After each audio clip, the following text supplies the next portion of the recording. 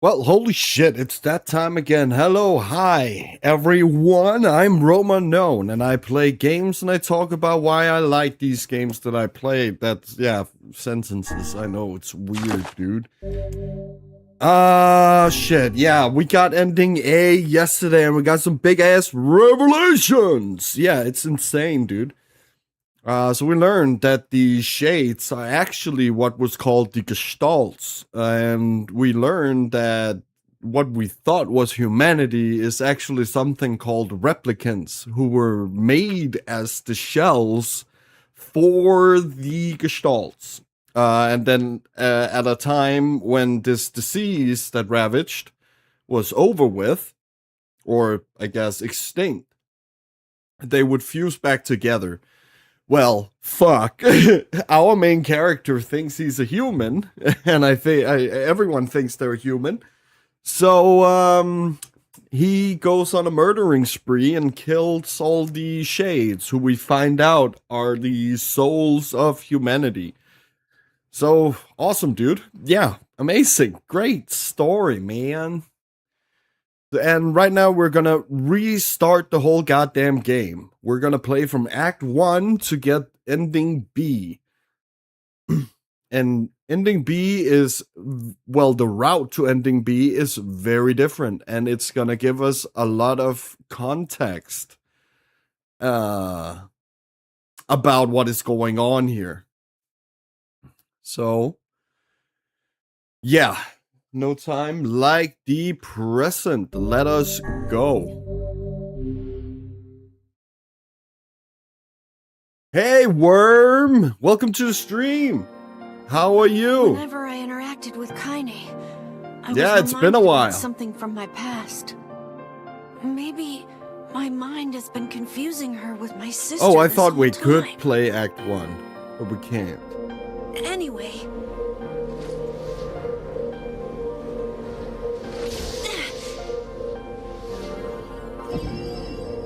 Yeah, Jubal, yeah.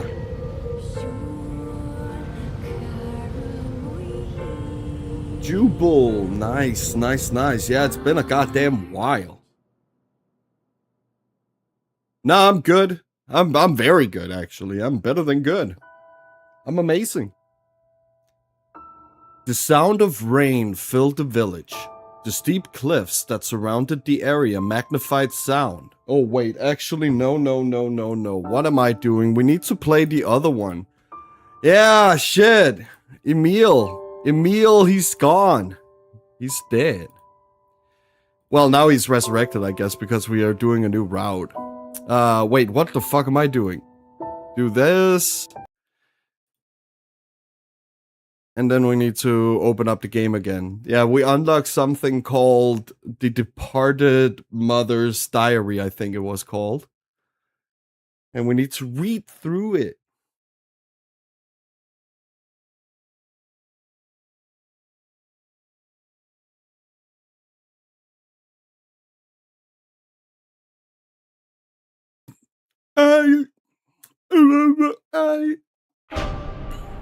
So where do you do this? Options?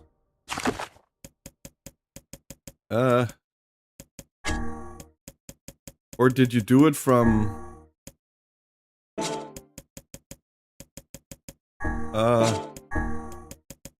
Fuck. How did you enable it again? Oh no, I don't want auto combat.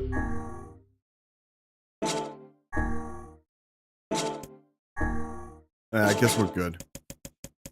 Oh yeah, we can also change costumes. We have him here. We haven't unlocked anything else though. Shit.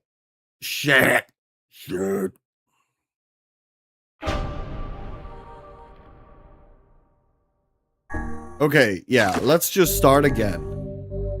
And then you can watch Emil Jubal. Whenever I interacted with Kaine, I was reminded about something from my past. Oh yeah, we have Maybe watched this. My mind No is... reason to watch it again.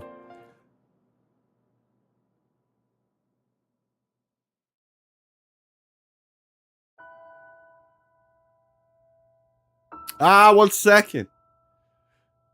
The sound of rain filled the village. The steep cliffs that surrounded the area magnified sound, causing even the slightest drizzle to rattle like a thunderstorm. Thin wisps of smoke steamed from huts as the villagers huddled in their homes and waited out the rain. A single child, however, had braved the downpour and was now wandering slowly toward the wooden, hawk-shaped weather vane at the center of town. The wanderer reached the vane, which had existed for as long as any could remember, and stared. The child's face was simultaneously delicate and fierce, like a teacup that had survived the shipwreck. Those traits combined with pale white skin give the face an almost sexless quality. If the beak turns east, I go home. If it stays west, then I... The child blinked. Rain slowly dripped down the young one's short hair and began its long descent to the ground. Come on! Come on!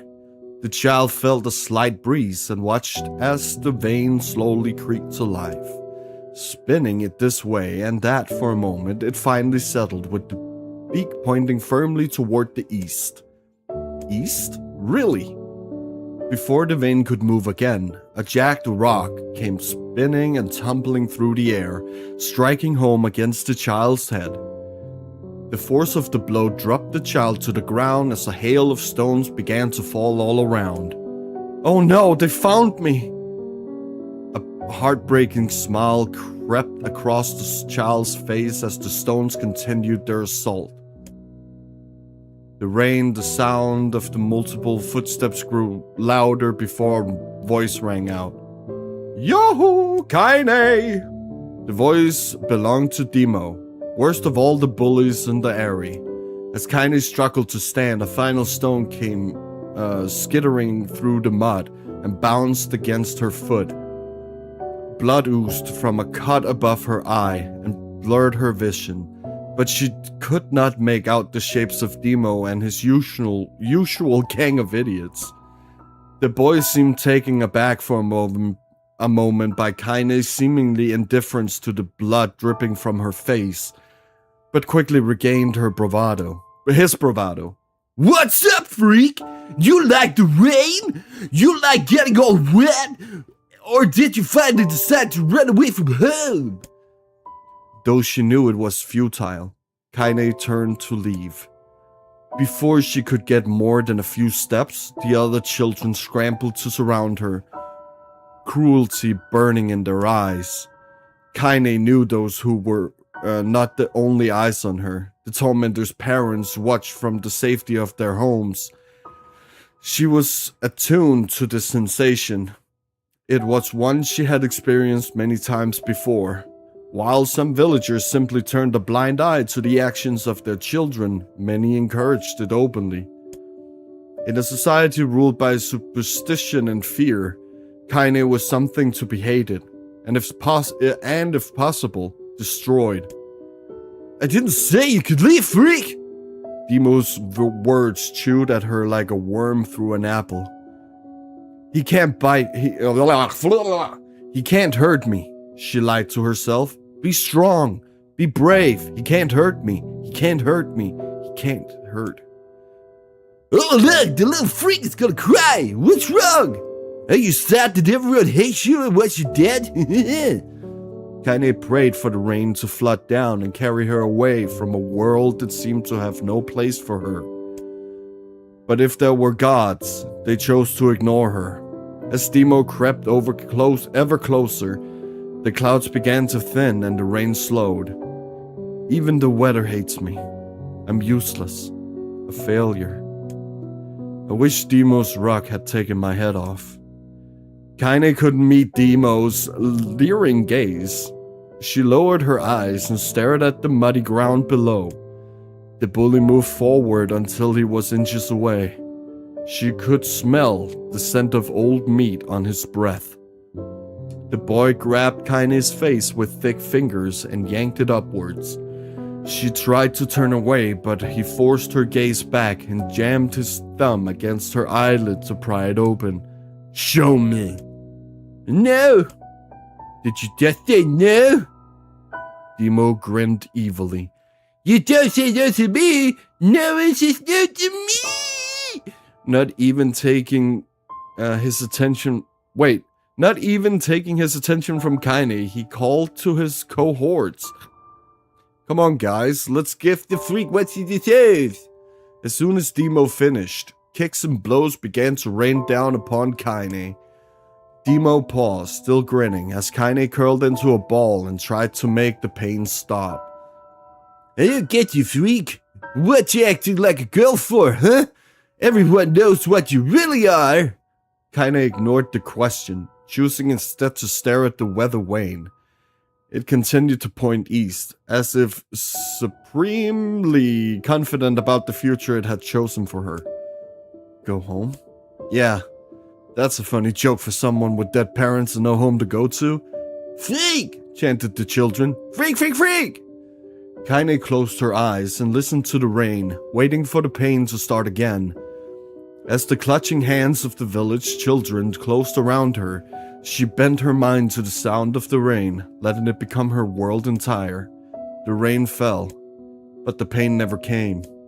Only when the laughter of her tormentors turned to terrified cries did she dare open a single blood-caked eye.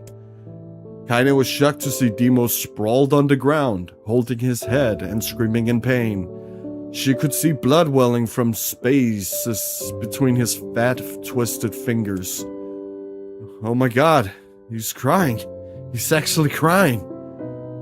Deprived of their leader, the other children glanced back and forth between themselves, as if waiting for someone to step forward and take charge. When no savior emerged, they began an uneasy shuffle away from Kaine. But the young girl was the least of their concerns. Instead, their attention was wrapped on the ancient woman standing a few feet away. After struggling for breath for a moment, she finally spoke in a voice thick with rage. "It hurts like a bitch, don't it? Now I suggest you scatter before I throw another one. And if any of you little bastards ever touch my Kaine again, I'll do far worse than throw a rock. You can count on it." The old woman crouched down and gently touched the hand Demo was using to cover the wound.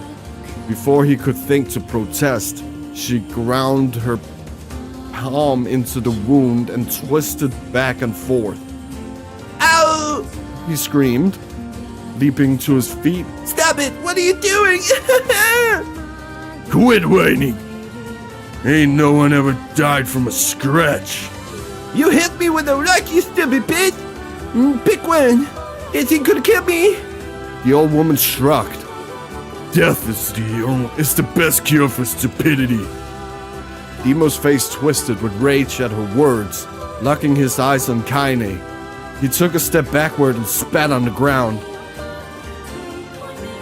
"Get out! Leave this village! No one wants you here, either of you!"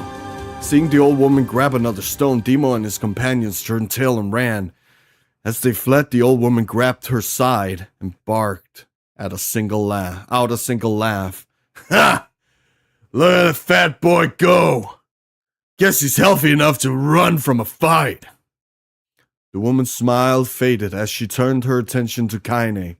Kneeling down, she removed her shawl and placed it around the young girl's shoulders, then produced a cloth from the folds of her dress and began blotting at the blood on her forehead. "Oh, Kaine, why didn't you fight back? You're stronger than that lot." The words of her grandmother stung Kaine, and she turned away. Don't be nice to me," she said. "I don't deserve it. Nothing matters anymore." Her tears, held in check for so long, finally began to fall on the muddy ground below. "Everyone hates me. They think I cause bad things to happen. They think I'm a freak. I wish I was dead." As Kaine's tears turned to sobs, she felt her grandmother's hands on her shoulders. Despite her advanced age and diminutive size, she was a woman of surprising strength, and Kaine found herself unable to turn away. "Don't talk like that, girl. It's a river wide and deep that flows between the realms of this world and the next, and it grants no mercy to any that attempts the crossing. You got a duty to fight until your last breath. Understand?" The old woman tightened her grip and tried to still the tremor in her voice. "You know the pain of losing someone close to you, Kaine. You know because you survived it." As the words hit home, Kaine was struck by the force of her love for the old woman. As a young child, she didn't even know of her grandmother, but when her parents died, the woman quickly accepted her as her own. Grandma, as Kaine called her, was cunning, vulgar, and quick to violence. And their first few years together had not been easy. So now we kind of see where Kaine is coming from, why she is so vulgar and quick to violence and stuff like that. Well, it's because of her grandmother. But each year that passed, Kaine and her grandmother had grown closer. However, it was only now, sitting in the mud with tears and blood caking her face, that Kaine truly understood the depths of her affection. Here was a woman who had seen hard times, who had seen death, who had fought through all these things and somehow emerged on the other side. If anyone could understand Kaine's pain and loneliness, it was her. Do I make you sick, Grandma? Course not! Don't be an ass! Kaine grew her mother's moth-eaten shawl around her body and shuddered. But my body, it's not normal. If I was normal, then Mom and Dad wouldn't. Hush! I'll not hear another word of this nonsense. You're my granddaughter and I love you. And if folks have a problem with that, they can just go to hell. With that, the old woman reached out and placed a rail of dried flowers in Kaine's hair. The skill it took to bend the flowers without breaking the stems or losing a single petal was remarkable, and the beauty of it made Kaine want to cry all over again. Goddamn reading, dude. Good morning. Oh my gosh, these are Luna tears. Grandma, you made this for me? Luna tears are legendary flowers. Most people could live their entire lives without ever seeing one, and yet her grandmother had somehow collected a dozen or more. Kaine reached up and touched the wreath, as if she couldn't believe it was real. Where did you find these? Just stumbled on them while I was out doing the shopping. The old woman turned away as she spoke, leading Kaine to suspect that the search had been more difficult than she was letting on. The pains she took to construct the ornament, let alone track down the flowers used in its construction, made Kaine's heart hurt. She reached up and gently adjusted the wreath, admiring the way it felt between her fingers. Didn't quite turn out right, said her grandmother as she squinted at it. These old hands have trouble with delicate work, but it sure looks good on a pretty girl like you. Kaine blushed and turned away. You think I'm pretty? Of course you are. What a fool thing to say. Thank you, Grandma. Yeah, grandmother, serial smoker. It's insane, dude.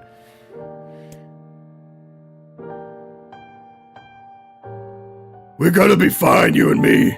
As long as we got each other, we'll be just fine. Kaine took her grandmother's hand in hers, and the two of them struggled to their feet. As they began the long walk home, Kaine gripped the hand with all her might, as if trying to stop smoke from drifting away on the wind. The rain had stopped. Kaine stood beneath the water vane, watching it spin in lazy circles, no longer caring about the direction it faced when it stopped. I don't need to escape. I have a home now. Grandma loves me, and that's enough. Even if it's us against the world. Kaine let her gaze drift up past the vane and into the cloudy sky. The last faint hints of a rainbow were slowly fading. As she turned and headed for home, the light scattered into a million particles and vanished, seemingly taking away on the breeze. Woo!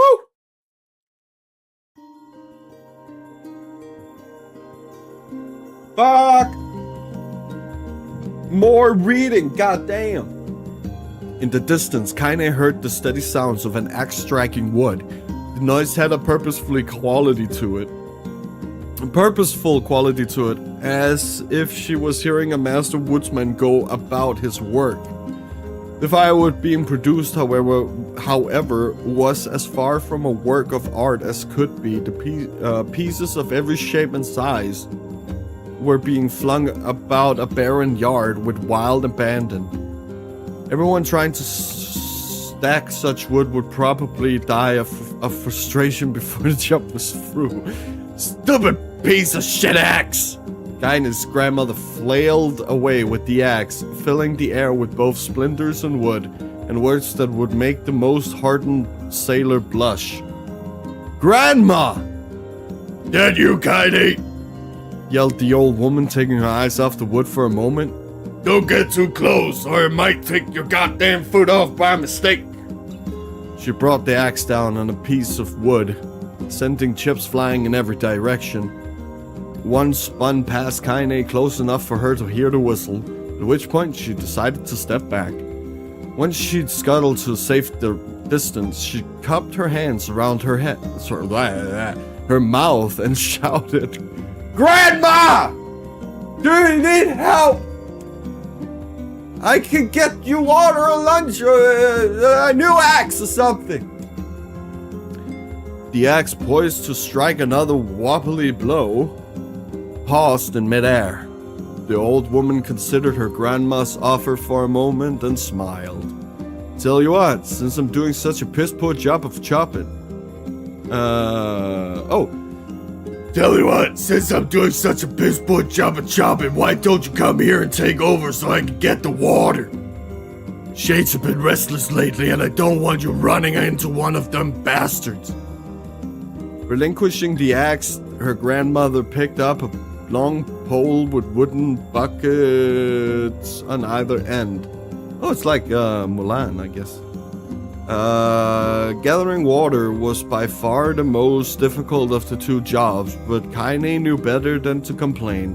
Once Grandma's mind was set, there was no changing it. Kaine did her best to help with chores, but Grandma took every task that required travel to the village. Though she had a long list of plausible excuses, Kaine knew the real reason. She didn't want her granddaughter to be taunted and harassed by the villagers. Once Kaine moved in, Grandma decided to take up residence a good distance from the area. And that is what we see where we first meet Kaine. That is what we're getting described right now. And her grandmother would take these frequent trips to the area. Just to spare her granddaughter, I guess. Out of sight, out of mind seemed to be the best policy when it came to the villagers and her granddaughter. And rare were the days when any but the two of them could be found on the rocky acre of land they called home. Kaine enjoyed the solitude, but harbored a secret resentment that her grandmother was forced to spend her golden years in such a place. After watching her grandmother leave, Kaine turned her attention to the task at hand. She had never chopped wood before in her life and soon discovered why the old woman hated the chore. Swing after swing of the axe produced only a tiny crack in the wood, and when she finally managed to connect with a solid stroke, the tool embedded itself in the log and refused to budge. Frustrated, Kaine swung the axe around her head and threw it, log and all, across the yard. Damn it! Oh, crap! She suddenly understood the joy her grandmother felt in a good curse. Happier now, she picked up the axe, forced it from the wood, and resumed chopping. She had a natural skill with a blade, but the task was challenging, and blisters soon began to form on her small pink hands. This is tough. My logs all weird sizes. Spitting on her palms and ignoring the pain, Kaine redoubled her efforts. Just as she was developing a rhythm, Grandma returned from the village. Setting down her buckets with a small sigh, she took one look at the logs and coughed with a wheezy laugh. "Pretty clumsy, girl. You better practice if you..." Her grandmother suddenly collapsed to her knees, causing one of the buckets to wobble precariously. Eyes wide, Kaine dropped the axe and ran to her grandmother's side. "Grandma!" The old woman shook her head and pointed a terrible finger at the bucket. Trembling finger at the bucket. Get the bucket. Can't let it spill." Kaine steadied the bucket with a foot as she kneeled by her grandmother. A small bit of water slushed over the side and made a new home in the hem of her dress, but Kaine didn't notice. Grandma, what's happening?" Crazed with panic, she grabbed her grandmother by the shoulders and shook. After a moment, the woman lifted her arms and batted Kaine away. Stop that! Just stop!" she cried, breathing heavily. "It ain't like I'm dying. Just tired from the trip, man." Kaine desperately wanted to believe her, but one look at the old woman's shaking hands and warm face told her more than words ever could. Her grandmother had lived a long, hard life, and it seemed the bill was finally coming due. The time when her grandmother watched her over Kaine was ending, sooner than either of them had feared, and the positions would be reversed. The next morning, Kaine came to the side of her grandmother's bed and took her wrinkled hand. "Grandma, you're sick and you need medicine. I'm going to the village." The old woman shook her head and tried to rise, but Kaine gently pushed her down. "It's all right," she said. "I'll be fine." Her grandmother fixed her with a gaze that could melt steel. After what seemed an eternity, she finally lowered her eyes and sighed. "Well, I don't like it, goddammit. But I guess I can't. But I guess I should quit being so stubborn and let you grow up." The old woman watched as Kaine strapped on her boots and made her way down the road to the village. Hours later, as an unseen sun made its way across a dark and rainy sky, she was still watching. Kaine moved at a brisk pace, checking her pockets every few minutes to make sure the money her grandmother gave her was still there. Every noise caused her to spin on her heels, making sure she wasn't being stalked by a shade, or worse, Demo and his gang. But she encountered neither tormentors nor shades, and Kaine finally found herself at the entrance to the village. The few adults she could see glanced sideways at her, then muttered to each other behind raised hands before slinking away into the shadows. Her heart racing, Kaine took a series of rapid, shallow breaths and tried to calm herself. "I have to prove myself. I have to help Grandma. I have to be strong." She chanted those words to herself over and over as she slowly made her way. Finally, her eyes settled on a rotund, older woman who was angrily waving her arms in the air and telling everyone who would listen exactly what she thought of Kaine's presence. "Hey, lady," said Kaine with a bravado she did not feel. "Where's the apothecary?" The woman's flappy cheeks shook in bewildered anger. "How dare this thing speak to me?" they seemed to say.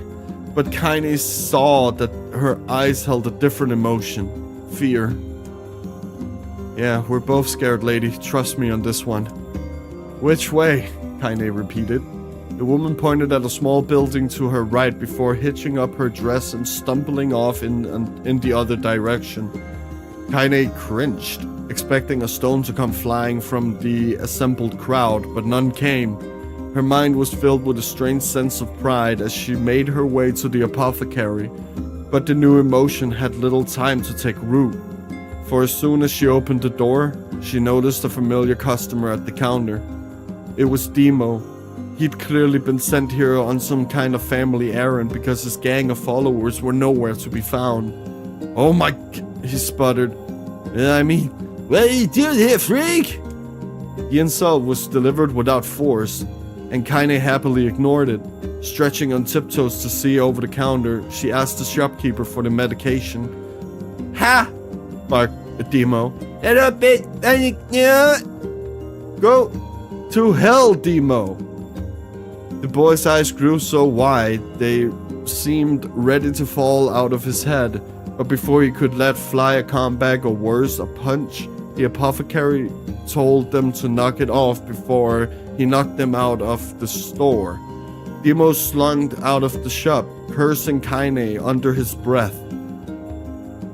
Once he was gone, she allowed herself to breathe once more, taking a brief tour of the shop while the owner prepared her medication. Countless tiny bottles filled the cramped store, each with a label written in some indecipherable language. An ocean of aromas assaulted her nose, creating a scent that was exotic but not altogether unpleasant. There would be a place that she could call home. Wait. Seeing such a variety of supplies gave Kaine a sense of peace. Surely in a world so vast, there would be a place that she could call home. On the far wall behind the counter rested a portrait of a stunning young girl. The picture had once contained bright, vibrant colors, but time had worked its cruel magic, and they were beginning to fade. The beauty of the work, however, remained undiminished. "You like that picture?" Kaine turned to find the apothecary with a small vial of medicine in his hand. His eyes were gentle but sad, and they seemed to stare through her and into nothing as he spoke. That's my daughter. I sketched her when she was just a little girl. She's been dead a long time now. Kinda didn't know how to respond. She just stared at the portrait and tried to come up with the right words. Pictures are wonderful things, continued the shopkeeper. They let the ones closest to you live on forever.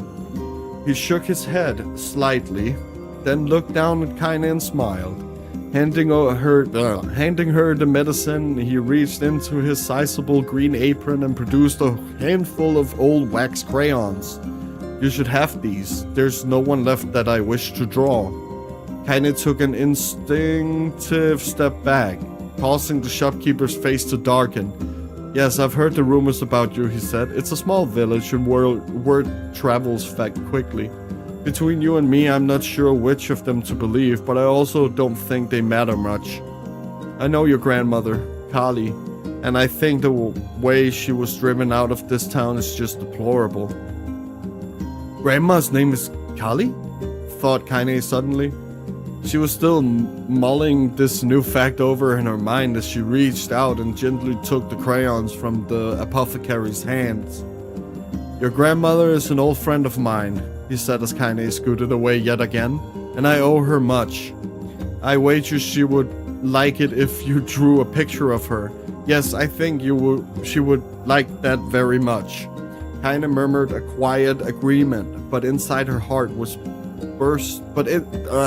inside her heart was bursting. Never before had a villager treated me with anything but complete contempt. It was a tiny, almost imperceptible step. Huh?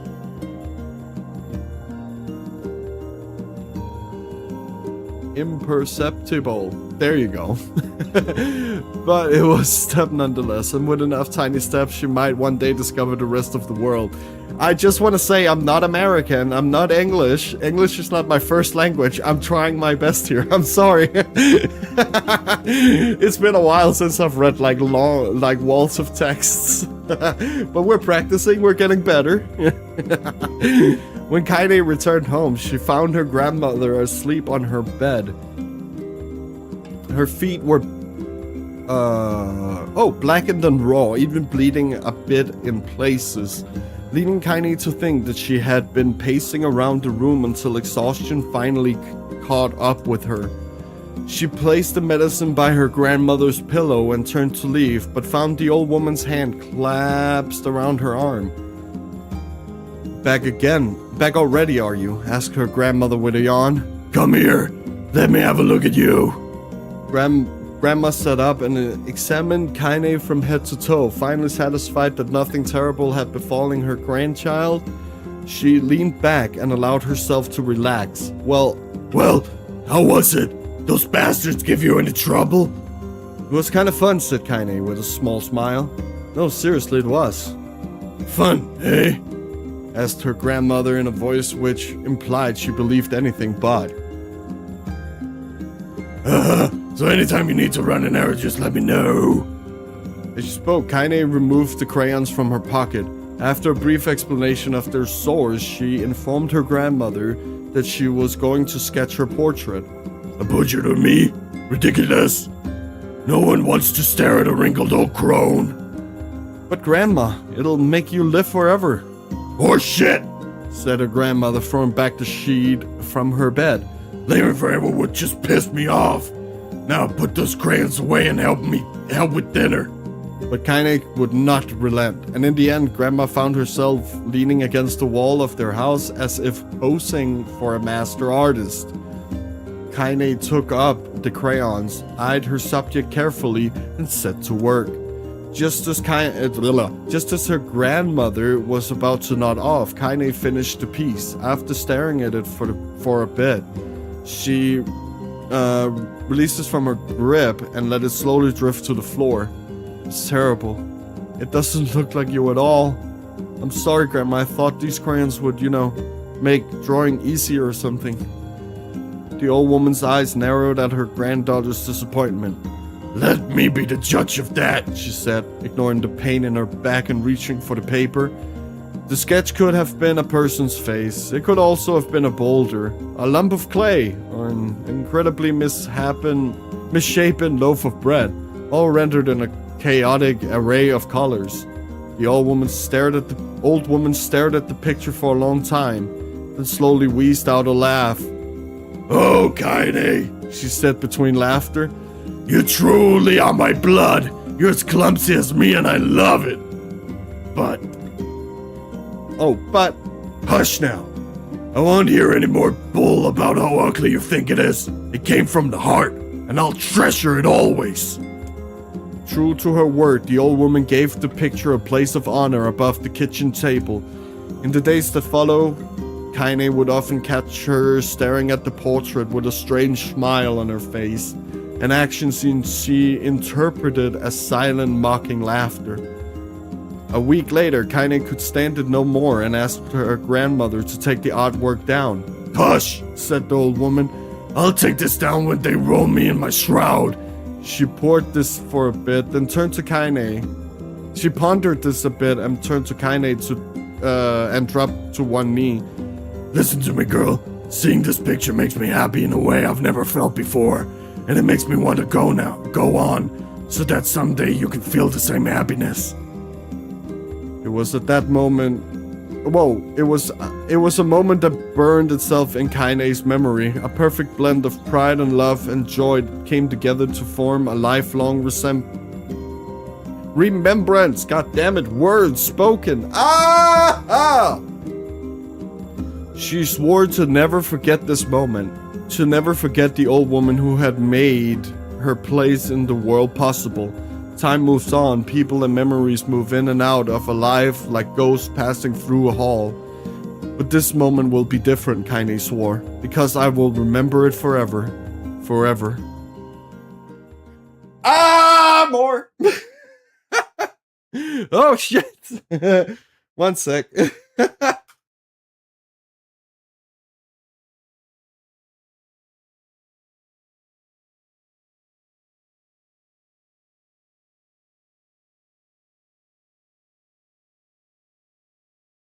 Holy smoly. Kaine listened to the sound of crackling firewood and stared at the black object on her plate. She'd been pushing it around the wooden disc for a good 10 minutes, ignoring the bemished stare of her grandmother. Oh, hi. Controller working. Finally, she summoned her courage and gave the object a brief sniff.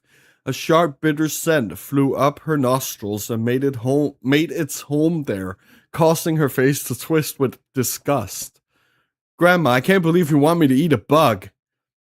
The old woman threw some more wood under the cooking pot and snorted. It's not a bug, you fool girl, it's a berry. Why the hell would I be feeding you bugs, you dumb fuck? Yeah, well, it sure looks like a bug, said Kaine, and I think it's burned or something because it smells terrible. With that, Kaine held her nose and threw the berry in her mouth, chewing as little as possible. Oh yeah, it's terrible, all right.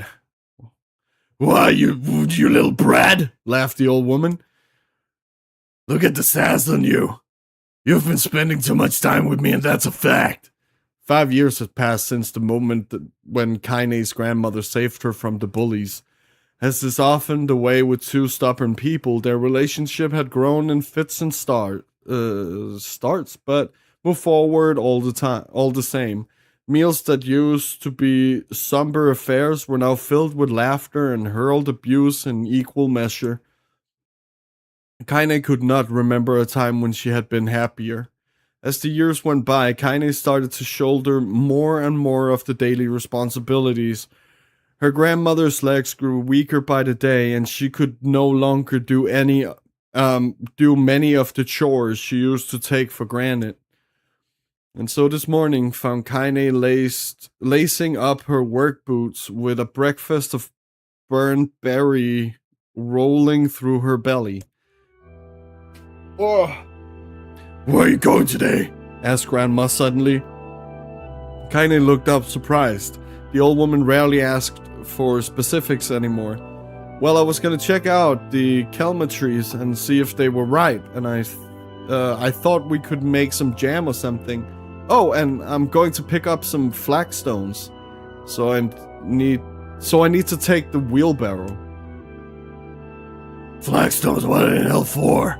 Kaine stared at her grandmother, then held out an arm and swept it around their home.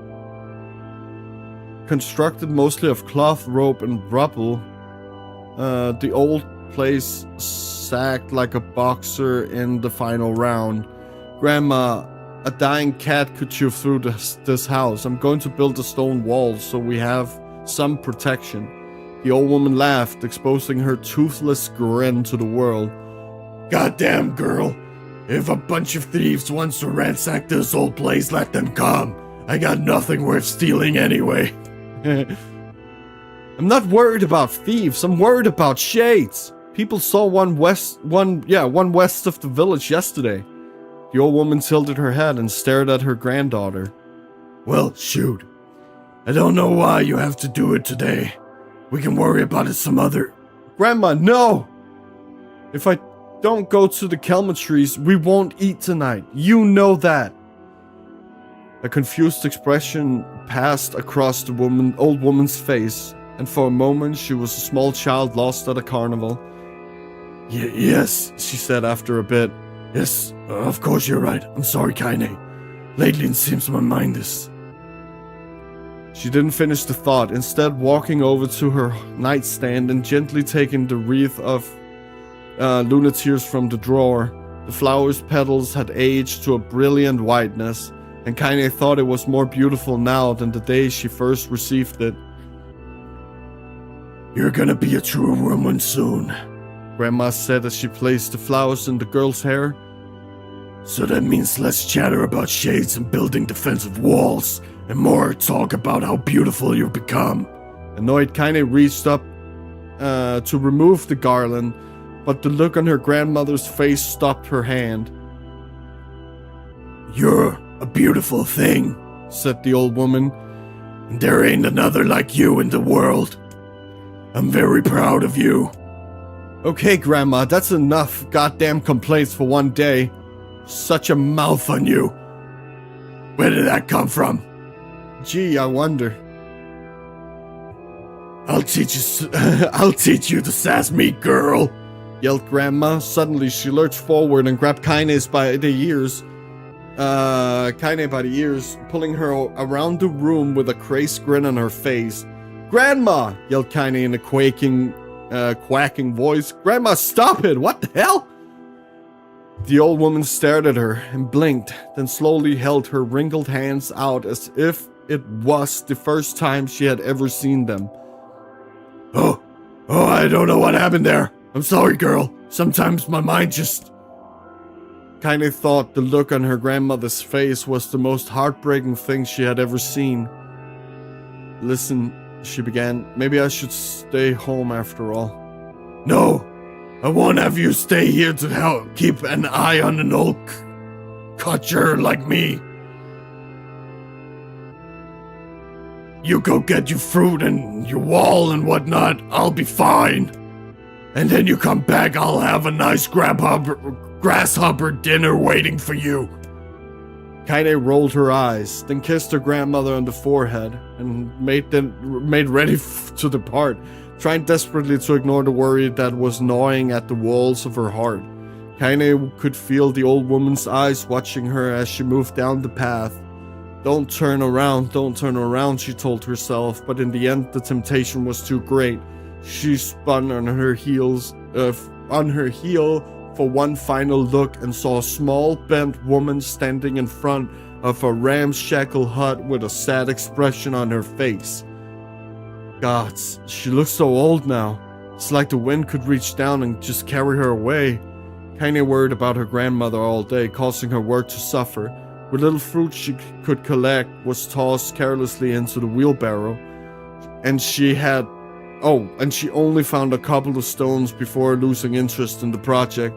Finally, as dusk approached, she decided to call it a day. Cursing herself for the lack of focus, Kaine pushed the nearly empty wheelbarrow back down the path. As she crested the final hill, she suddenly froze in place. The wheelbarrow fell from her fingers and collapsed on its side, sending a few pieces of wrinkled brown fruit rolling back down the hill. Her gaze was transfixed by a thick black cloud that hovered just ahead. Tracing his path with a finger, Kaine suddenly felt her stomach knot in on itself. No. Oh gods, no! Her grandmother's house was ablaze.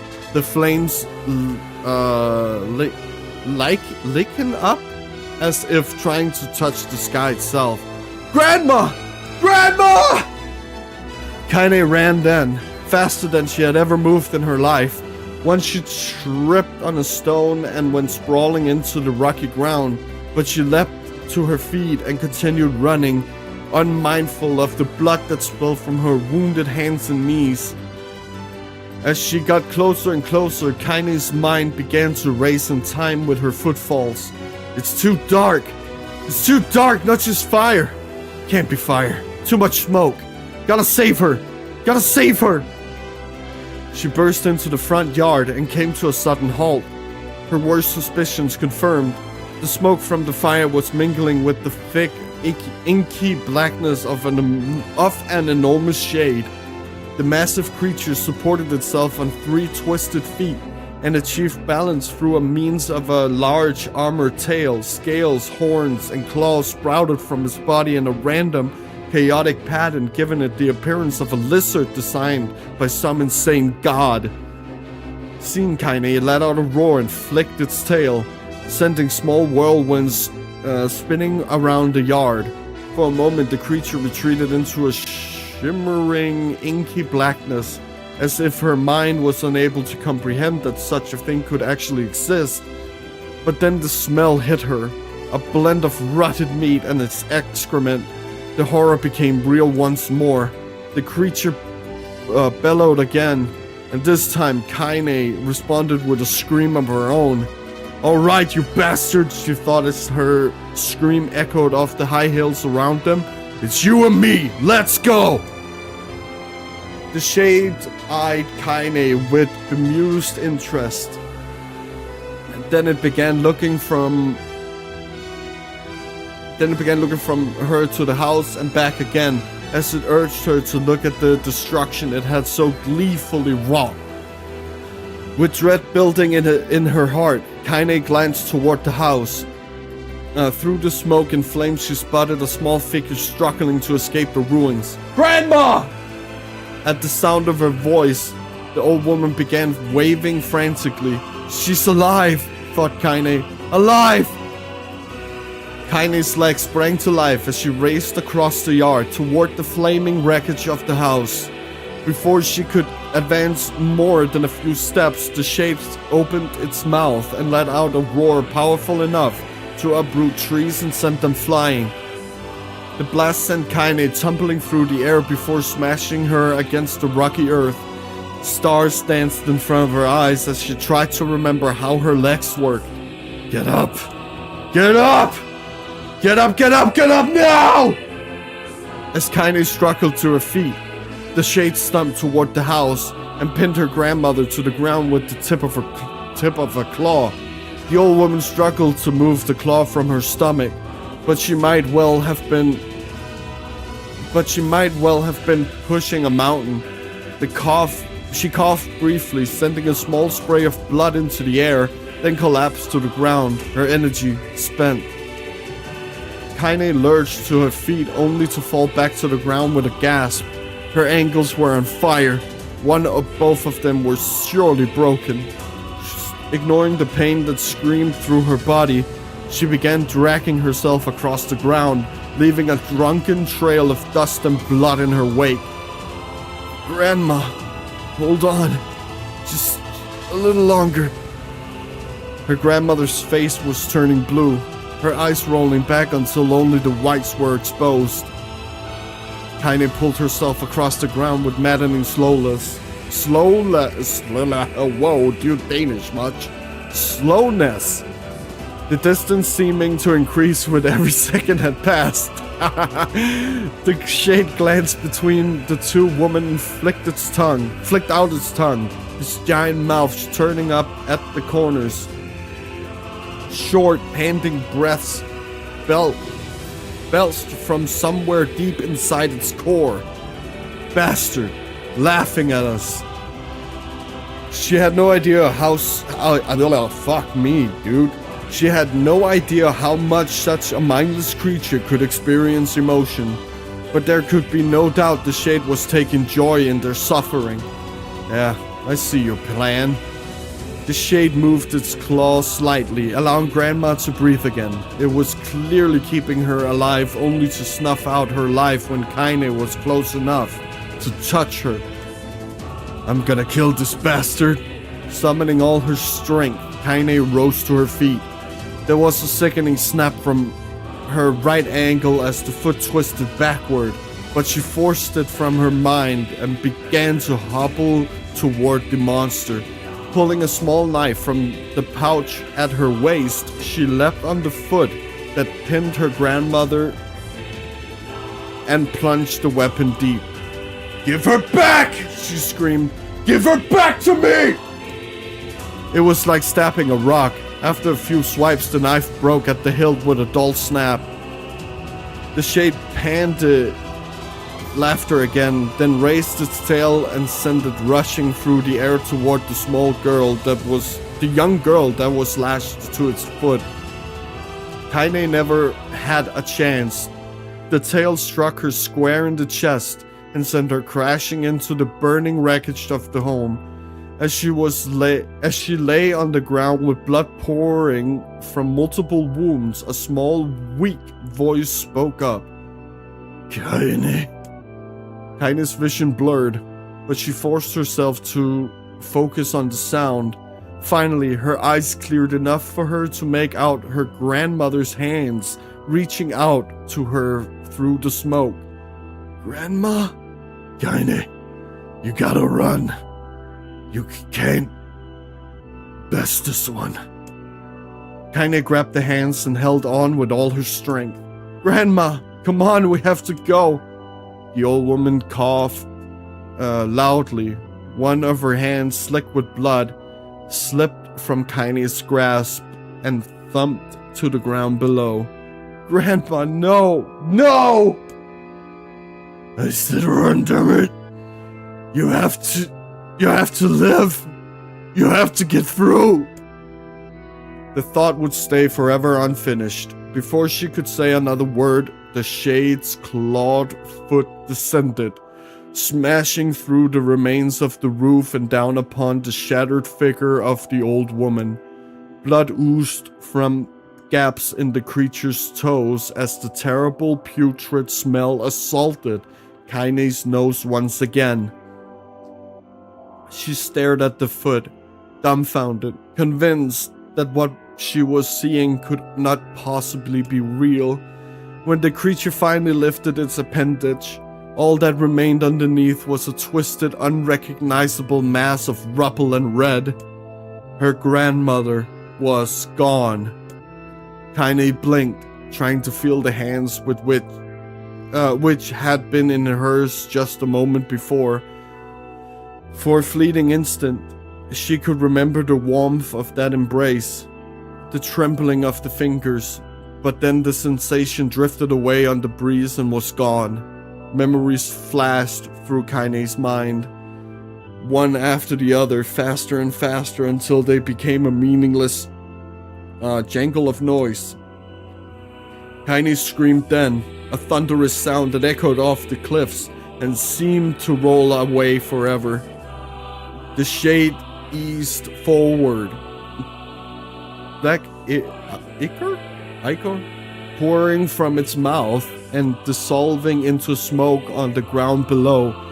The earth shook with every step as it crept toward its prey. Kaine's body slowly rose, as if controlled by a mad puppet master. Her arms and legs were bent at impossible angles, her head lulled dangerously to the side. Yet somehow, she managed to stand. Staring at the shade, her eyes began to glow with a deep red fire. The creature, so confident just moments before, took a slow, hesitant step backwards, trying to discern if this broken human could possibly pose a threat. Kaine seized the moment. Laughing like a madwoman, she leapt into the air and plunged the shattered hilt of her knife deep into the legs of the shade. The shade shook Kaine off like a fly, sending her crashing to the earth once again. Her chest rose and fell slowly, as if a great weight were resting on it. Moist sounds of pain echoed through her mind. Something warm and thick oozed from her ears.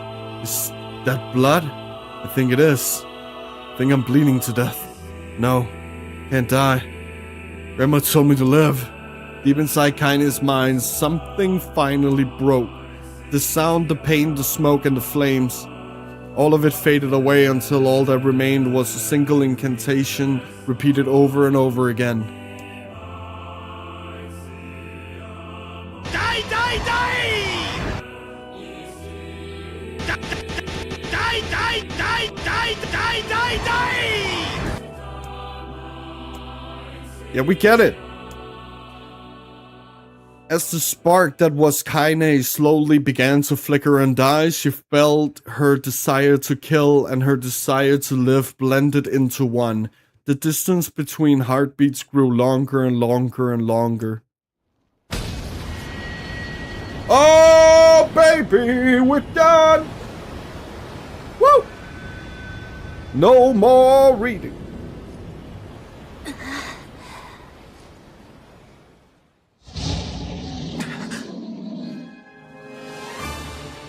The beast approaches. Oh, I know.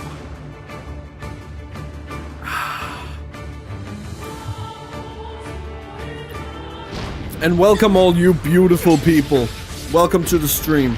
Hope you're having a great day. I just wanted to say that while we are watching a cutscene we have watched before. Yeah. Okay, let's murder.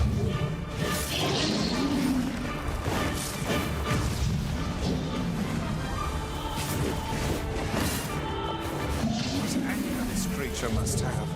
How did it even survive these past 5 years? I'm not gonna let Breathing. this happen again. It dies today. Just auto log on, dude. Spider.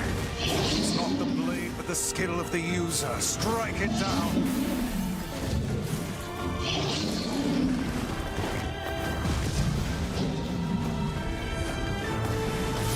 Hey, we did like Dark Souls shit. Whoa, dude.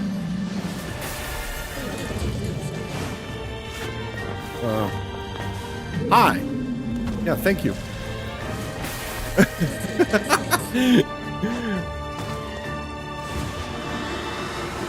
He was stuck in I'm loading.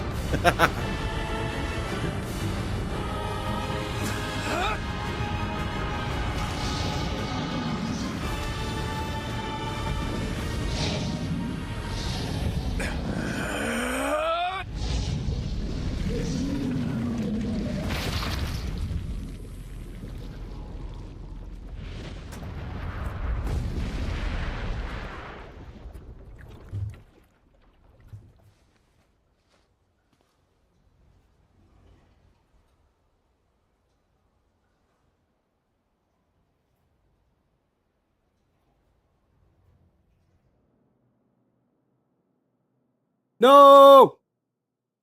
No! No! No! Never, no escape from this, dude. Gently, weakly, softly. The shade, sure that its tormentor was dead, turned and stomped off toward the horizon, stopping along the way to bellow one final roar. Couldn't kill it. Shame beyond imagining. Kaine tried to turn her head to the side, but only succeeded in coughing up a huge gout of blood. It was getting difficult to see. and only after a moment of fierce concentration did she realize that her left eye was gone.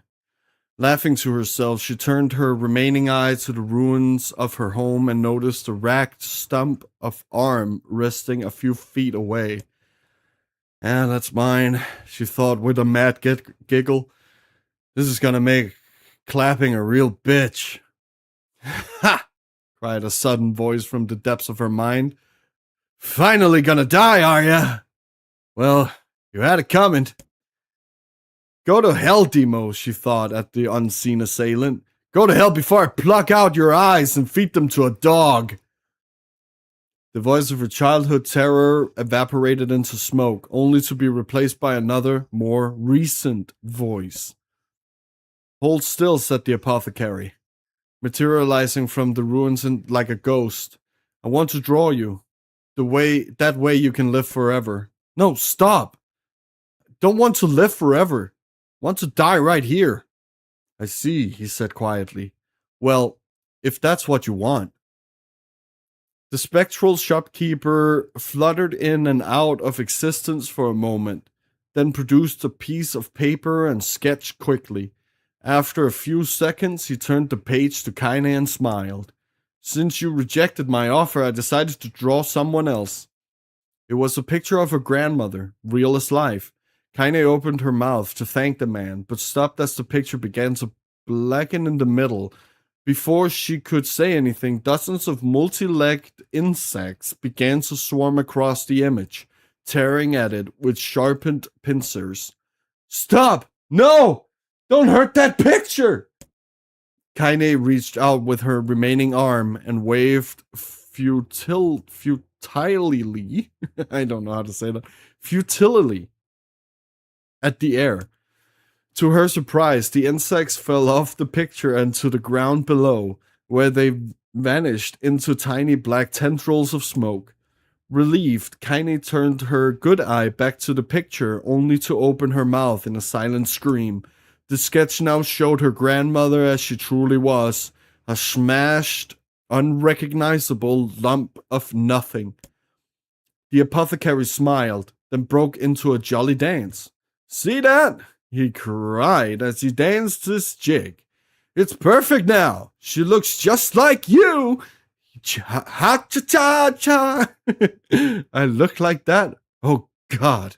Oh God, I'm gonna die. I'm gonna die." Drowning in despair, Kaine laid her head back in the mud and smoke of her ruined house and waited for the end to come. But just before she let everything go, an unfamiliar voice began whispering in her ear. "Ain't you got a wish, sunshine?" The voice was vulgar and fierce at the same time, as if insanity had somehow found a way to take form. Kaine wanted to scream as the voice crawled under her skin, but her lungs refused to work. "You know, a wish, like a prayer or something? Why don't you get on your knees and start praying to heaven? Please, invisible man in the sky, save me, save me!" Kaine finally resorted to shouting at the voice with her mind. "I don't make wishes! They don't come true for me! I'm a curse, a freak! I should be left to die!" The other voice boomed in her ears. "Blah! Oh God, you're the best!" Kaine glanced down and saw a black shiny substance oozing from her legs.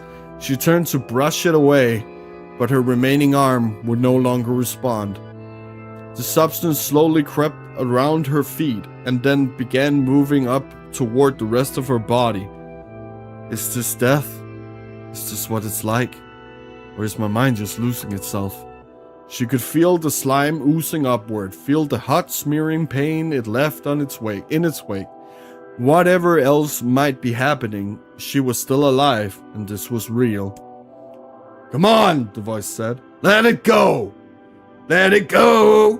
Kaine tried to ignore the voice and concentrated on the pain, but the newcomer would have none of it.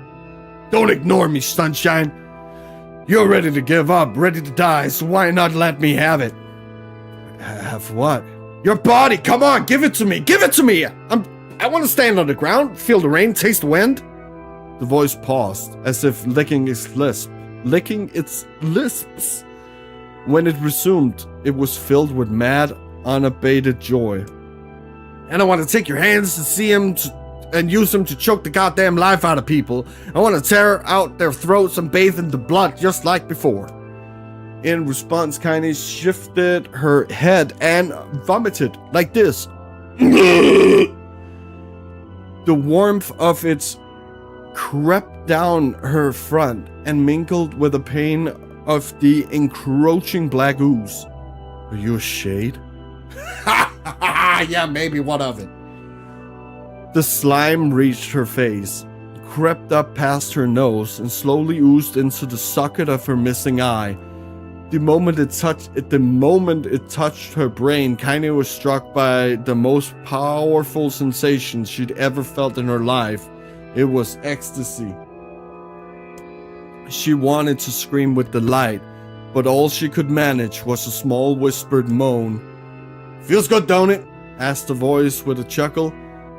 "Yeah, what can I say? I know how to please the ladies. Now give me that body. Come on, give me the body, and I'll give you more of this feeling. It's a fair trade." The black lump began to protrude from Kaine's side. As she watched, it grew longer and thicker and eventually taking the form of her missing arm. "I can see better," she thought. "My eye must be growing back too." The slime reached up to envelop the rest of her face, but she managed to brush it away. "Stop," she whispered, marveling at how she had regained her voice. "Stop!" The black ooze hesitated, as if considering this request, then quickly shimmering down her body before disappearing in a cloud of smoke. "Ah, what the hell, Sunshine," screamed the voice. "We had a deal. I thought you wanted to die." Grandma said, "Can't die yet." A brief image of her grandmother, bloodied and broken, flashed before her eyes. She saw the shade that had killed her and heard its mocking laughter, then closed her eyes and forced the image from her mind. Her whole body was quaking with rage. When she opened her eyes again, they burned bright red. "That thing took my grandmother. I have to kill it before I die." Kaine glanced down and saw a mysterious pattern. The pattern of the shades burned itself into her left arm. "Well, I'll be damned," the voice said cheerfully. "Look at that, Sunshine. I think you and me are gonna be good friends now." Kaine stared intently at her arm. The more emotion she felt, the more the letters seemed ready to puncture her skin and begin infecting the rest of her body. The arm clearly had a will of its own now. "Stop. Gotta stop." Holding her left arm in her right, Kaine took a deep breath and tried to calm herself. "Come on, don't fight it," pleaded the voice. "Hate's my favorite dish and I'm hungry. Let it go, feel the anger, burn with the fire of revenge, thirst for blood. Then go out there and... Shut up! Get the hell out of my body!" "Your body? Well, that's rich, Sunshine. Real rich. Look, why don't you just go up and die so I can have this body all to myself? What do you say? I bet those buddies of yours in the area would love to see you dead." Kaine grabbed a nearby shard of glass and tried to saw off the shade-infected portion of her side. Before she could, her darkened left arm grabbed her right wrist, crushing it. Kaine screamed and dropped the shard as the sound of bone crunching on bone filled the air. "Ah! Stupid idiot girl, you're possessed now, Sunshine, and there's no going back." The voice laughed again, a loud, long wail that seemed to go on forever. "Possessed? Yeah, possessed, you and me. We got what you might call a timeshare agreement. Remember how folks used to think you were a freak? Well, wait until they get a load of you now." Kaine looked up, tears in her eyes. The sky seemed smaller somehow, darker. Is this because of that shade? Is this how they see the world? "So, listen," poured the voice. "I know this whole possession thing seems a bit sudden, but it ain't all bad. there's plenty in it for you too. I'm a very powerful creature, Sunshine, and now that power belongs to you. You got enemies, people you want to kill? I can make it happen. That little fat kid who kept picking on you, that big old shade that squashed your granny, we're wrap him up in their own assholes. Oh, god damn it. No more abuse for you, Sunshine. No more pain. Wait, say, Kaine. You're a shade. Why would you help me kill another shade? What, you think I'm some kind of racist? Some killing snob? I don't give a good goddamn who you murder, honey pants. I just want to drink from the well. Kaine considered this as she struggled to her feet, the power of the shade coursing through her. The smoke from her house was drifting away with the wind, and she enjoyed the way the cool evening breeze felt on her new left arm. After a long pause, the voice spoke again. So, how about it, you and me? We could have some good times together. Look, I'll even take care of the bloody part if you don't want it. Fuck off, asshole, muttered Kaine. I'll handle the killing. Moo ha ha ha, screamed the voice. Look at you go, Sunshine. We're gonna have so much fun. So listen, my name is Tyran. Yeah, this is very important actually. There seems to be like a connection when we look at some of the, I think it's a novel short story thing. And that pertains to NieR Automata. So probably not gonna talk about it so much right now in this game, but we're most likely gonna talk about it when we reach NieR Automata. And if you ever need me, I'll just be hanging out in this piece of meat you call a heart. Now get to it. The more you kill, the more your heart turns rotten and sour, and I like rotten and sour. Kaine found herself nodding at the voice. Yeah, she said, yeah, I think this can work. I'm gonna find that shade, and I'm gonna strangle it with its own guts. And when I'm done, I'm gonna do the same to you, Tyran. Count on it. Ha! Laughed Tyran. I have shit bigger than you, so good luck with that. Oh, and hey, one more thing. Right now, you and me are sharing this body.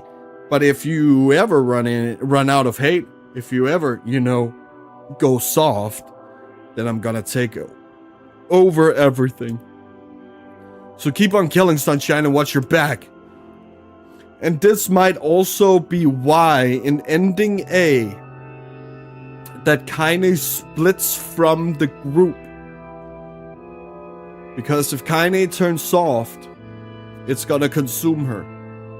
And I guess that's why Kaine is also so aggressive all the time. Because it's actually her trying to control her own body. Or like being in control of her own body. The voice grew fainter and gradually faded away, fading to somewhere deep inside Kaine herself.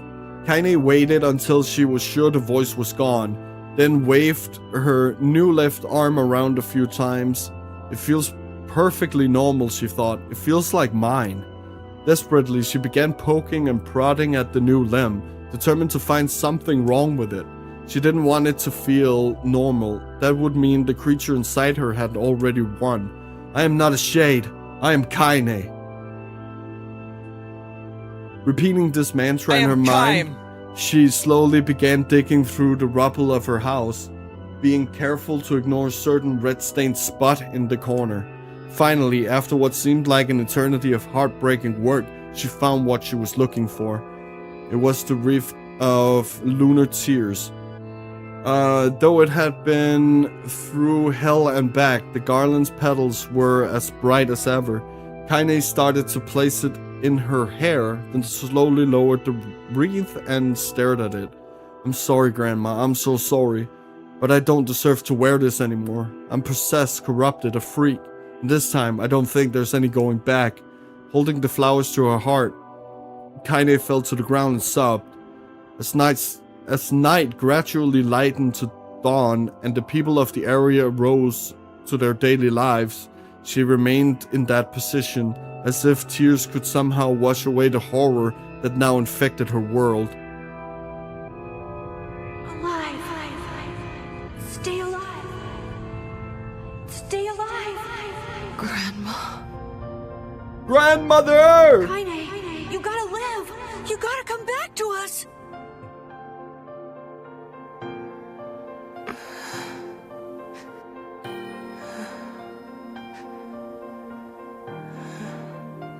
Oh, hey.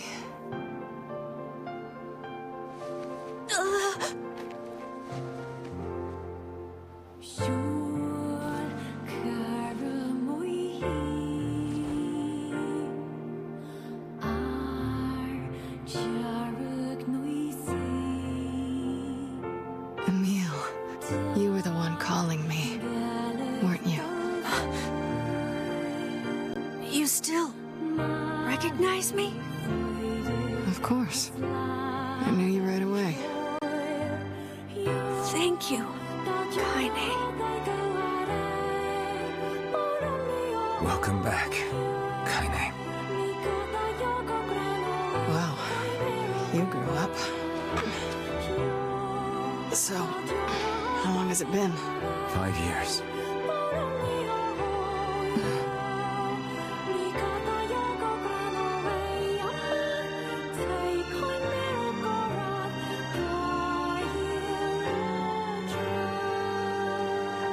Shit.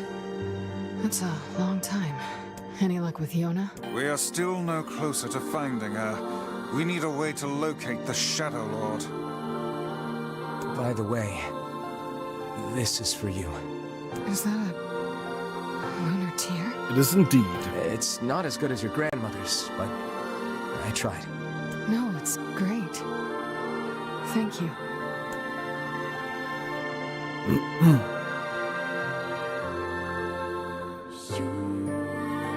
Kaine waking from her long petrified sleep. Emil's unflagging kindness. Our reunion was a happy one, and we let it wash over us like rain. That is, until Devila and Popola had to go and ruin it all.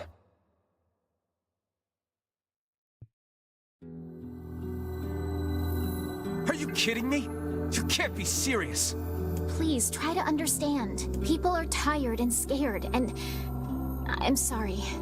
I'm sorry you have to bear the brunt of that. This is crap, and you know it! It's okay. We can sleep outside. No one's sleeping outside. You and Kaine saved this village, and now they want to run you out? People are afraid of us. And really, I understand. I mean, look at me. Oh as long shit, as you're sorry. still with us, I can deal with it. Right, Kaine? I'm used to sleeping outside. But We'll see you later.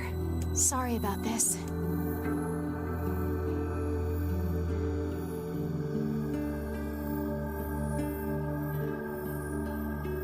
What is the matter? Kaine always sleeps outside. I never thought about that until just now. Never even occurred to me. Damn it. We should turn in.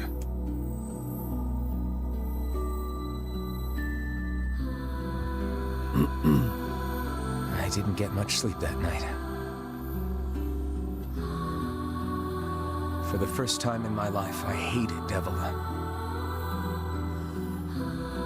For the first time in my life, I doubted Popola.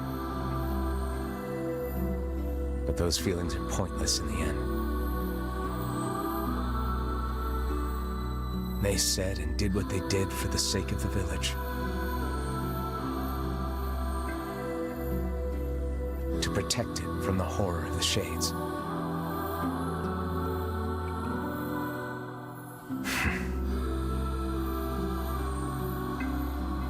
Really, how can I blame Devila and Popola?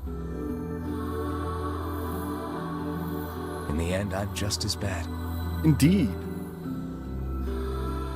Because I never once stopped to think about Kaine and Emil's situation myself.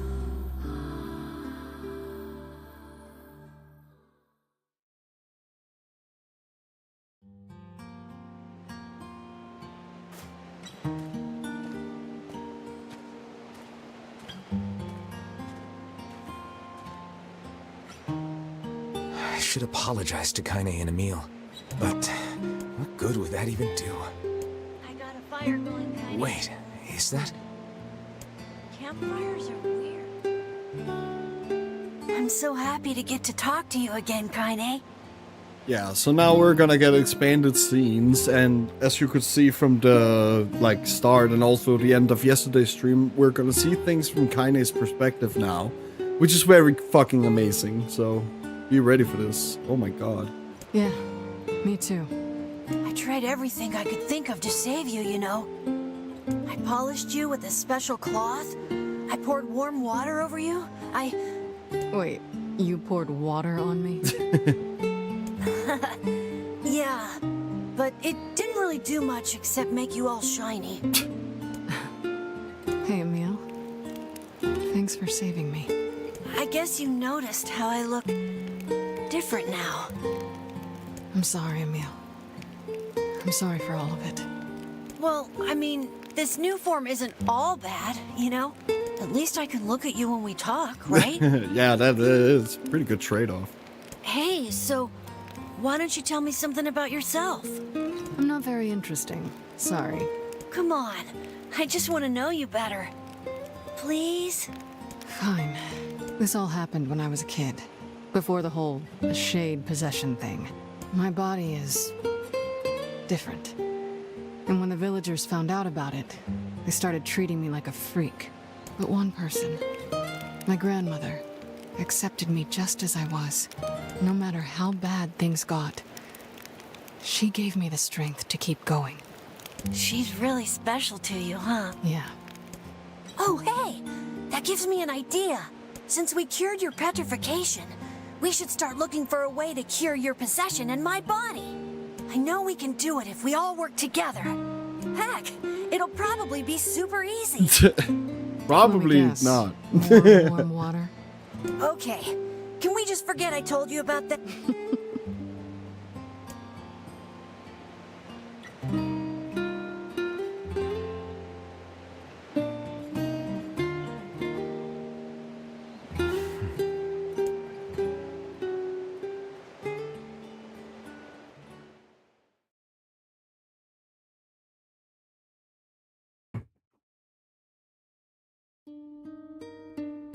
Oh my god. Sleep well? Sure. And yet your red eyes tell a different tale. Oh my god! Don't be so hard on yourself, Red lad. eyes? I need to go see Devila and Popola. Very well. 900 G's. Yo. Oh god. What is this? What might that be?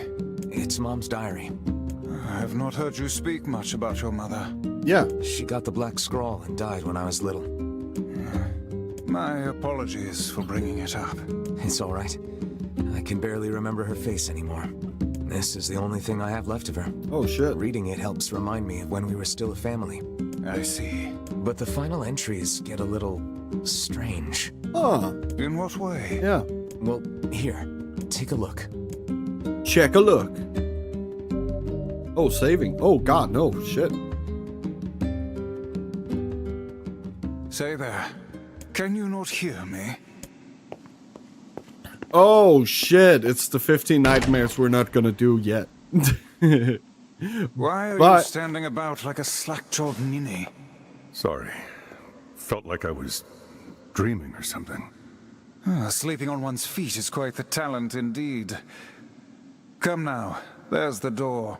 Can you Right. not leave? Let's go. Shit. Can you not leave?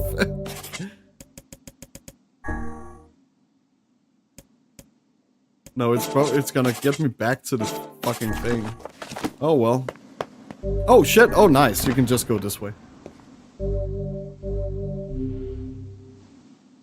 I was just too quick.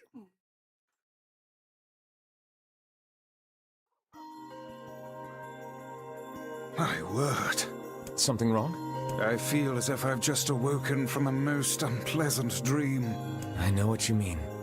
That happens to me whenever I read it. Yeah, we're gonna do the 15 nightmares, like when we're like about done, I think. And here we go. We got the Frisia.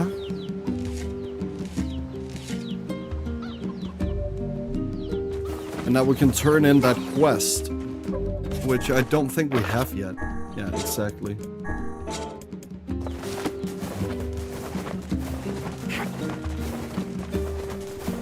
Okay, let's save, so we don't have to do all that again. Oh, that would be nice to not do it again. Hey, Oh, hi. I kinda thought you'd never talk to us again. I understand you're doing this for the village, and that you don't have a choice. Pretty much, yeah. But look, why don't you go talk to Popola? I think she wanted to discuss the Shadow Lord with you. I'm headed there next. Oh, and Devila, Yeah? sorry about yesterday. I shouldn't have lost my temper like that. You don't need to apologize. Anyone would be upset when their friends are hurting. Let Emil and Kaine know that we're sorry, alright? All right. Oh yeah, and I guess we can talk about Kaine a little bit, because now we really know what, I guess, is her thing. And that is that she's born with, yeah, what's it called? What is that called?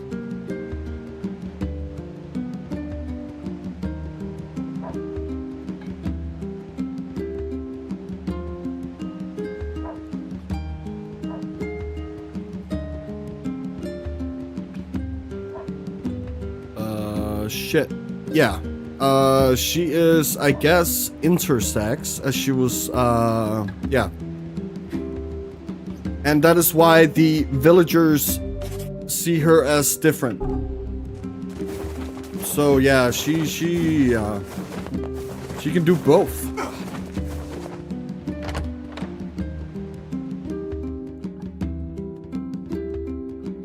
And the only one who accepted her was her grandma.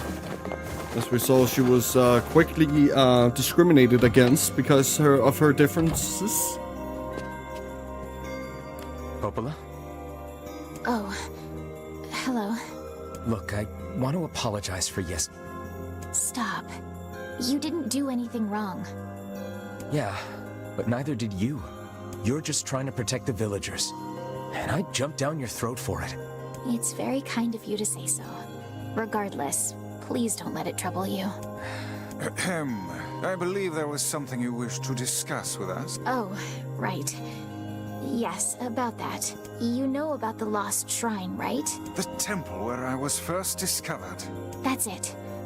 Well, it seems that the Shadow Lord's lair is connected to it somehow.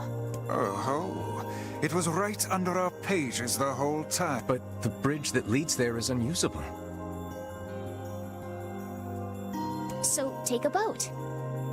A boat? Yes, the canal's finally been repaired. It took a lot longer than expected, what with the shades and all. I also asked them to provide a boat at the path to the Lost Shrine's back entrance. The ferryman will let you use it free of charge. So you might be thinking, why is Devila and Popola actually helping us here? Well, what they're trying to do is have NieR and the Shadow Lord in the same room at the same time, so they can fulfill this prophecy about Vice and Noir, and them fusing together to restore humanity. And that is why they're kind of helping us. They want to put us, I guess, in that situation. But I don't know if that's also true, because they are stopping us from doing it. That should make it easier for you to move from town to town. But I would imagine it is to do, or like fulfill that prophecy from the Song of the Ancients, at least. Like that is what we do know. Thanks, Popola. I feel like you've done so much for me. I'm really grateful. All right, I'll see you around. And for the love of everything, be careful. And I guess it's also because they know we are the Shadow Lord's shell, so... And they're working very closely together with the Shadow Lord.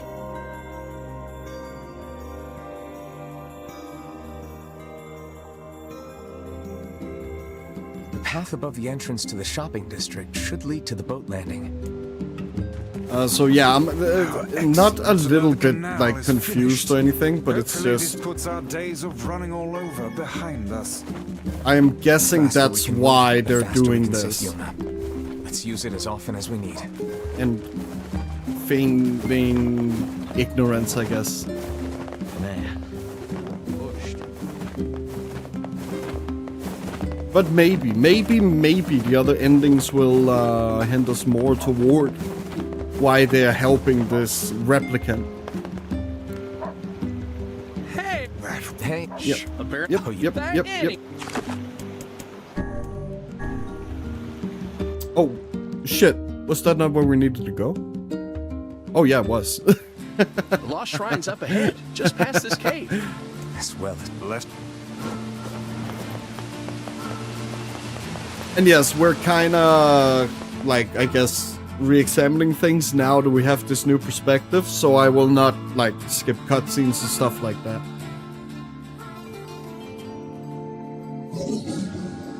What is this? Oh, wait.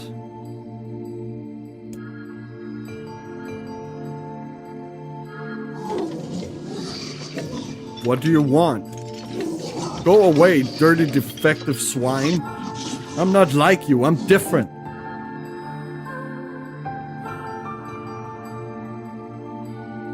So yeah, spoiler alert. We can now understand the shades because Kaine is half shade. And we will be able to get their perspective as well as Kaine's. Which I find amazing. And it really, you know, recontextualizes the whole journey you just had. I think we can go back to Act 1 later. Because there are some things I want to talk about now that we know the things that we know. But we'll see.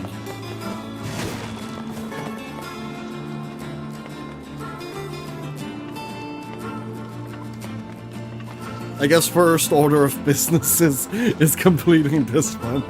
So that is a thing for future Rome.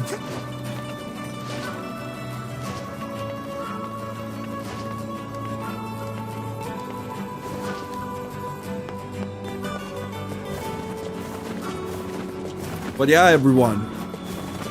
Hi, welcome to the stream.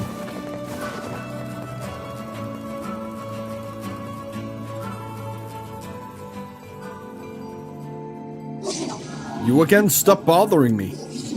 Grimoire Weiss has been taken away. Hansel is dead. There's no reason for me to exist anymore. My life is over. Just leave me alone. What?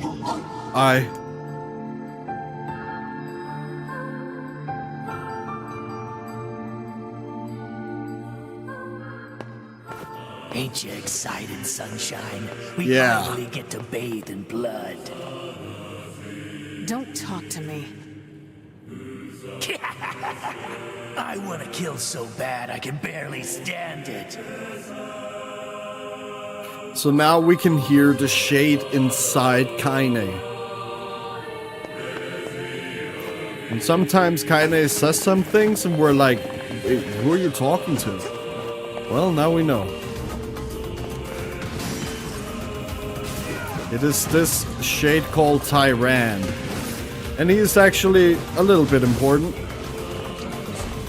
Which I talked about earlier about like the connection with NieR Automata. But sadly, I don't think we're gonna get like answers in this one. But we are gonna get them in NieR Automata. Or at least in their supplementary materials.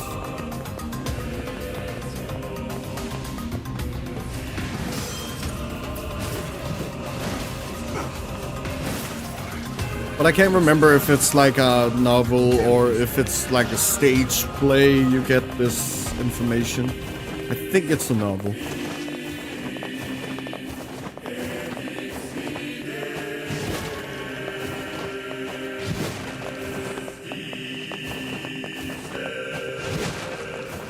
Okay, we're good on healing again.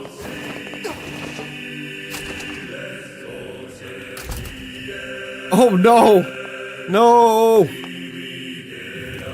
More pushing boxes. Boxes!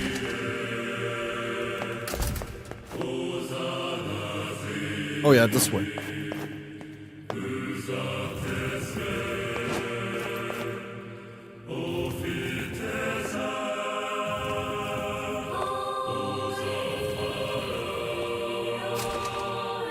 This is all too easy.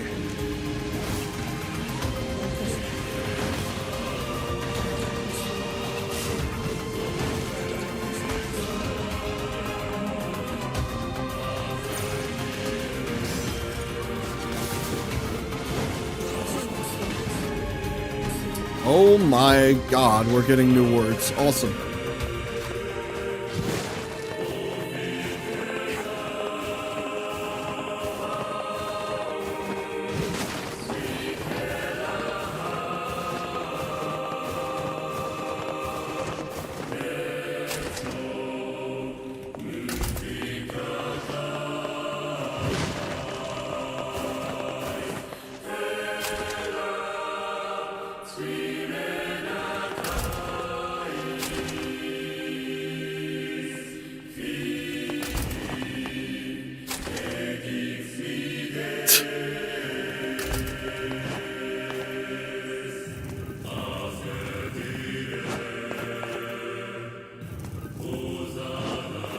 Pushing the boxes.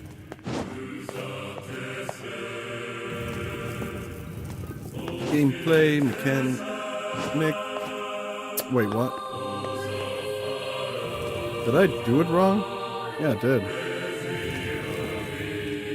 Oh no, not this one. We need to move this one all the way, and then we can push this and it'll open. Yeah.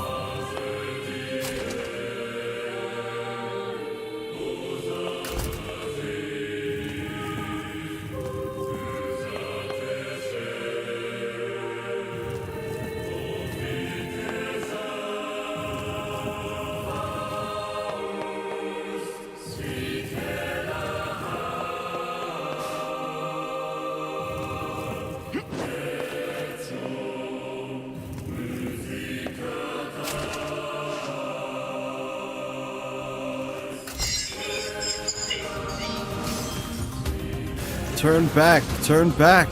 What's with these guys? Certainly not your garden variety shades. Their bodies aren't fully functional. Say, I've heard of this. A cursed area where incomplete shades gather.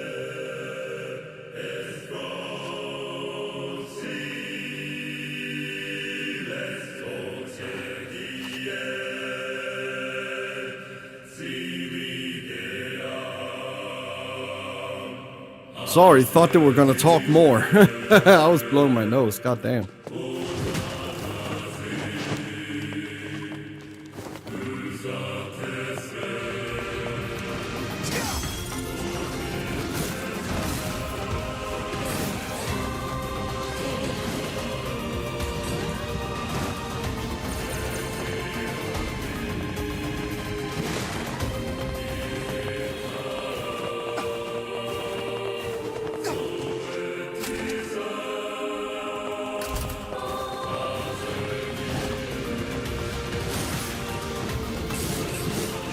Murder! Murder! Murder! Kill all of humanity, please. Pretty please.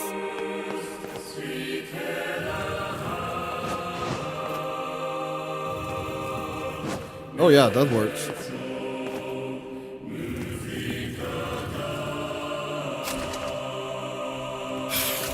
Another one.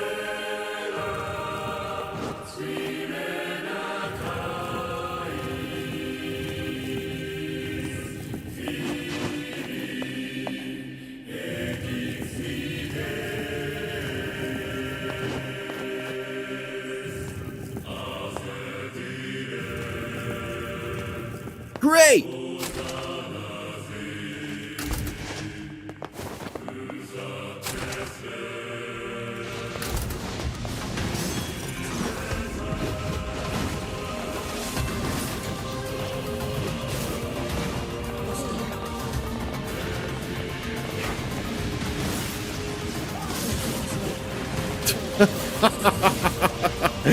God damn, our weapon is just so goddamn fucking OP.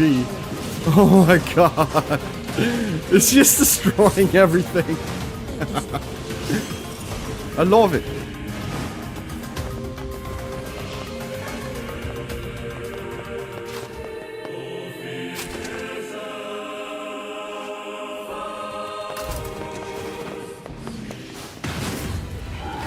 I mean, that was one hit.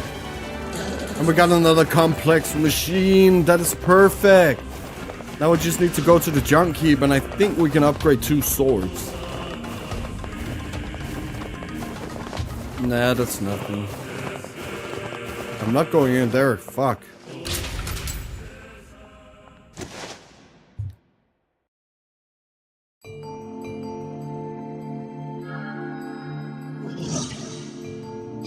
I've treated you all poorly. I mocked you, betrayed you, all because you went gestalt before the change was complete. But after all this, I think I can understand you. I think we can speak as equals. This makes me very happy. I hope we can spend the rest of our lives.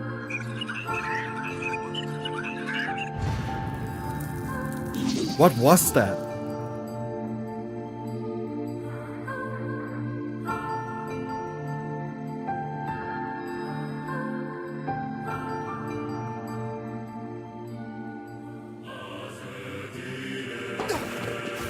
Kaine, Emil, look, from now on, I'm going to sleep outside with you.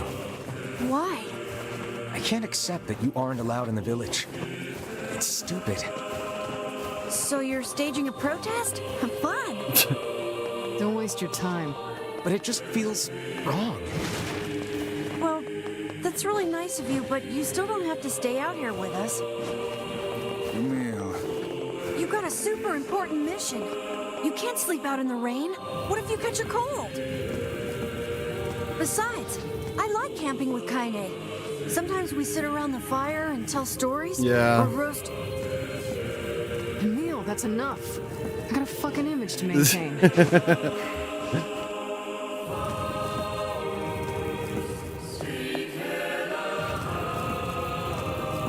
But like also with the fucking long ass visual novel with no visual, we do get a big look into who Kaine, well, her childhood, I guess, and this big relationship with her grandmother. And next time we're going to the area, we're also gonna examine her campsite a little bit more now, because we can catch the references. Let's just say that. And we learned that her grandmother's name is like Kali, so maybe that is insane. And also that she was like a warrior of some kind.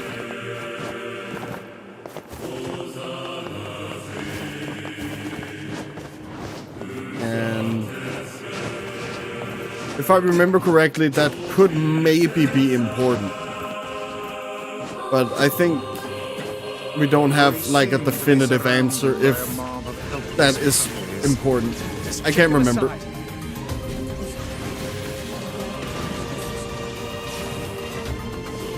Can you lock on this dude?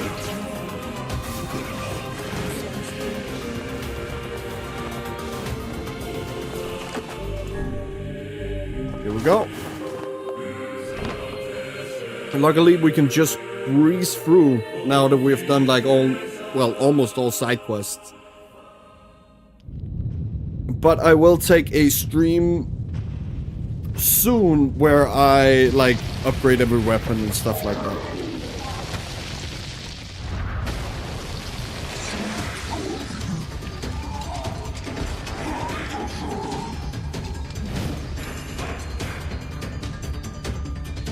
Yeah, so now it's a little bit different, right? Because we are here to save the sister. But now we know that Gretel is here to protect the children. Or these ones. What's going on?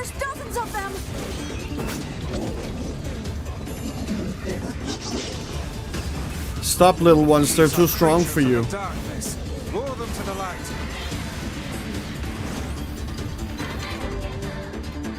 I just wanna, just say this, you know? We are killing children! We are murdering children! Pathetic to the end, guys. Aim for that statue. It's the leader. I am not their leader. It is I who rely on them. It is they who saved me. Stop hurting my friends.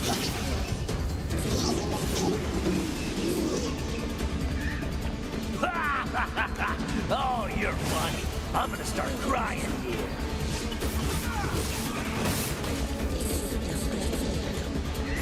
Yeah, whoops. Whoopsie daisy.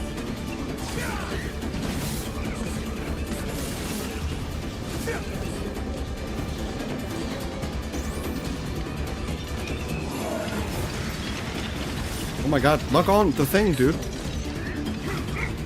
Foolish creatures. You cannot hope to best me. These little bastards just keep coming. These creatures cannot abide the sun. Lure them into the light. Holy damage. Oh, I love it. It feels so nice when you've grinded and like you just destroy shit.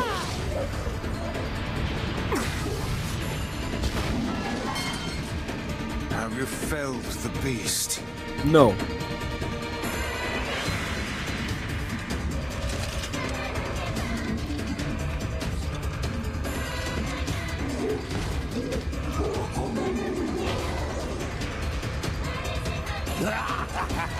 This is one stubborn son of a bitch. Damn it, damn it! Hey there, sunshine.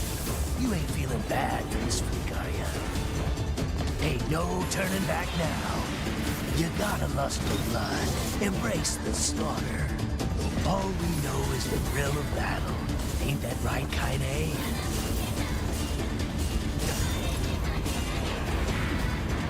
Oh, I thought he was done Beyblading. Oh my god. Oh well. Bye.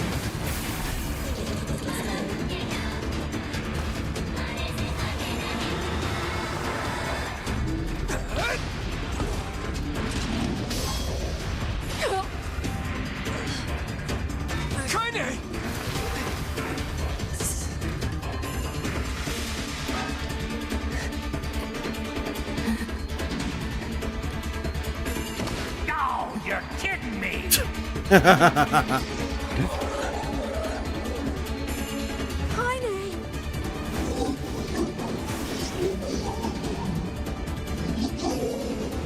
Yeah, so he's, I guess she's stunned.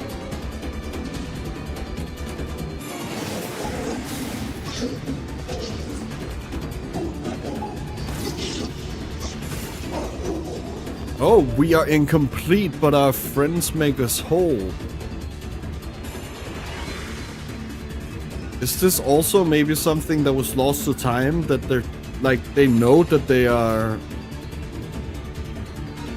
like halves of something, but they are, you know, filling this other half with like friendship instead of, you know, the shell.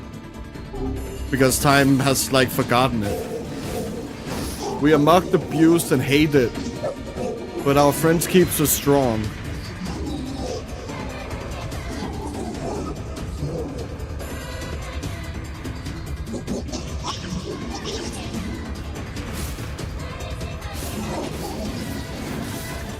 Do not stand in the way of our lives.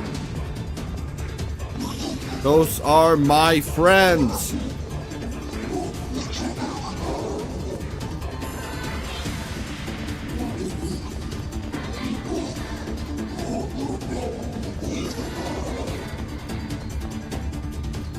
Oh, okay.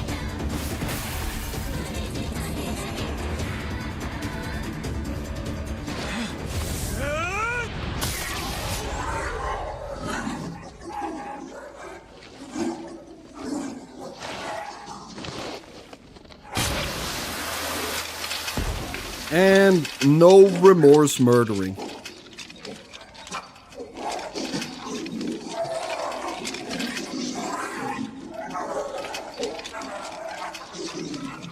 Not even batting an eye.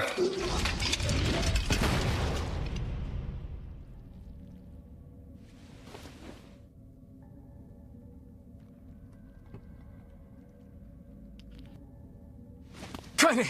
Are you alright? Kaine! I fear there is little we can do for her. No! Kaine!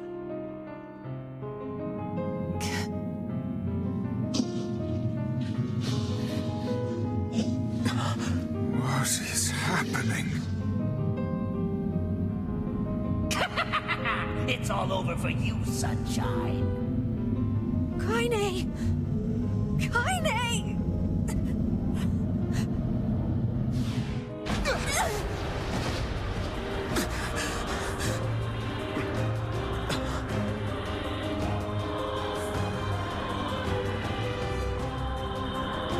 So yeah, now we have to fight Tyran. It was actually not Kaine.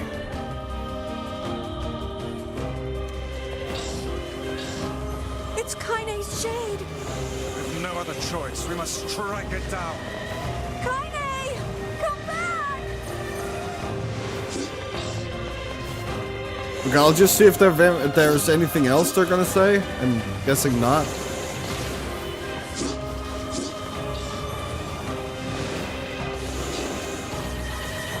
Yeah, I killed her too quick. Fall down, dude.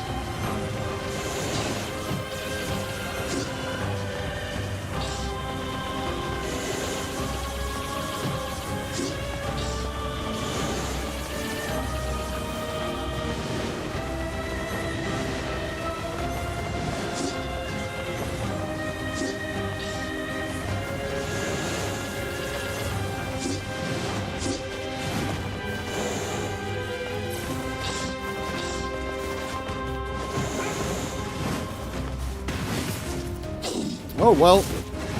Now, pin her down. Kaine, please! That's not pinning one down. That is Yeah. slicing them into like fucking millions of pieces. Kaine! Kaine! I couldn't hold it back. I can't be with... We're always going to be together, Kaine. If you transform again, we'll just stop it again. As many times as it takes. I don't care how tough it is. We're gonna get you back. I like sleeping outside because I'm with you, Kaine. I'm able to ignore my appearance and keep going because of you. I'm weak and I'm sad and I'm lonely, but you make me strong. You're my friend and I need you. So don't you dare leave me.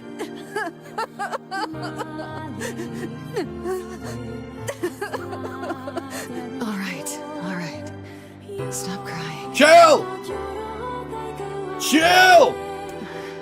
And thanks. I'm all right.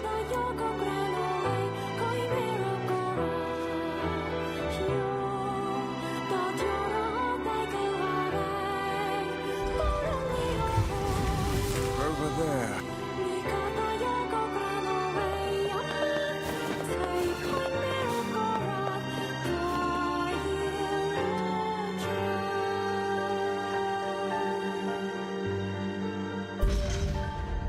And what is this? It's me. It's got some kind of writing on it. How remarkably useless of you. Well, let's go ask Popol. It is the key that we need to enter the It's Shadow a cipher, Lord. Kind. Can you determine its meaning? I think this is the key to unlocking the Shadow Lord's castle. It is indeed. Here, take a look at this. Yes. I wrote down We have this, done given this. that there's sack the law, the loyal. There is not really much if we- more from Oh, that. splendid. By all means, let us undertake a murderous rampage. They're just shades. Besides, it's the only way to reach the Shadow. It's a dangerous. Yeah, well, Yona's in even more danger. But how can you even be sure that she's? Because she is! Right? The junk heap in the Forest of Myth, yeah? I'm on my way. Please be careful. Oh, and listen. The villagers know how much they've sacrificed, and they Yeah. That's not very important.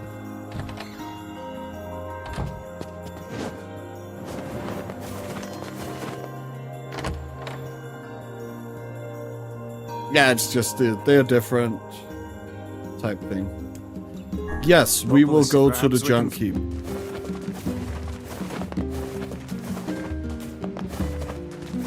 Oh my god, no more fishing. Oh, I'm so happy we like got almost everything done on A route. Yeah. Yeah, if you didn't know, I do not enjoy fishing in video games or in real life. And it's probably because I never catch anything. Like, I was out fishing with my sister, like when we were smaller. I think we were there for like 4 hours. I never got like as much as a fucking nipple. But my sister, she caught like 7 fucking fish. Oh my god, I was so jealous. And I've just hated fishing since then, I think. I think that's where it stems from.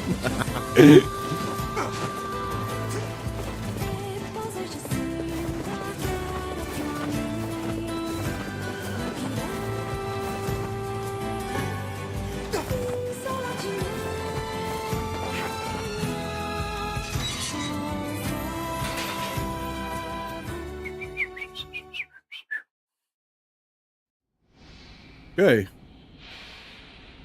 Damn! Where'd they go? Get him! Don't let him escape!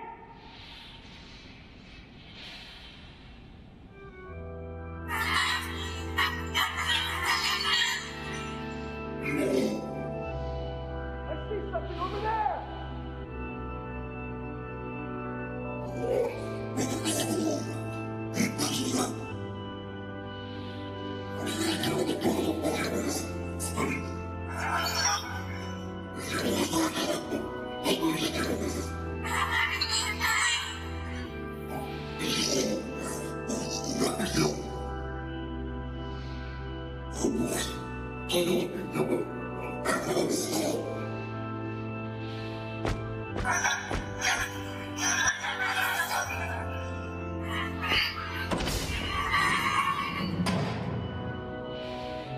Here!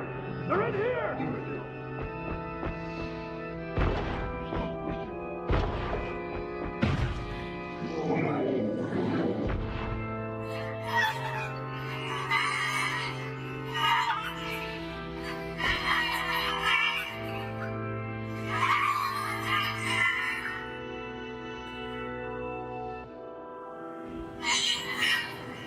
Mom, why?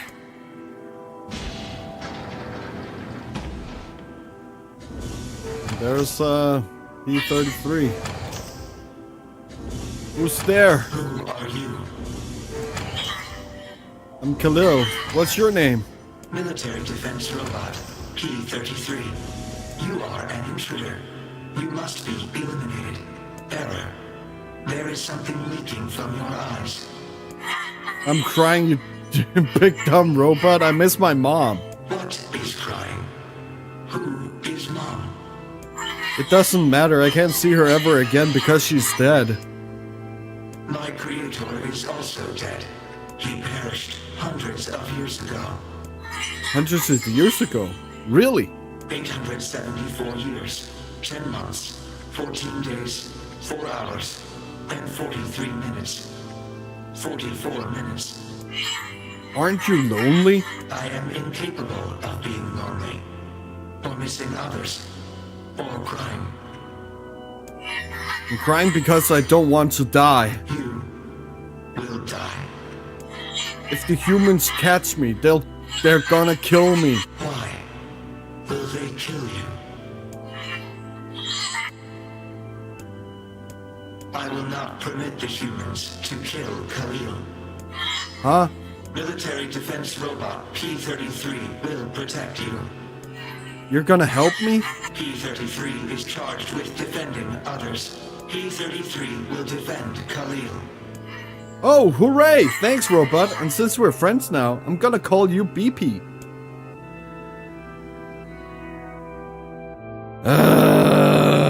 Now we're gonna kill those guys. God damn. They just wanted to live. Man, there's gotta be tons of machinery here. Yeah, but I don't know how much we can actually use. Oh, wow. Check this out. It looks brand new. Hey, be careful, all right? This place is dangerous. I'll be fine. Oh, no. Huh? Look out! Huh?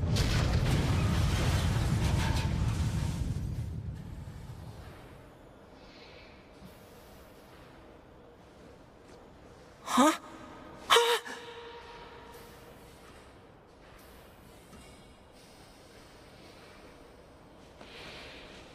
Jacob? Oh God, this can't be happening. Jacob! Jacob!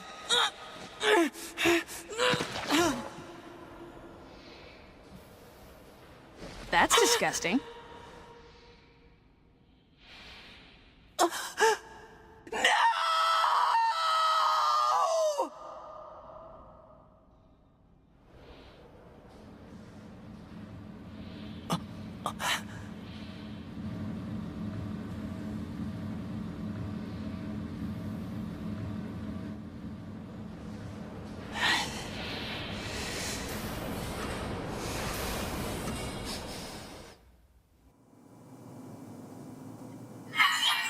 Whoa, that was scary.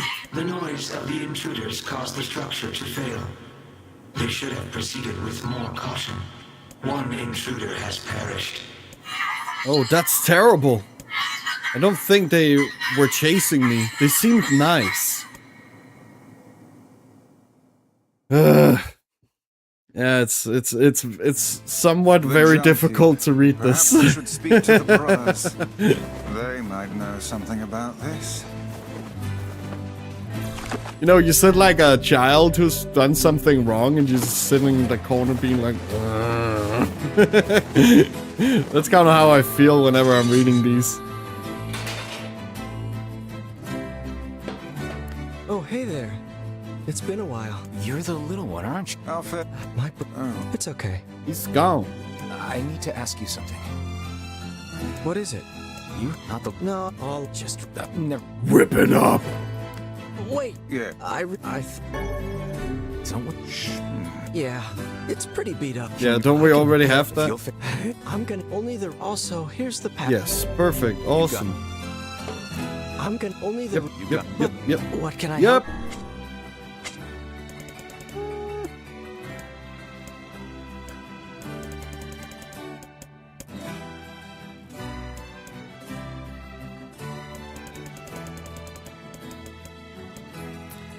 What would be good?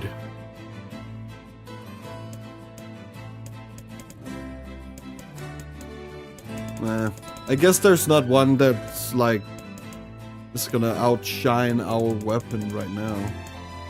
Yeah.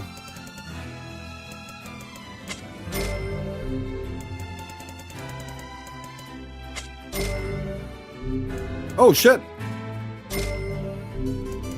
It's done.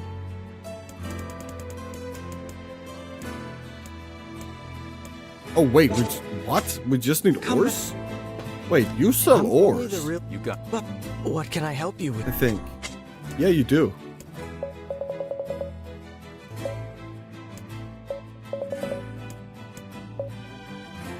Come on, dude.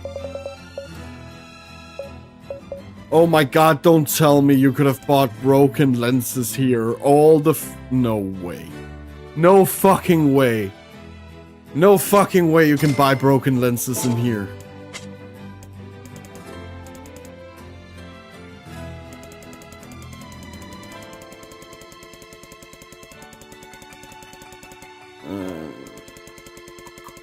There we are. Guess we don't need that much of this.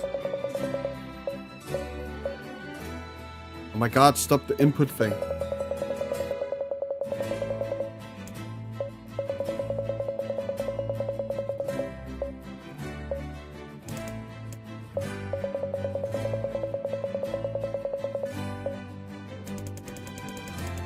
Viktig da.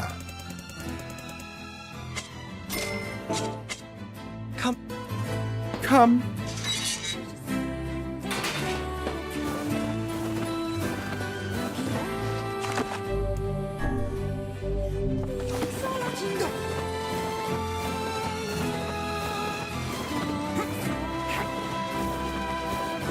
Oh yeah, it was in here. Yeah, the elevator we need to use is in here.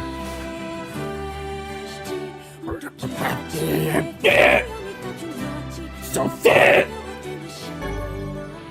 You have the best following items. Yes, but I do want more. Just a child. Sounds like you went into a dangerous area for the sake of the business. But I want more. Hello, Taz. Do you have any broken lenses? No, only intact ones. God damn it! Yeah. Fuck!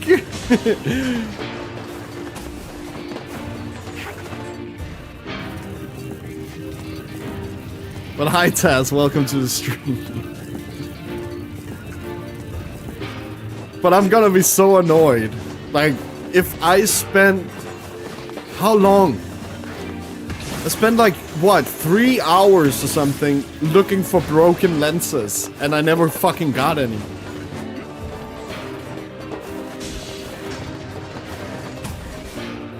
Now to only find out, or to find out now that, like, shit, you can actually buy them. Fuck.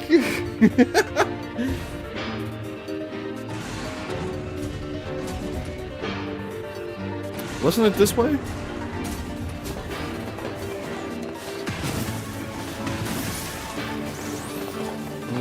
No, it's not.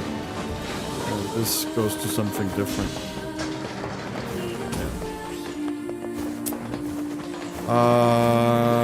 Wasn't I supposed to install the thing and we could go? I just thought it was over here, but I guess it's over at B2.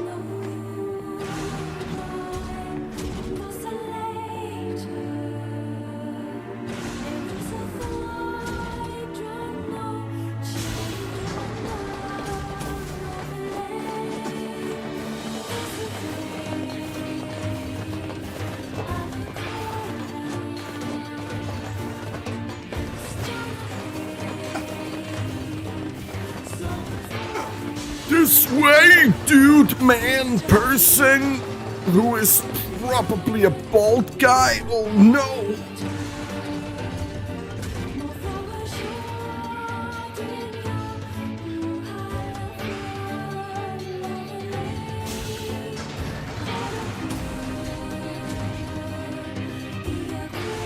The elder brother postponed his joy for the sake of his sibling.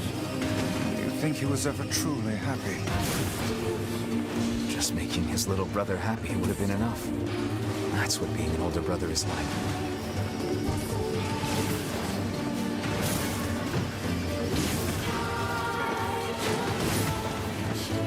Yeah, but then the question becomes, was this really what either Yona or Jacob wanted for you? Or did they actually just, like in Yona's case, it's like, what she really wanted was just her brother by her side. And we see that in those letters and shit. Like, we did see, like, one time where it's her birthday, I think. And she's telling us that she wished, No, it was not that. It was when NieR decided to stay at the house.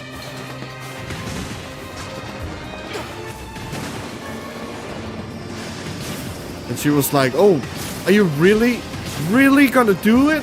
Are you really gonna stay with me?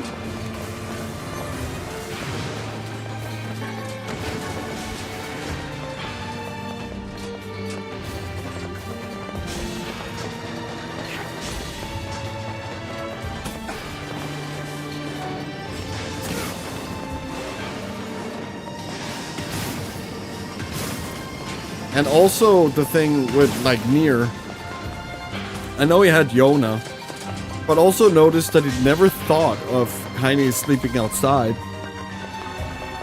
Well, He had Yona. Nothing else mattered, right?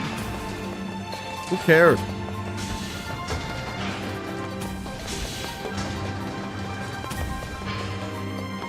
Now we also get some context for Kaine, and it seems like love is the thing she needs. But can't have, because if she decides to soften up, it's over for her.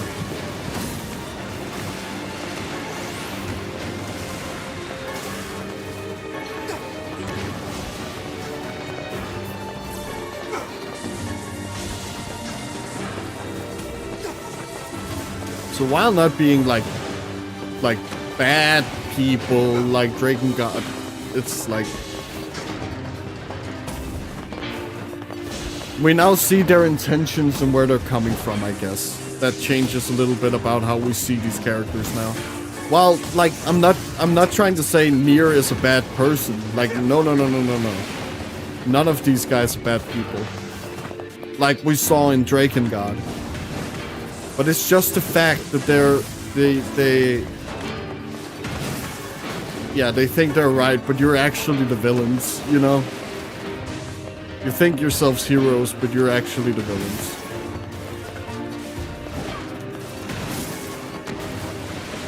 And I think it's a very, very, like, interesting narrative. Also how they've done it. I'm very happy that they did multiple, like, routes and playthroughs of it to see, like, differences and, you know, easier to... Like, you don't have to play through the whole game again, you know? Like, start new game and go through it. No, it'll just show you the parts that are important in this new route. And do it for the next route and the next route again. And then you put it together like a fucking puzzle piece.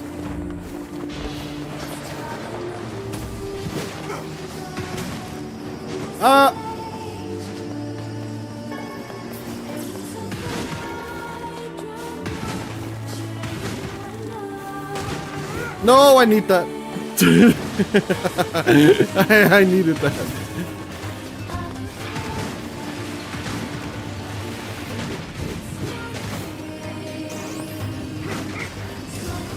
Oh, okay. But you guys can help too, it's fine.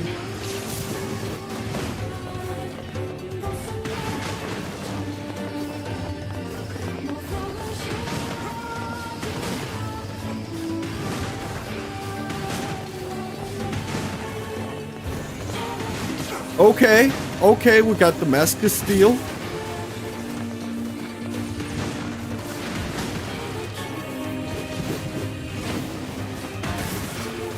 Which I believe is one of the rarer ones. Oh god. Why am I so good at falling down here?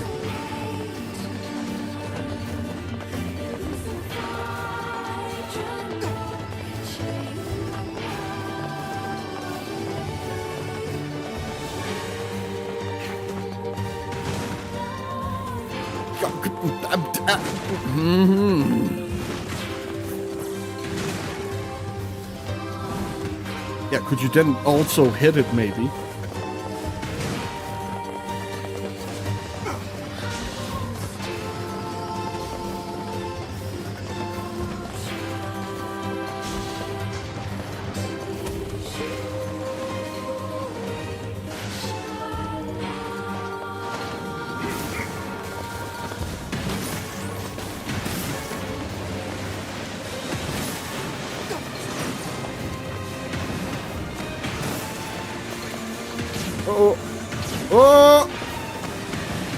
Oh, come on, hit it, dude! What are you doing? Stop!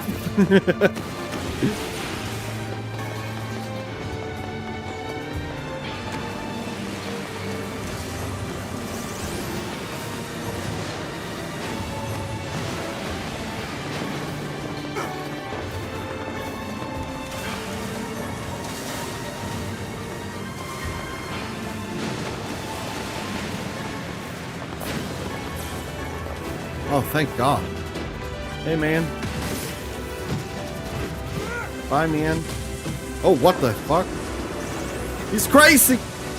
He's crazy! Absolutely lost his mind! Oh! That is a titanium alloy I can't use. God damn it.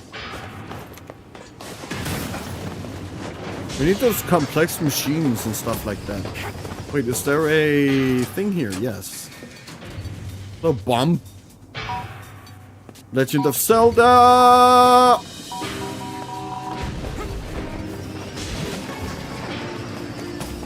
Whoa!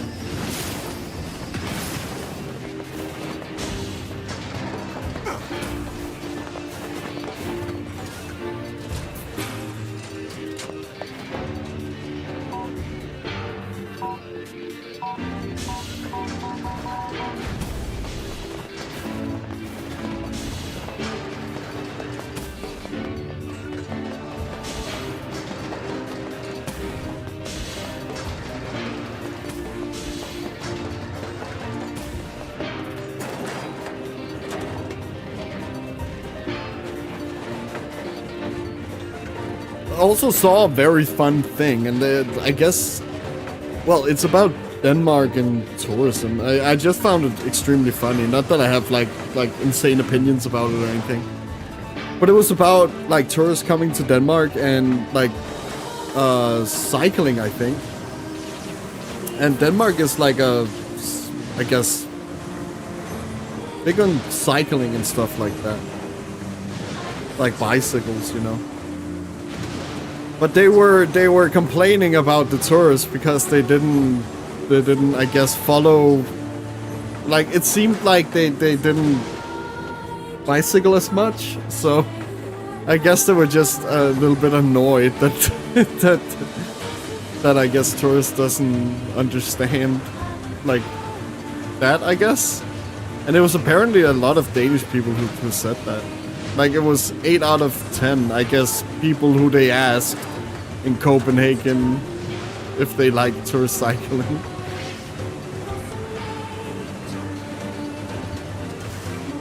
It was just like a fun little, like, what the fuck?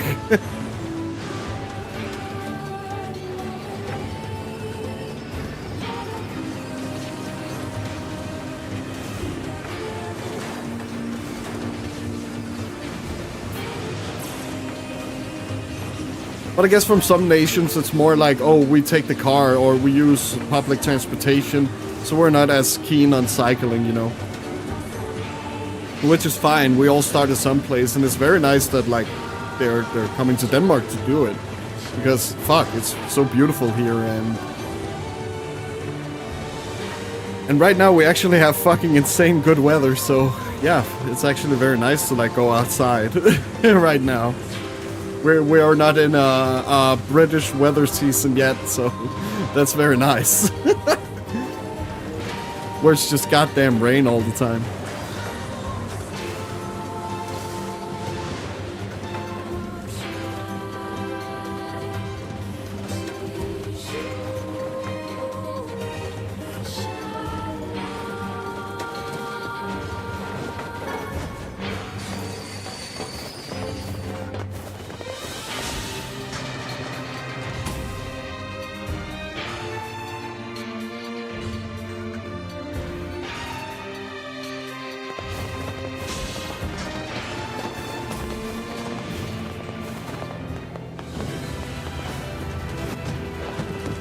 Yeah, that works.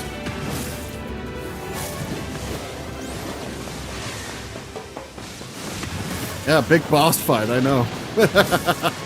Anticlimactic, as some people say.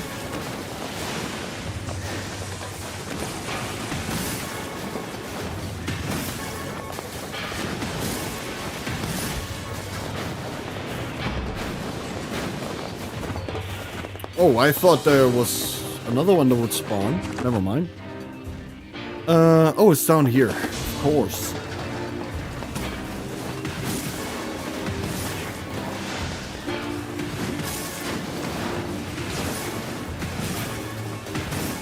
Yeah, heavy attack dodge. Heavy attack dodge.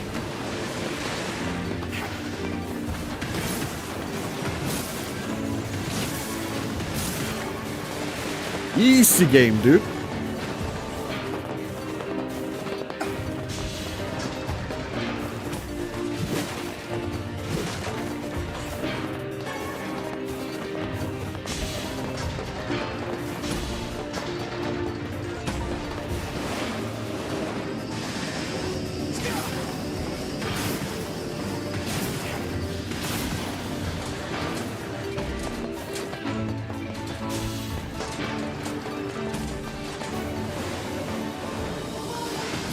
Yeah, we're just grinding a little bit while we're here. Might as well, you know.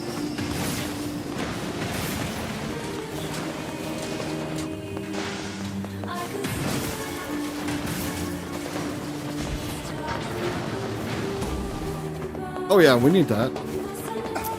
What was this room?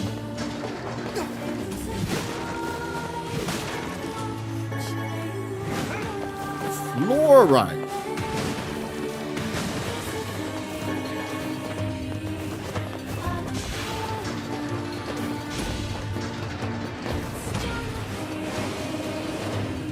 Come on, you assholes, let's go.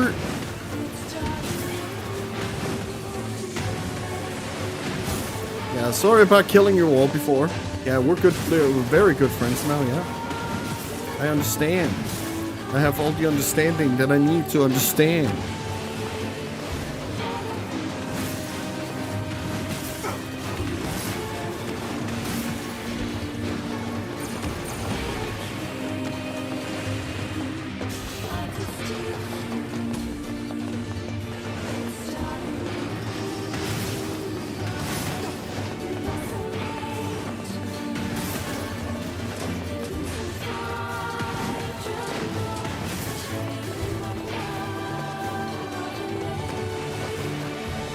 Oh, hi.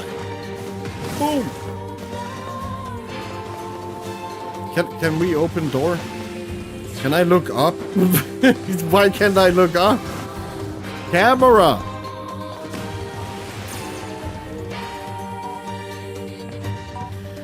I guess camera gave up. It's the other side of it.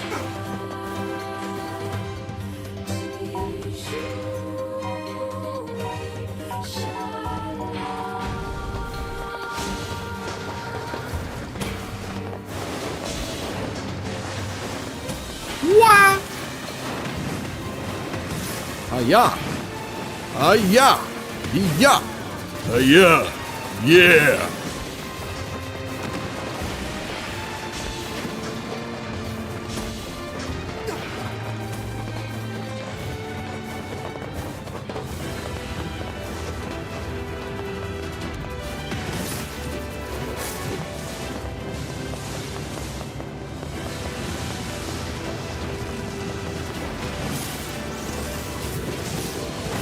Yeah, just fucking tank it. Let's fucking go, dude.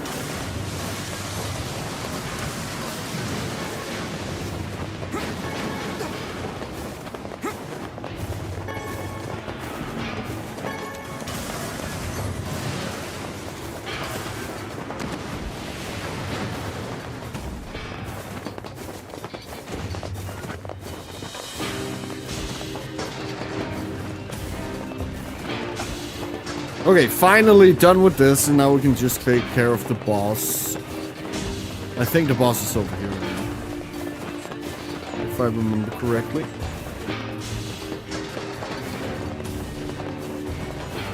Oh yeah, this room.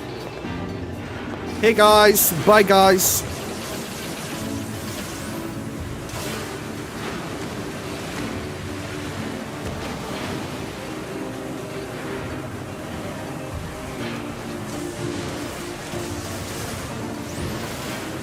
I think it's 3 waves.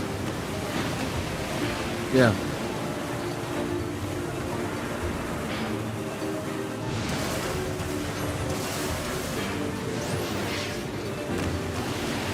We good. That's it. Awesome. Hold the screen. Yes. Yes. Yes. Green.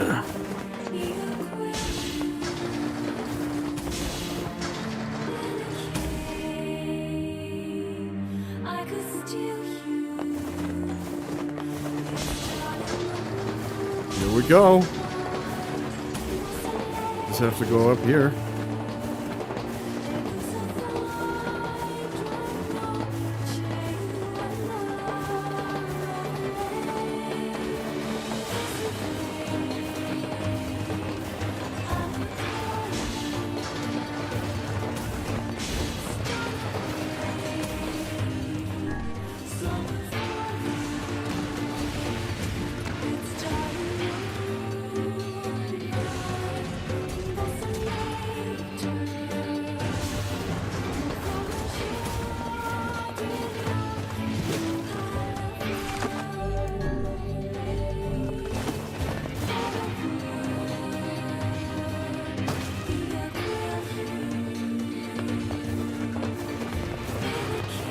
Oh, I thought we had to fight boss. No, we just need to go back and use the sword, I guess.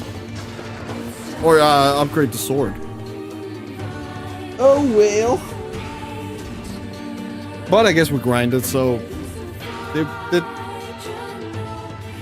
was there no meaning to it? No.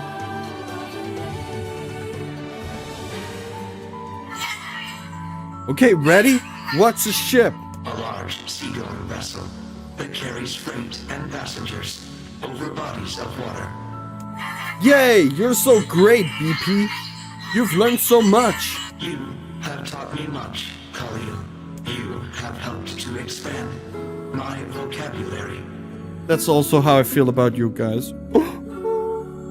You have instructed me in the ways of the outside world. Well, there's tons of stuff I don't know either. Maybe we should leave here and go explore the world. Because we are friends. That's right. Yay, it's gonna be fun.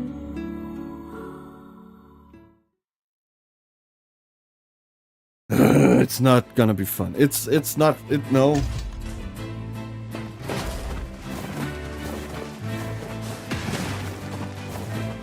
And if you're interested about the character of P33 or BP, and I guess you wanted to know what happens afterwards, you can look at the, I guess, short story or novel, Fires of Prometheus. That's some pretty impressive stuff you found. I'll start upgrading, and since you did me a favor... Well, actually, this is gonna take a little more time than I thought. No sense in you waiting around. That would be great. Okay, awesome. No sense. That would be... But Yep. what can I help? Anything new? Oh god.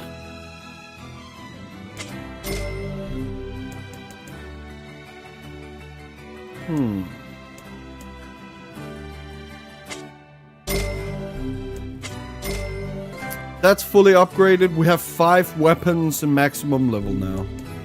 Awesome. Oh shit, Spear of the Usurper. That was really good, I remember.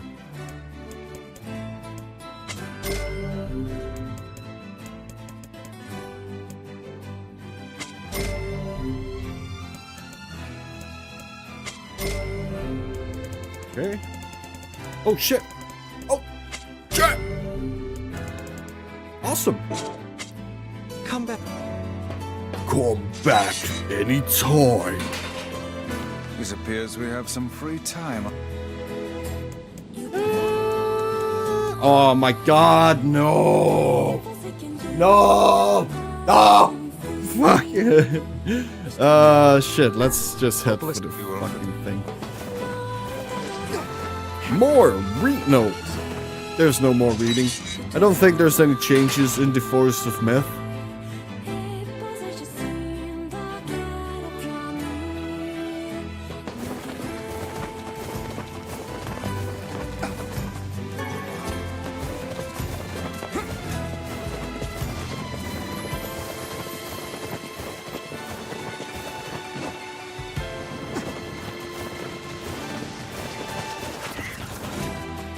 Okay, you wanna go, bitch?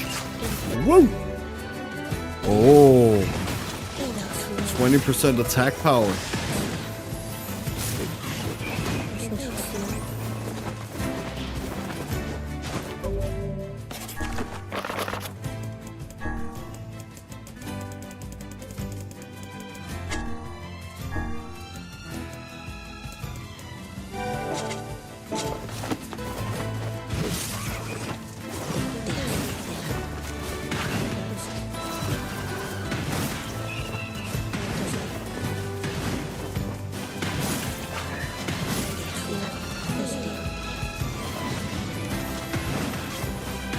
Come on, dude!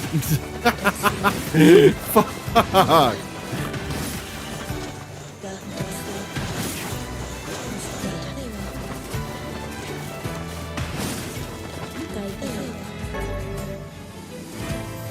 Oh, drop rate on magic and items.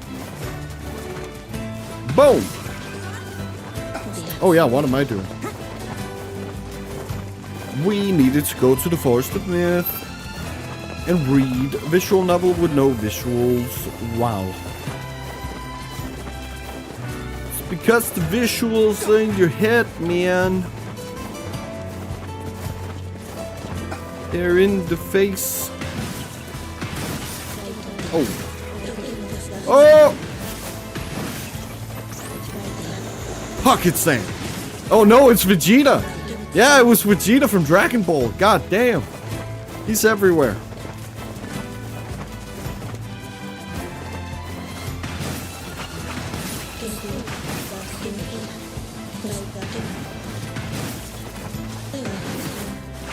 Oh yeah, and also now we can talk about this drawing of the magic and the words coming out from the bodies. Whenever Vice is like drawing in their magic. And now we know it's because they're goddamn human. We're hearing their voices. In whatever, I guess, ancient language that they were talking. Which was probably what we're talking today.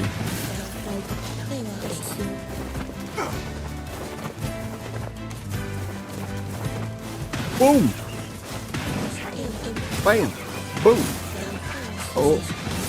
Yeah, you thought, but I'm better.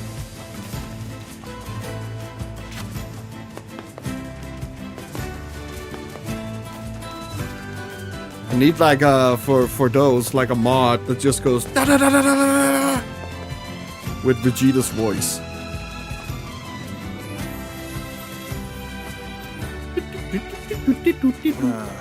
The home of that blasted dream. Not the dream. Only a nightmare I hope never to experience again. I hear you. Spirit capsule. Okay, what do you do? Do you have anything new to say? Oh, hello. How are things? You want to know if anything unusual is happening? Well, I have been feeling a rather... The divine... It's a legendary tree that exists in the heart of our village. Did you investigate the... Not really. And why? Well, we're not... And I don't know. Weird.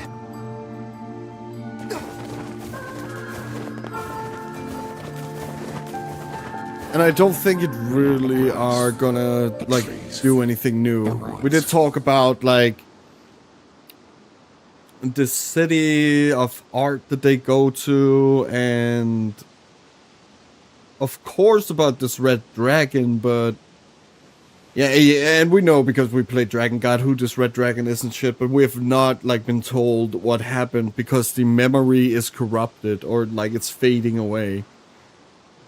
And I guess we also learned that the shades are as if like eating the memory crystals it has. That governs all memories.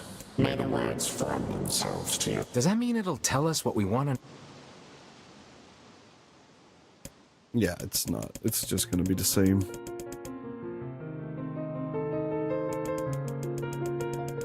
Oh yeah, problem, big problem. I forgot to look at her eye color. Okay, let's take a shot in the dark here.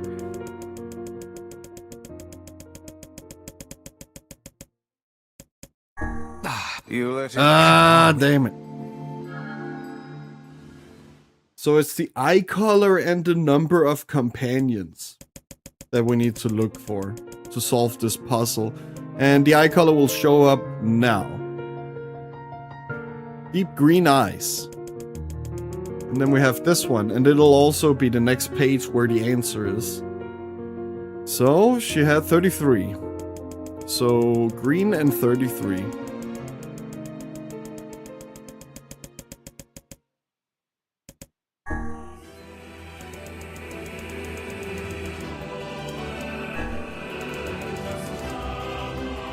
And the most important thing.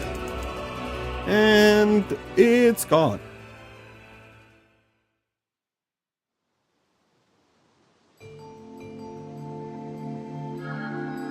What in? I never realized shades. I don't care. I just... With the... Yeah. But now we know. They're kinda like evolving into something different. Unusual activity, but I do. No.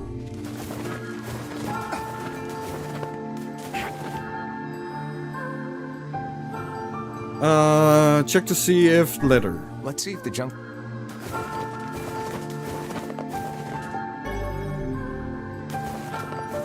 Well, this time it didn't take a goddamn hour. This time it did not take a goddamn hour to read through everything. Oh my god.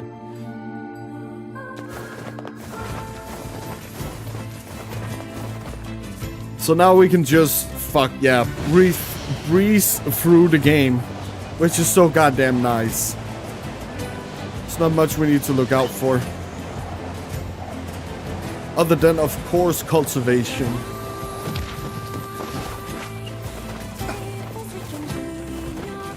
And some of the other, like, side quests we've missed. But I don't think we've missed a lot. We have 88%, I guess. So it might just be like 5 we've missed. Which is not a lot.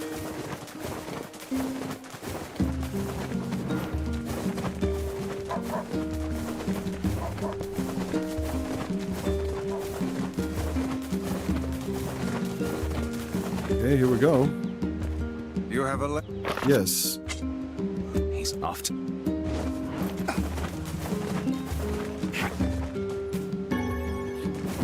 Okay.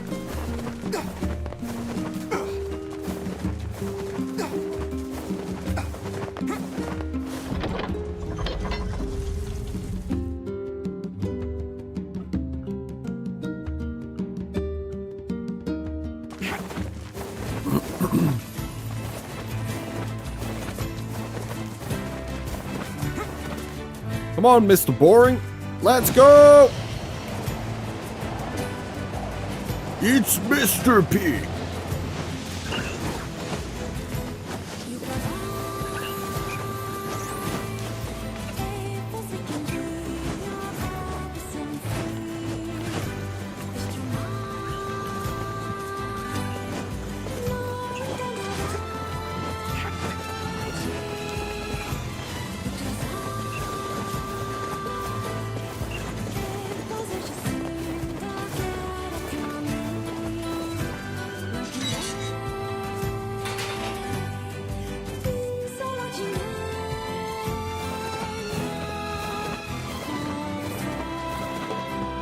Hello, boy. Can I have my sword? And also, possibly, could you not be insane? You're great. You know, with a... You were going to... I need to... Oh, Yeah, it's the same. I don't... Yeah, kill the... There's... Yeah. And Kill. We You understand. got kill it. By the... Can What, we I help upgrade you? the weapon? Iron will. No. Oh, fuck. Come back.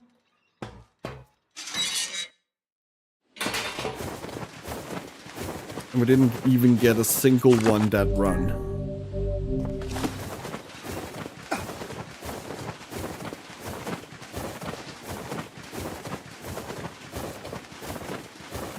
So let's try again.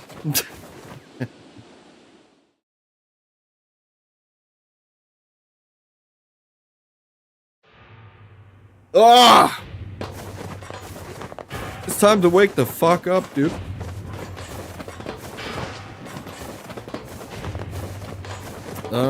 This way.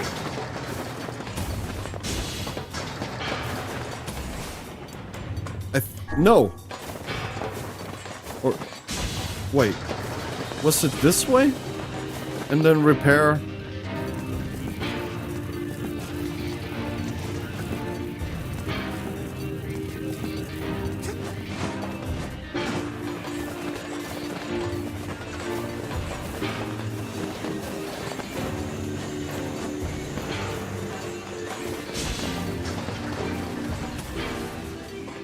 No.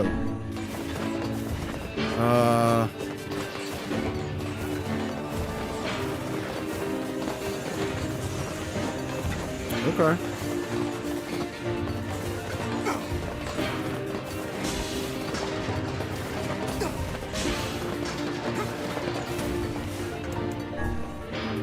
Then let's go through here and take care of PB and...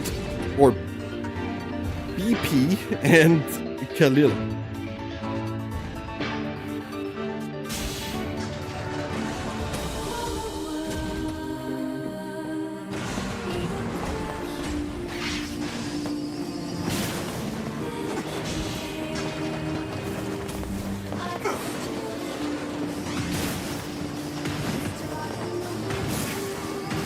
Boom.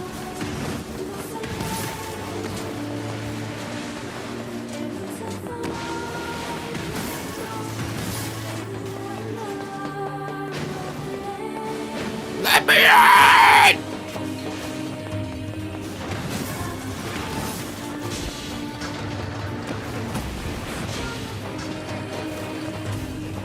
Oh wait, is there one of the big ones? Oh shit, yeah.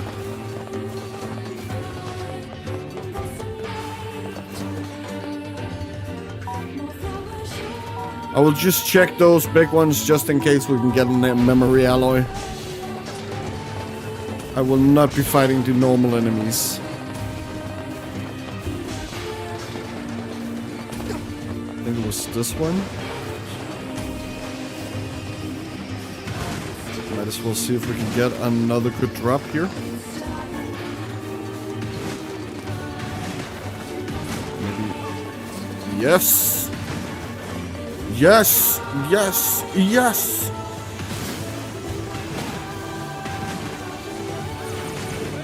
Oh my god! Dude. Me and falling down. That is the theme, I guess, of this area.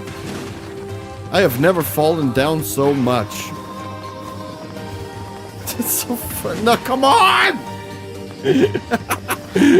Fuck off, dude. What are you doing?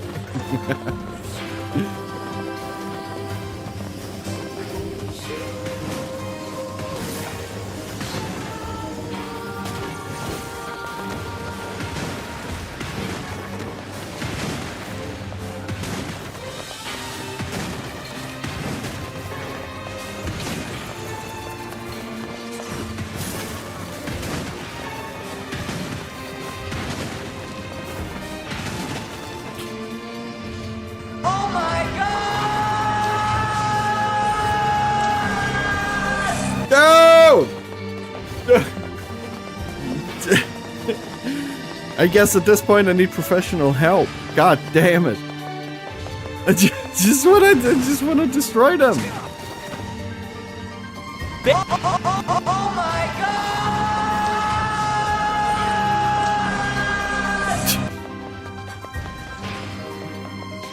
What is with me and steamy holes? Don't, no. I regret.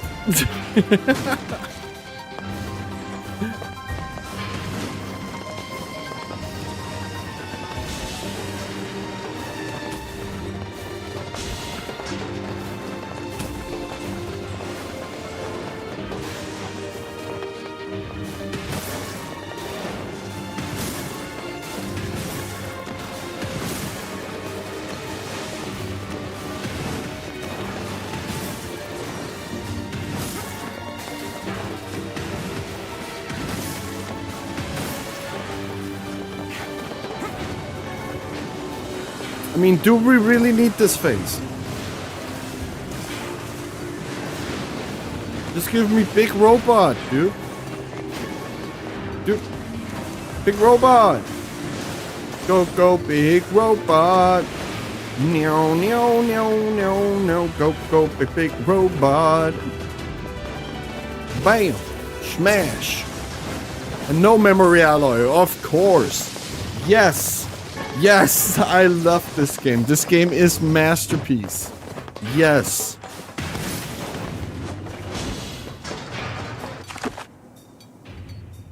Okay, nothing there. Now we just take this thing. No, we don't. Okay, great.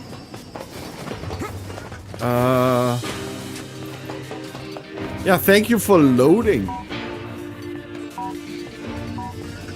Wow.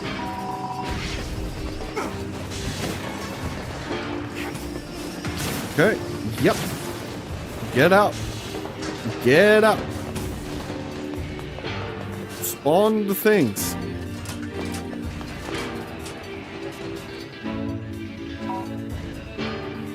Don't close the door. Oh, shit.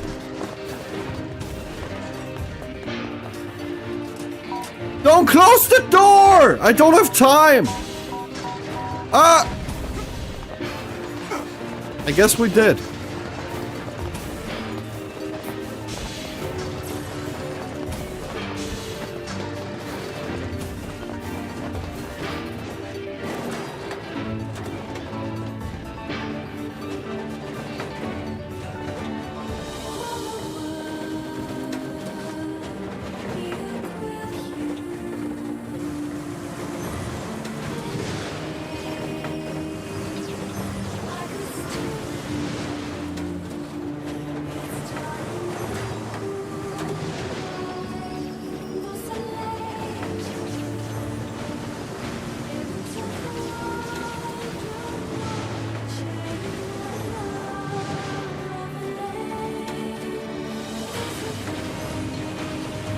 But yeah, if there are any new people, I just want to say hi, hello, I'm Roman Known.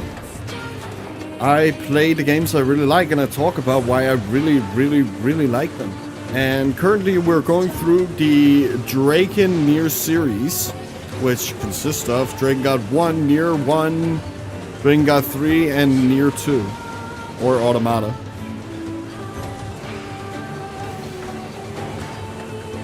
And we're just like having fun analyzing, yeah, talking about it.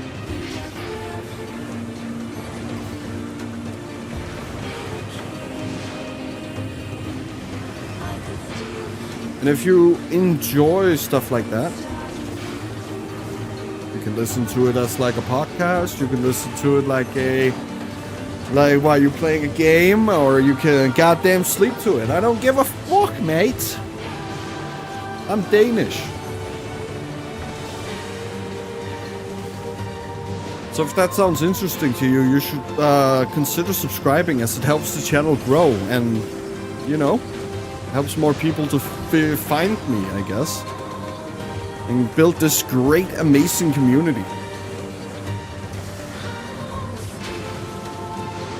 I also have a Discord. The link to the Discord with like streaming updates, all that type of shit, is in the About Me section on both YouTube and Twitch, if that is something you're interested in.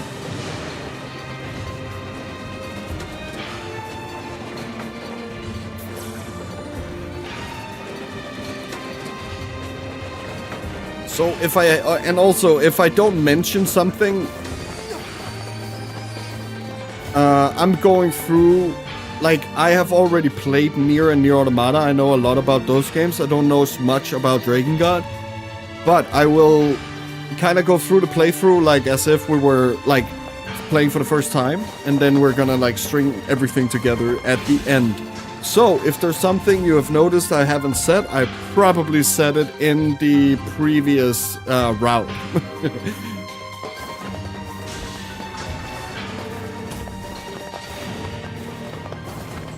Because we did talk about a lot of stuff in the early streams about like side quests and like early character relationships and stuff like that. So there's a lot to go watch. And I know I've been slacking, but I will be making the, like a video thing, which is probably just gonna take some of my favorite stream moments. And, yeah, put them in a type of compilation.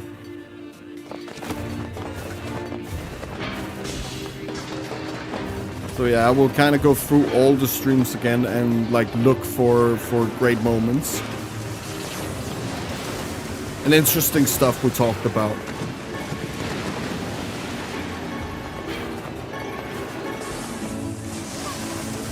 And, like, you know, like, start the conversation.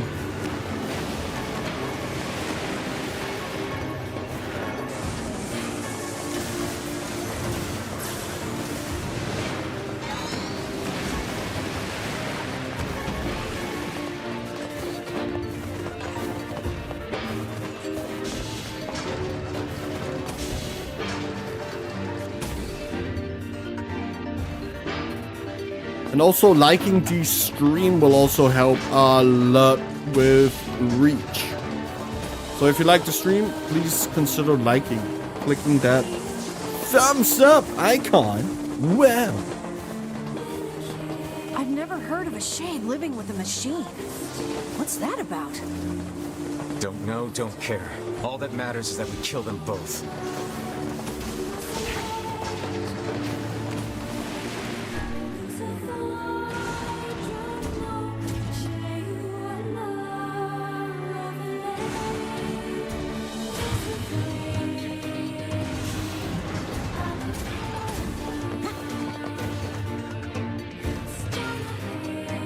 It seems we have found the entrance to our robot friend's hideout. Right.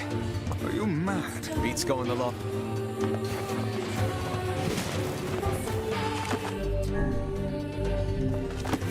Here we go. It's time to climb.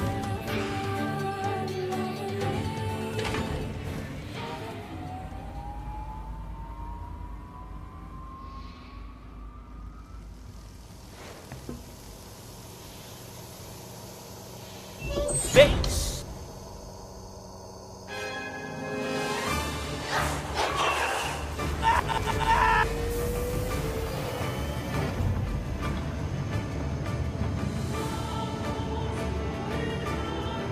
So now we have to kill these dangerous things.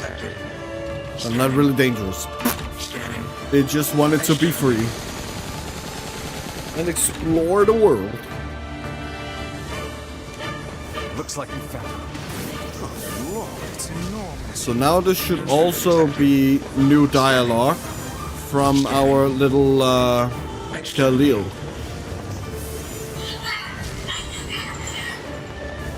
Look at the shade!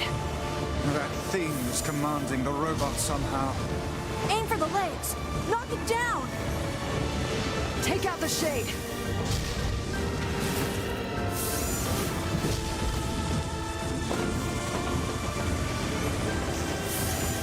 Exterminating. Aim. Aim. Aim. Aim.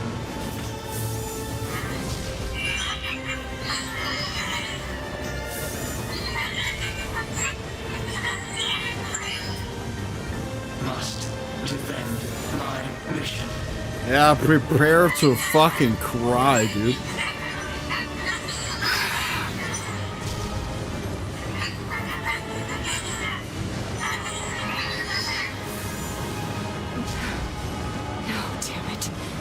That's a shade. It's a shade! Kill him. Kill him. Yeah, so now we understand what Kaine is kind of saying here. She was kind of feeling sorry for them, but she needs to remind herself The hate inside you. because she has been able to hear these and understand what the fuck they're saying all this time.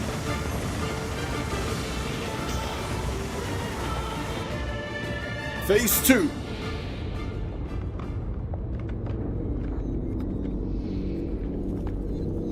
Oh, Margarita!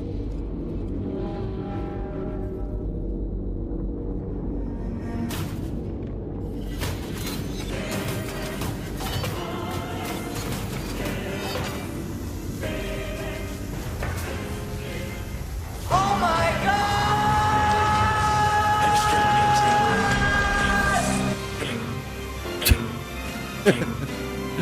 Oh my god!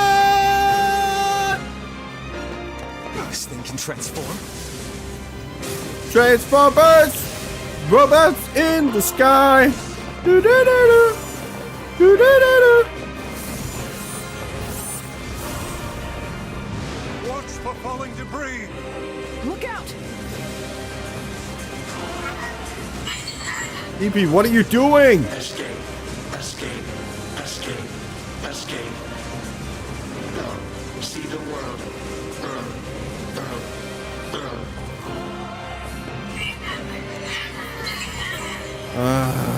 Must protect. Must fight.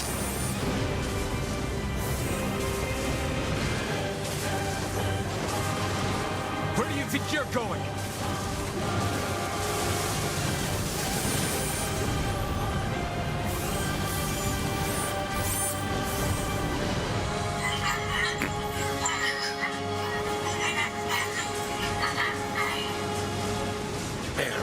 They just wanted to escape. Oh, shit. Damn, dude, I'm getting sad and shit. It's weird.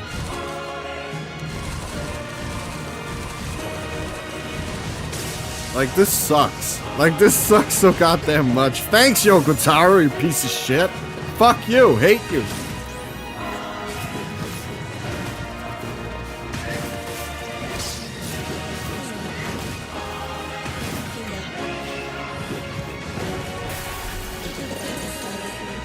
Well, it's time to... Die, die, die!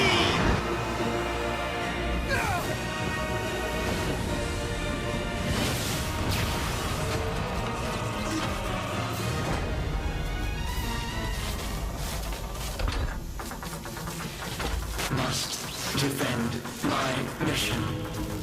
Oh no!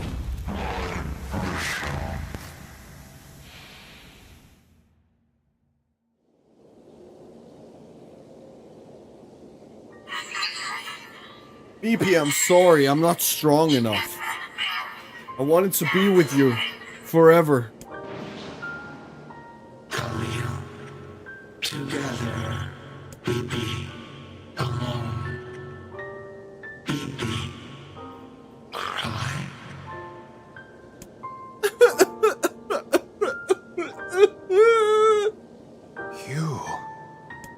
You stupid machine! You killed my family! And we're back to... I am Kaim! Why did you have to be here? Why you? Why? Beautiful. What a perfect example of humanity.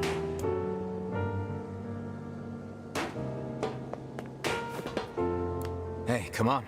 That's enough. I did it! You didn't do shit, now dude. That this goddamn thing is dead. I can forage wherever I want.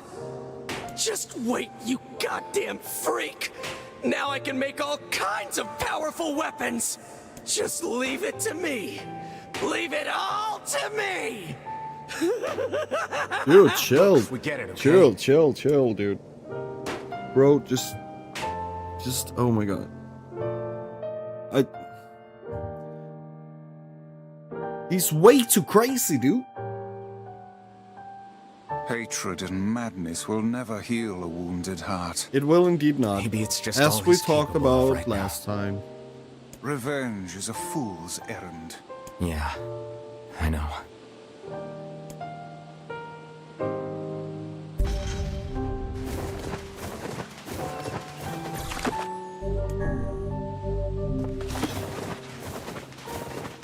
Well, back to Popola.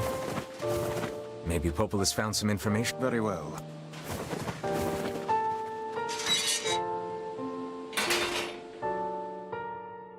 And it's just like so nice to see it from this perspective. Oh my god, we're getting new scenes. You know, I've been thinking. Oh, what were you thinking about? Why was a shade hanging out with a machine? Yeah, why? It appeared the creature was actually issuing orders to that mechanical minion. It was kind of like that, yeah. Do you think the shade had a reason for what it did? A big reason, yes? Actually. Yeah, tell him, Kaine. Look, it doesn't matter what a shade is or isn't thinking. All that matters is that we kill every last one of them. Right. Sure. The idea of a shade trying to protect a robot is goddamn absurd. Still, you guys should be careful. What do you mean? If the shade inside me ever takes over, I'm probably going to attack you. Yeah, been there, done that. It's not gonna happen. It did happen. You are no shade. Well, The lad is correct. You are many things, hussy, but a shade is not one of them. Shades, for example, do not come equipped with such foul and scurrilous mouths. How would you know? You don't understand them. How about I cram your face up your own asshole, book? Don't worry, Kaine. If your shade ever takes over, I'll stop you. Hell yeah, Emil. You will you? Thanks, Emil. Yeah, so now we have new scenes sprinkled throughout our adventures, which is very nice as they... In this case, Kaine could have told them, but she didn't. Well, there's I guess there's not really a point for Kaine to really talk about it. But it does show her heart. That she doesn't actually want to do this. Like, she doesn't want to be this very aggressive person. She just has to.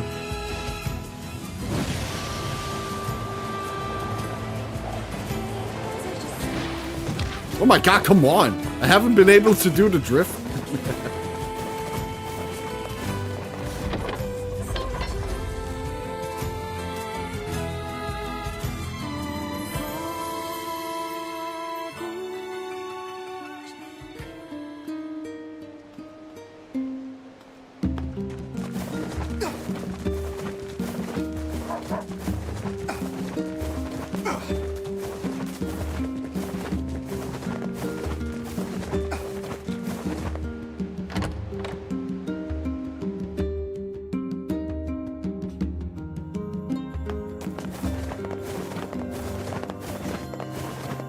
Oh fuck! No! What am I doing? God damn, guys! Shut. We are supposed to go get the eagle egg so we can upgrade the phoenix stuff, and I think we need a couple of them,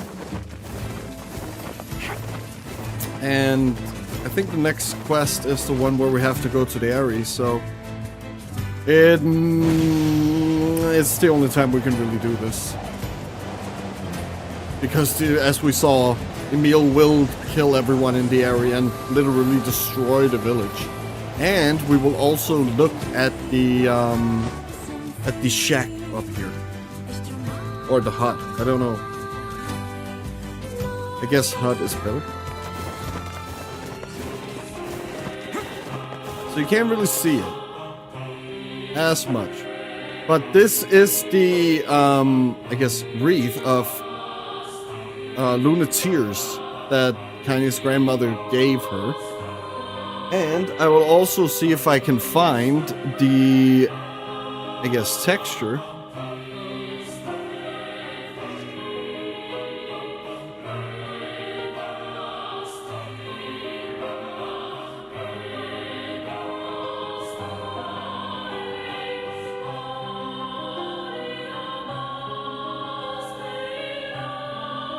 If it exists. Oh yeah, here it does. Here it is. Here we go. I will quickly change screen. Wow. So, yes, it's actually in the game that you can see her grandmother. And that is Kaine's grandmother. Right there. That is the picture we were told about.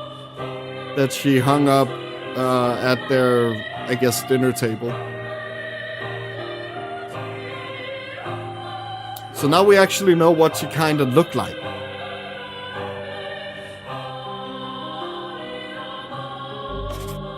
Because you can't really see it from here. It's very difficult. You can kind of see it. Okay, Eagle Eggs. Eagle Egg, Eagle Egg, Eagle Egg.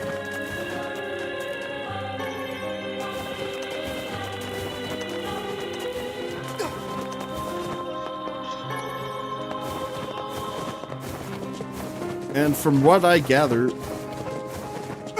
that up there is the only place it'll spawn, so let's re-enter the area. Unless I'm wrong. You can correct me if I'm wrong, don't worry.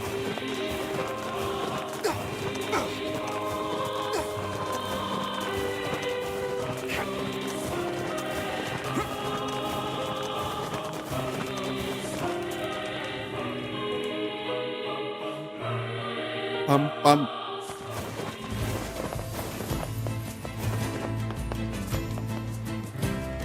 Bum, bum, bum, bum.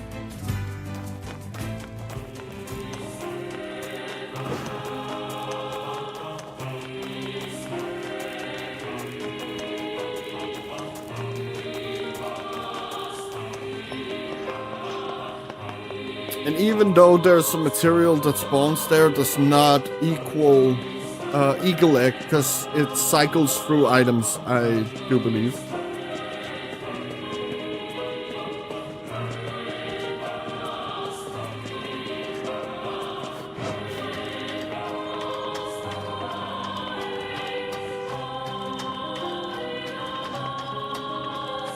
Yum!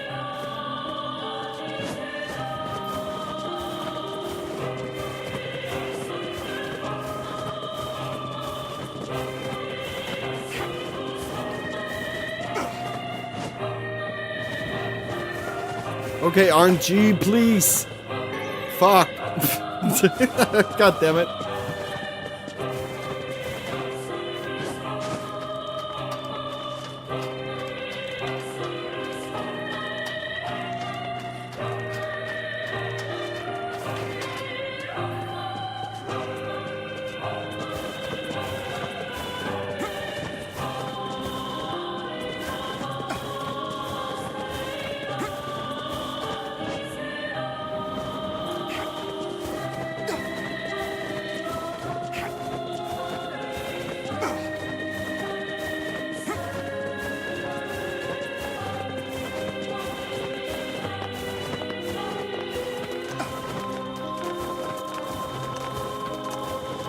Oh my god, I wish you could go faster. Now I wish we had Soldier Sword from Dragon God 1. Because that sword's magical ability is to make you run like 3 times faster. And that would be very useful right now.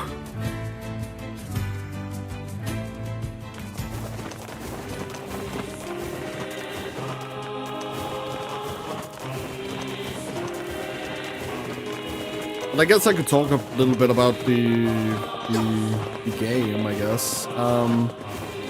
Yeah, so NieR was made by Cavia in, I guess, 2010 it released. And it has 2 versions. One called Replicant, which is the version we're playing where we have Brother NieR, and there's also another version called Gestalt that has Papa NieR. And which main protagonist you like best, it's just kind of like up to you. But it is... I do believe that this version, the Replicant version, is the canon version of the game. Oh, come on, dude. And after it was released, Cavia went under. Sadly, Cavia is no more.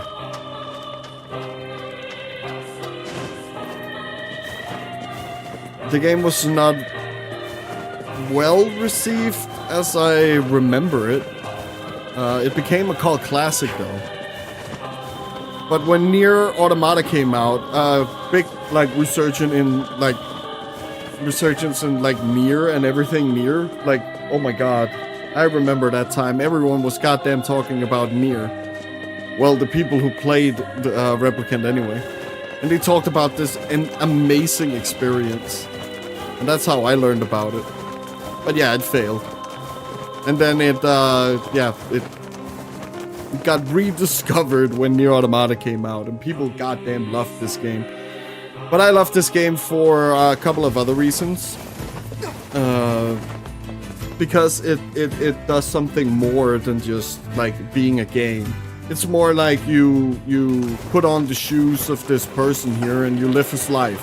Not as much as, I guess, you see yourself in him. Like, well, I guess you kind of do a little bit because of the whole, like, you want to save your family. But it's much more in Dragon God. This feeling of you stepping into a character's shoes instead of projecting yourself onto said character.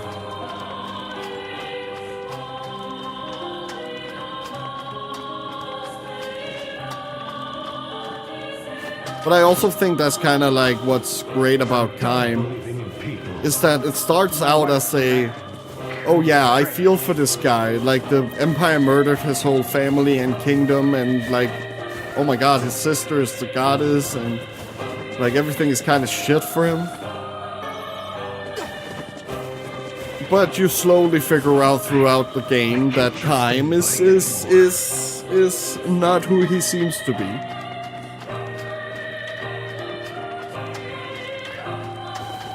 In the sense that he just keeps on murdering and like not really like he does think about saving his sister, but like every time he tries to do it, he spends way too long killing every goddamn Empire guy. Who, by the way, is under the influence of something. The Cult of the Watchers. So they're not in their right mind, so he's literally killing, like, I guess, innocent, manipulated people. And the real, like, the real monster is the church.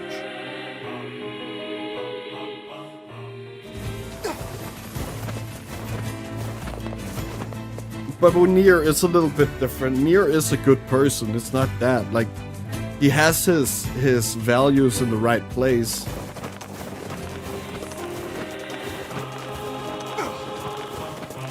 Somewhat.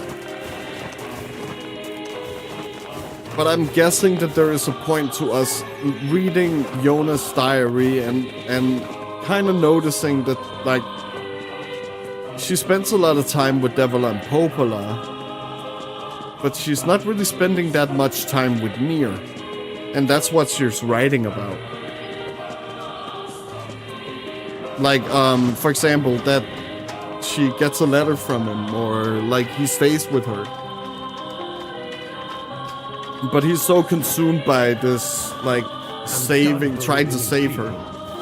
My wife's been acting kind of strange. And it's just a weird situation.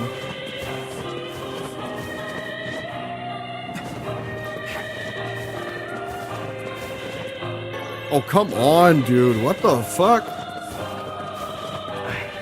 I can't trust anybody anymore.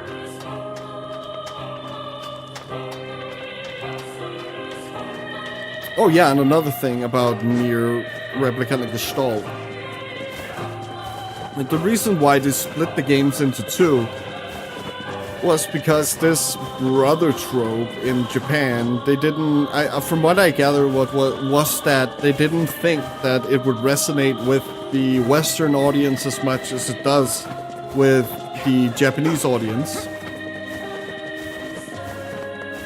So I think Gestalt, where you play as Papa NieR, was like meant to be on Xbox. Like, because that was the Western, you know, console, I guess. And then the other version was for PS3. And the West only got the Gestalt version of the game, where you play as Papa.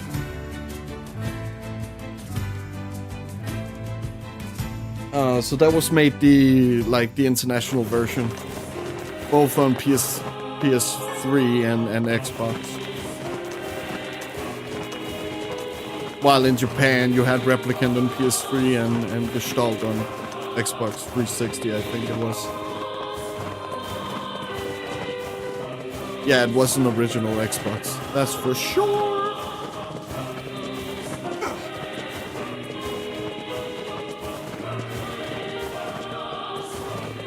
But for me, I really enjoy how they tie everything together.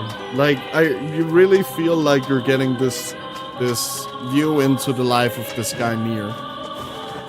I'm done believing in people. My wife's been acting kind of strange. Oh, and later, when we are kind of done with our playthrough, we're also going to go over, like, Celestial Alphabet things. We're probably not gonna translate it ourselves, but we're gonna, like, look at what people have found when translating it. Because there are some secrets in this game pertaining to that language. The most famous one is the DNA sequence. So that is the most known about. Also because that is also referenced in Dragon God 3. As Dragon God 3 might be a sequel to NieR as well as a prologue to Dragon God 1. In some ways anyway.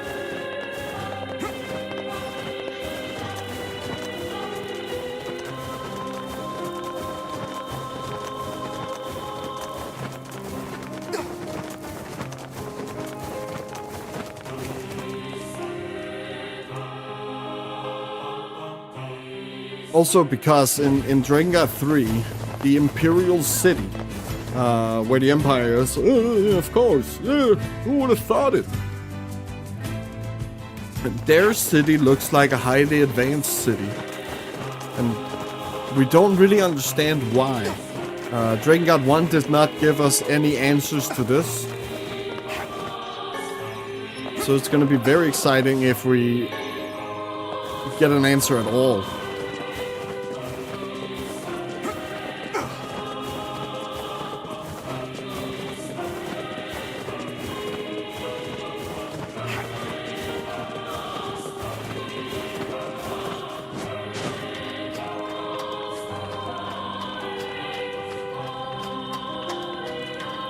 But yeah, I think I talked about everything I wanted to talk about yesterday. Like, My wife's been acting. wait, why am I up here? I thought I saw one. I guess not.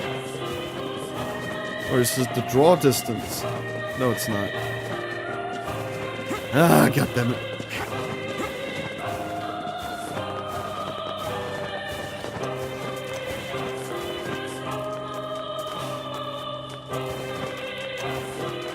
Why can't I not get an eagle egg, please?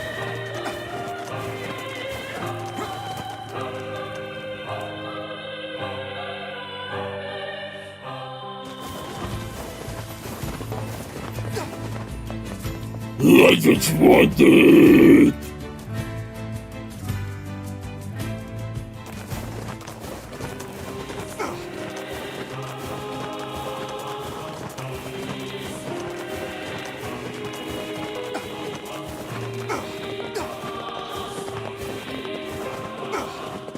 But I'm also very excited to see what Yoko Tao's next project is gonna be if he if he is blessed with another project. But for me personally, I don't know why, but I would actually very much like get another Dragon God. Like, I really love NieR, but I think it's also time for another Dragon God. Especially now with like what you can do with newer consoles. All these seamless transitions, no loading screens and stuff like that. I think it would benefit what they tried to do with the first game a lot. Because like sometimes when you transition between levels, you get this loading screen with just Kaim and Angelus flying. And then like it loads in the new area. And that would like work perfectly like with a new like kind of open world-ish game, I think. Well, big areas, kind of like as it is like a Dynasty Warriors clone. Or parody, as I like to call it, because it does parodize. What is that called? It does parody Dynasty Warriors. As well as this game is kind of parodying gaming. Or the state of gaming in 2010.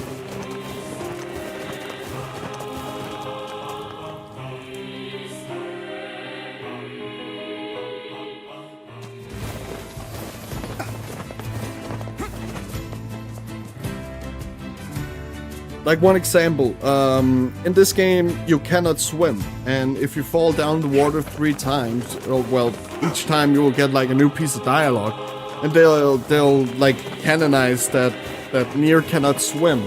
And oh wait, guess what? In 2010, it was very like unlikely for a game to have like swimming in it. as you would just drown. Like, I remember Assassin's Creed 1 getting a lot of flack for not being able to swim. Like, you're this master assassin, but you can't swim. So, yeah, of course, in this game, they're gonna make fun of it.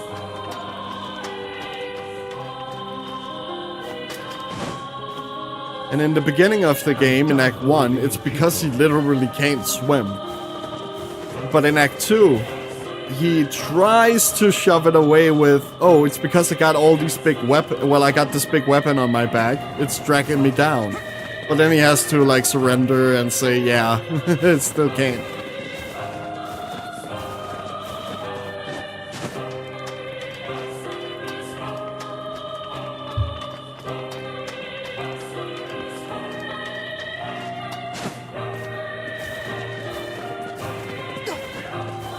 And there's many places also with the side quests.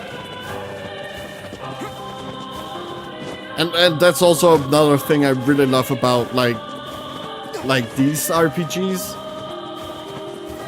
Is that every side quest is actually very goddamn important to understand the world and its characters and what like troubles they're facing and stuff like that.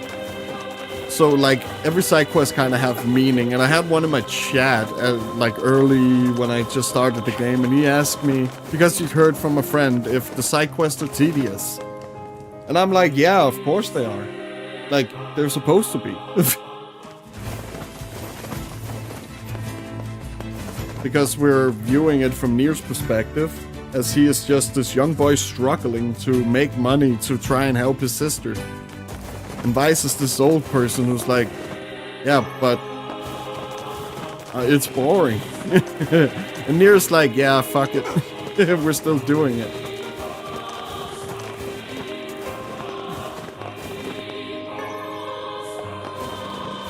So, like, what I'm trying to say is that every part of this game kind of has a purpose. Even the music has a purpose.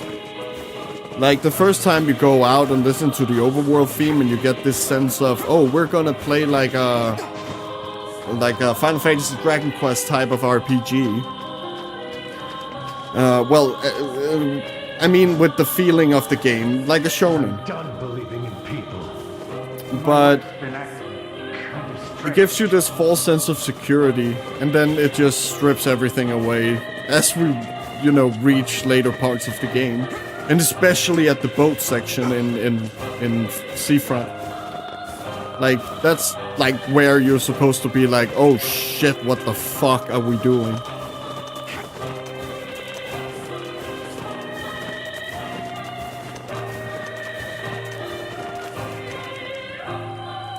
But I guess I can talk about this because we're not playing Act 1, but I really wanted to talk about the fact that in Act 1, when you're outside and you're gathering muttons and you see those shades in front of your village and he's like, oh no, shades in front of a village, why are they here? In my VOD, you will see that I'm standing very close to them, but they're not attacking, and they will actually never attack you. And now with this new, like, context, now we understand that that might have been the original sin, because after NieR slays those shades, we see more shades. And now they're fighting humans, and now they're, you know, killing the livestock and stuff like that. So I think NieR's killing of those shades in the beginning of the game is what triggered all this. Like, it escalates and everything like that. I think that he was the original, like, that was the original event.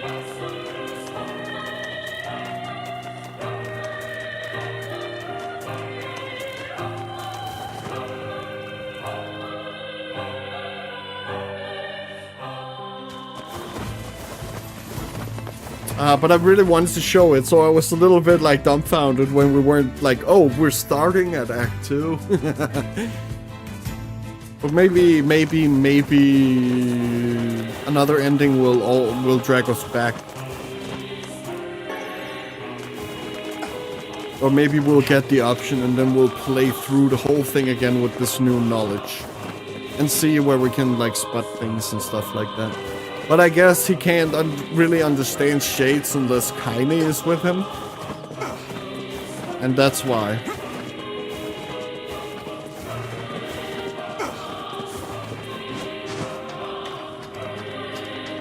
Oh yeah, I guess we also could talk about Hook. The guy we fought when we first found Kaine. No, actually no, we can't. We can't. Not yet. No, I'm stupid. Oh my god, Eagle Egg!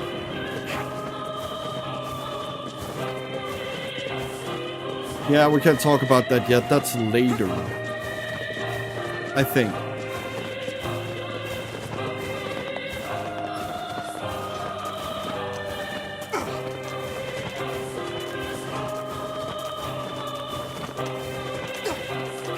But that was because we've learned so much about the grandmother.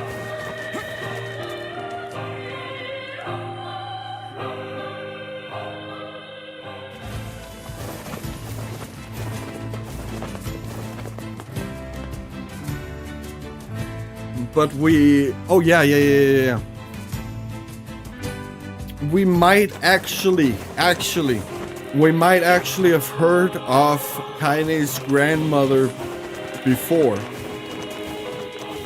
And that was from the Forest of Myth, as it tells this tale of a female warrior who lost her daughter. The one with the companions, where you have to guess how many companions they had.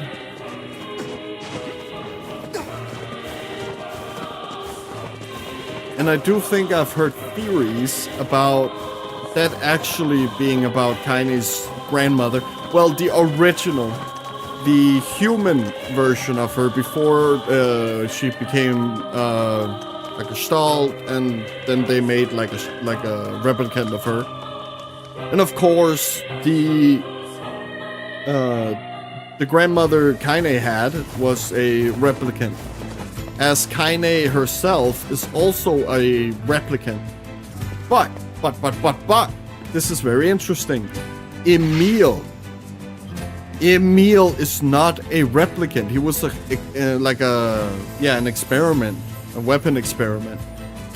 So technically, Emil is the only human right now who was not split into two, and is still human-ish, you know. He was never split. Or his Gestalt never got separated from the body.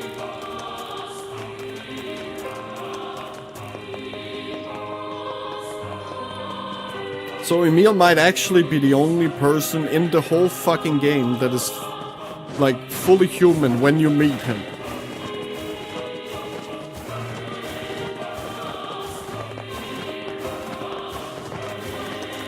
But because of the experimentation and stuff like that, yeah, he gained immortality, so he cannot die. Well, he cannot die from aging. And that's why he also is a small child. We gotta remember that he's like 1400 years old. Like he has been alive since then. Because that was like 2025, 2026 that number 7 began experimentation. And they sealed everything.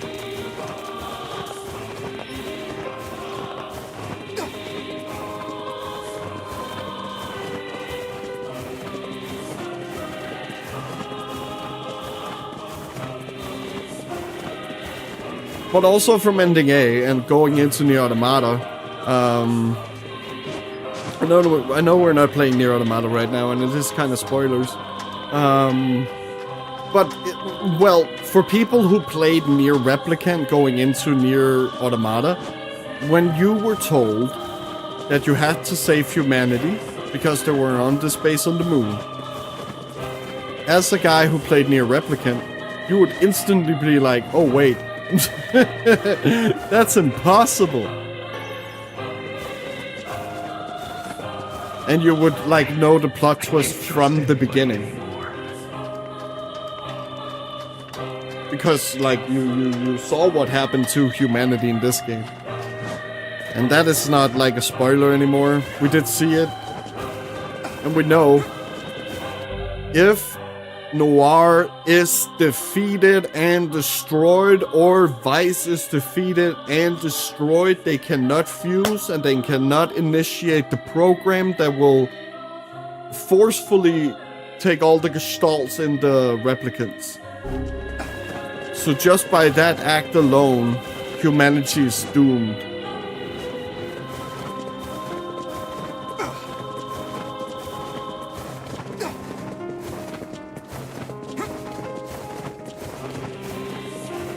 And as we saw, I don't know if we'll get more information about that, but we did get hinted toward that the replicants themselves began to develop souls and personalities. I guess based on what they were copied from. As this relationship between the Shadow Lord and his Yona and NieR and her and his Yona like are very similar. Like they would go through everything to save them.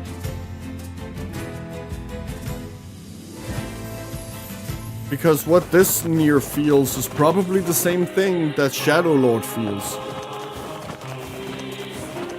Or human NieR. Soul NieR, I guess.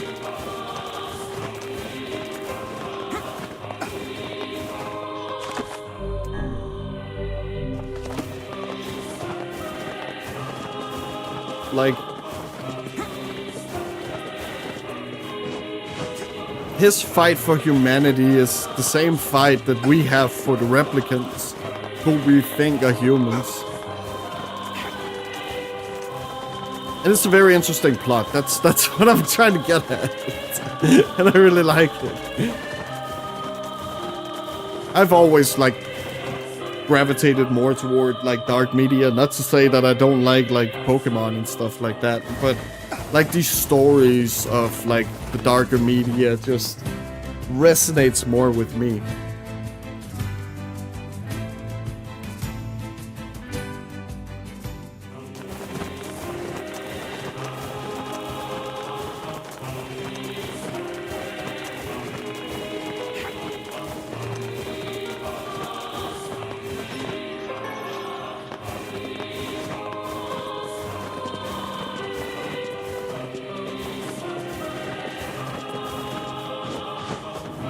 No!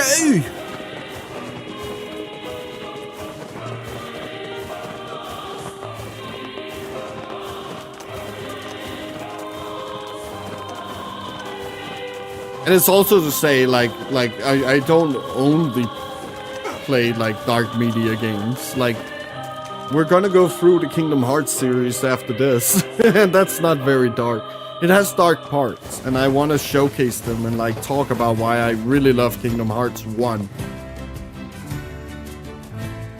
Kingdom Hearts 1 is one of my favorite goddamn games of all time, and there might be some biases in there because it was also the first like PS2 game I ever played.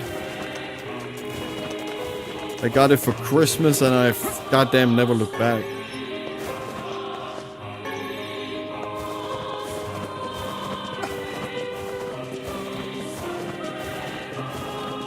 And that's where I kind of fell in love with it. And then I forgot about it. No, wait, I did buy Kingdom Hearts 2 when it released. And then after that, you forget about it because shitty Square decisions. Or Tetsunomura decisions, who knows. But them having to release everything on like different platforms and stuff like that. Like I was a PlayStation, like that's what I had. So I couldn't play all like the side games. And also, if you wanted to play Recom, you couldn't in Europe. It was never released in Europe. So you had to play the original Game Boy version. Or Game Boy Advance version. Which I did.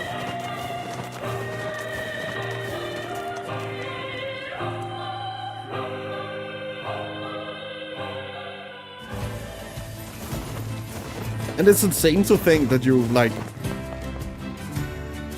you had to wait, what was it, to 2013 to play the, you know, the complete versions of the games. Like, legally. Or, well, you could also buy one off and ship it from Japan. But, like, getting those special versions in English was also, like, a huge revival for me in the series. To finally play this mysterious final mix version.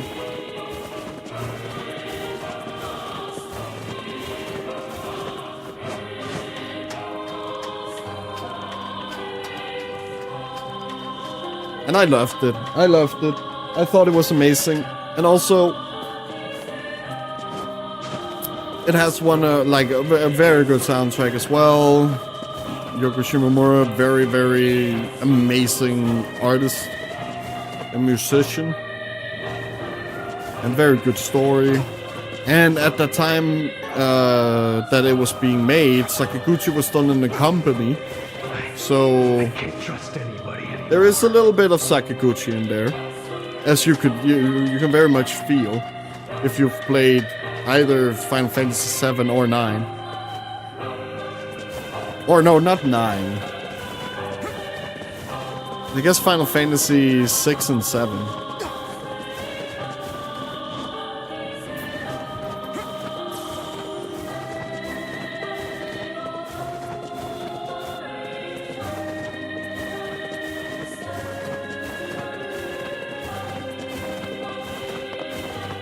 And I'm not getting any goddamn eagle eggs. I got one.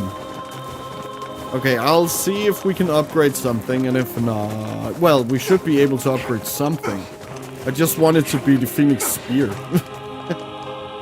I think that's where I'm coming from.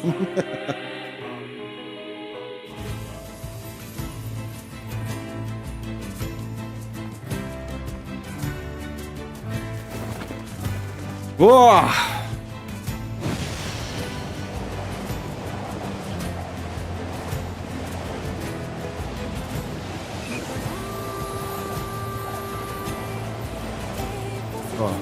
But also nice with a very chill day, actually.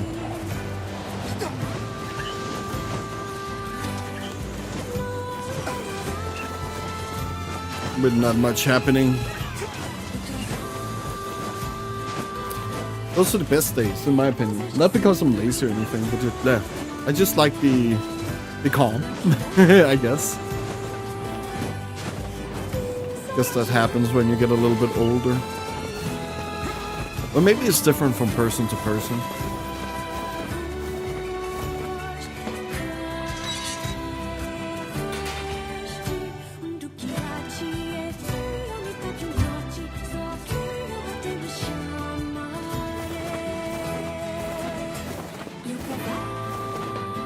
Okay, Gideon, my boy! Gideon! What can I help you with? Well, I think we can upgrade all of them. No, we cannot. Fucking shit, fuck. What do we need? Oh, that's a giant egg! Where the hell do we get giant egg? I only know where the fuck we get the fucking fuck shit. Shit.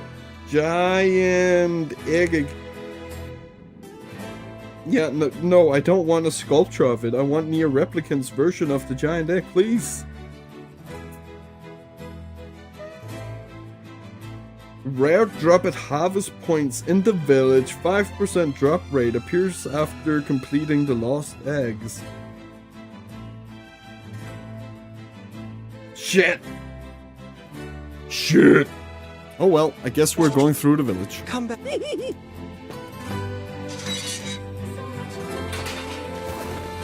Yeah!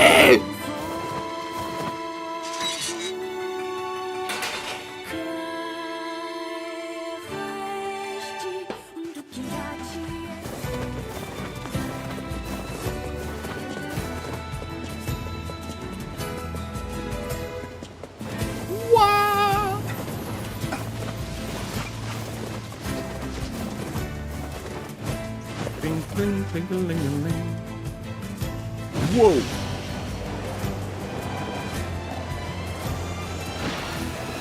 Hey! Yes! You can still do it! Yes, you can! Whoa, whoa, whoa! Okay. Where is the ship?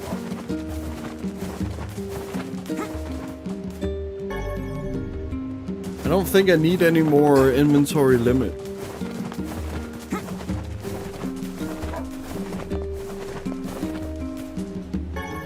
No, that's berries.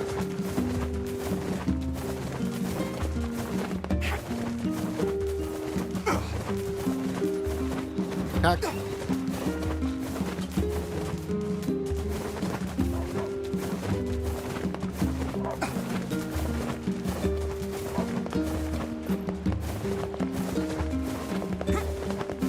But I mean, what chicken lays a giant egg?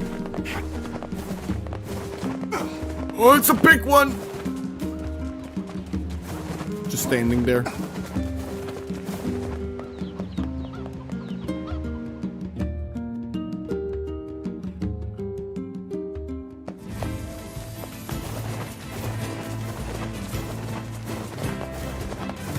Me the giant fucking egg. Give it, give it, give it, give it, give it. Give me the egg. That's not the egg, that's berries. Why doesn't anyone ever listen to me? No! Oh yeah, we never checked the hill. It might be up here.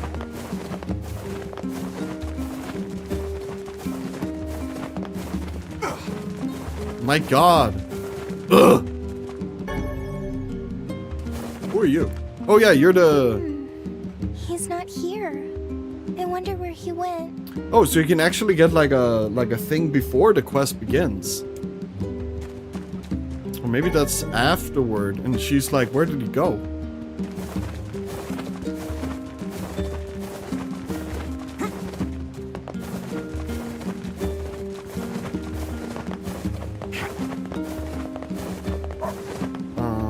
Yeah.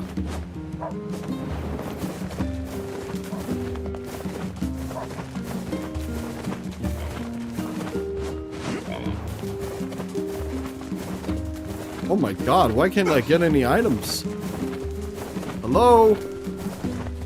Items? Hello?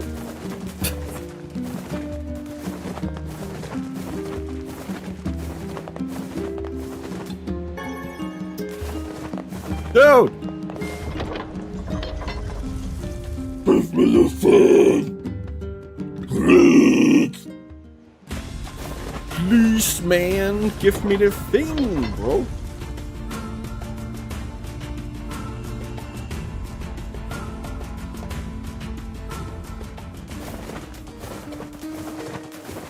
Wait, no.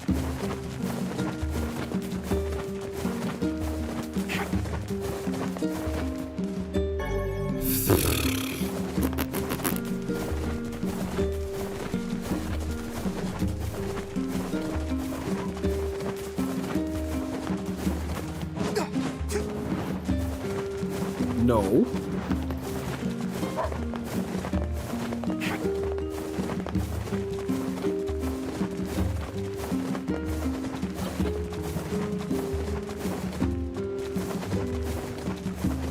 Dude! Can I get items? Please?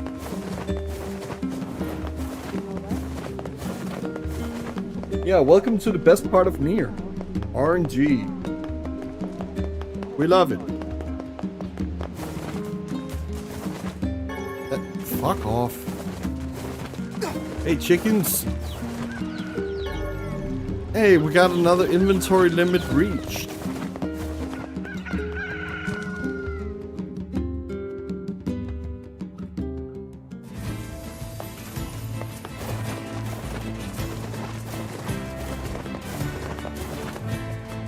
Ding.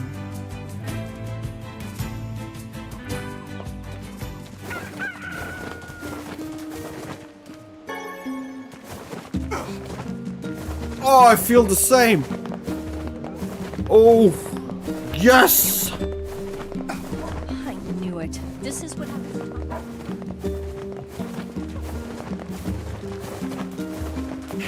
If we can get another one, that would be insane. Nope.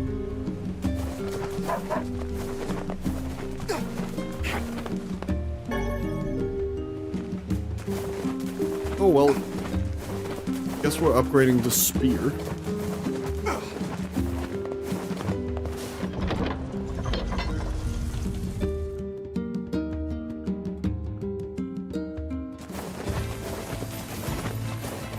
And I'm so happy, so goddamn happy that the weapon system from Dragon God 2 didn't return.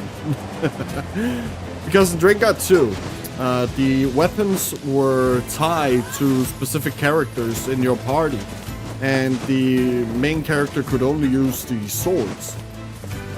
But that also meant, well, another thing, and that is why I think it's very bad. And that is because you need at least one sword, because Noe is the only person in the party that can summon the dragon. So you at all times need to have one sword on you to change to him so you can fly dragon. And most of these stages are made for the dragon. And I'm very happy it didn't return in this one. I'm very happy he can use them. You don't have to switch. But I do want to, like, can you play as Kaine? What can I help you in with? Emil? I don't think you can at any point.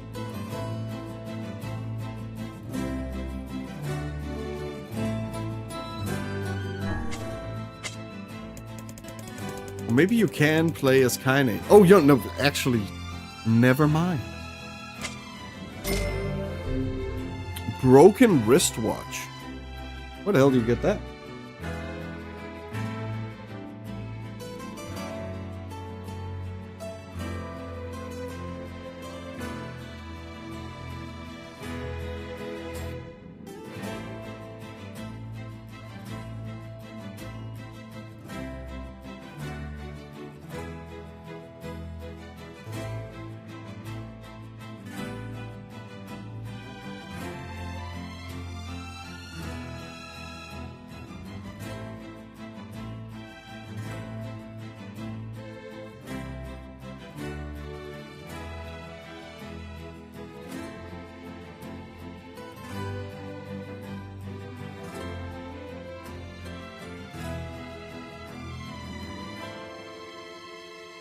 What the hell is it? Oh, there it is. Oh, those guys. Yeah, shit. They should have spawned now. Oh, I guess it's material farming for the rest of the stream.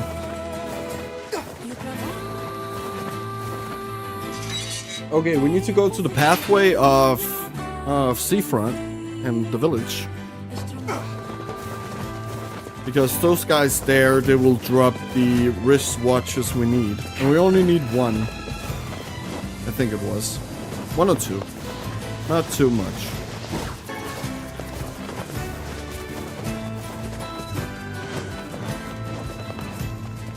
Oh yeah, and we're also upgrading every weapon to level 4 so we can read the weapon stories just to say, haha, we did it. I did that too with Dragon God. It took like a week and a half to upgrade all 60 something weapons. I think it was 64 or 65. And that took a while.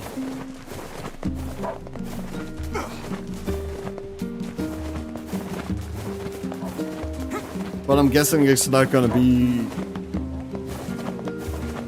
like that in this game. I'm hoping. How about buying something? But we're probably still gonna spend like 80, 90 hours completing everything.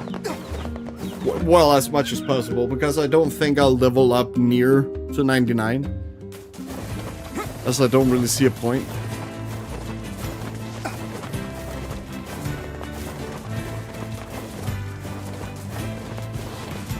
Here we go.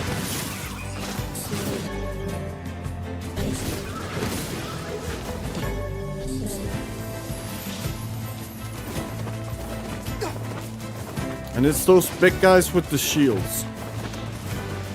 These guys.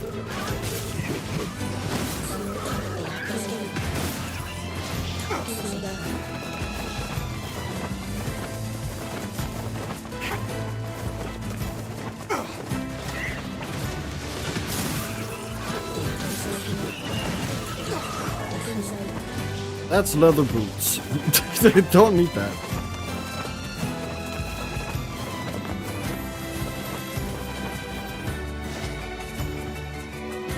I also saw the, I think it's kind of my favorite video right now. With, the Timbaland fucking concert. Which where he's just, hey! I found that so goddamn funny. Oh, that's amazing. I hope you guys have seen it. It's everywhere.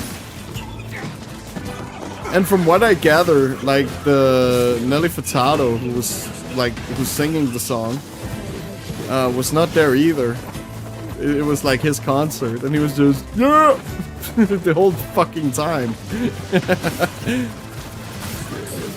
Like I understand it, it's his song and everything, but like shit, that was goddamn funny.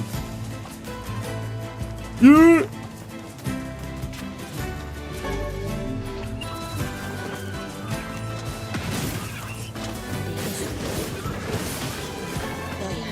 That is a cookbook. Do you also spawn here? Yes. Oh, only the small guys. Ah!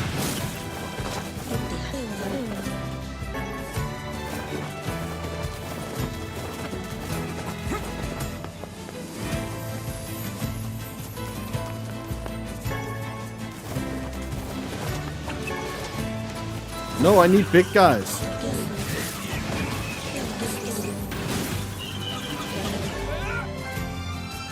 You collected 50% of all words. Nice. Yeah, we will also be collecting all that. If it's possible. How are we actually doing on everything? Weapons, 84. Words, 50%. Is there anything else? No. Oh yeah, and quests, 88.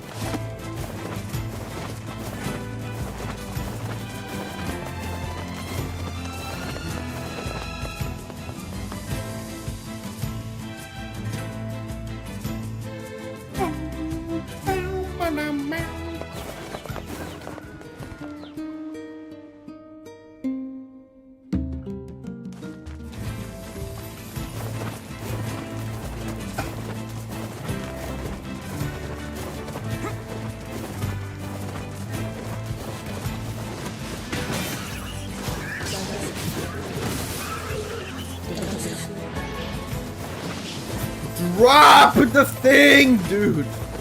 Drop it! I need it! Oh, what's that? What's this? That's...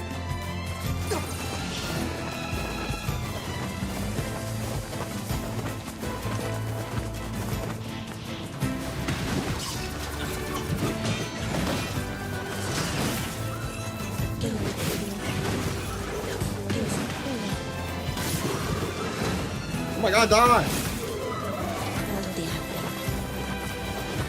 Wait, is there also one up here?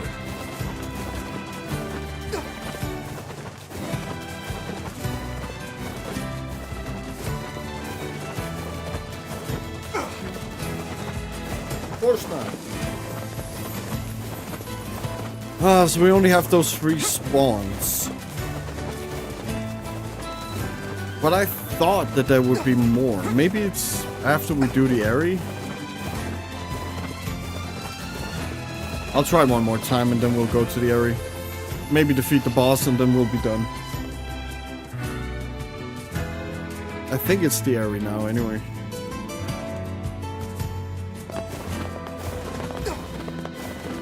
Or maybe there's like a small thing we have to do before we can do that. Ooh, it's too much.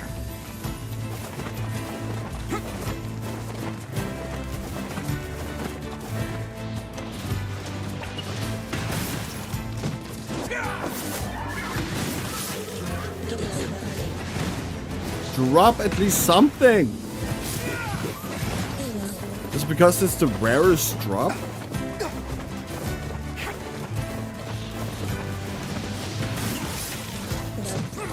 Oh my god, stop.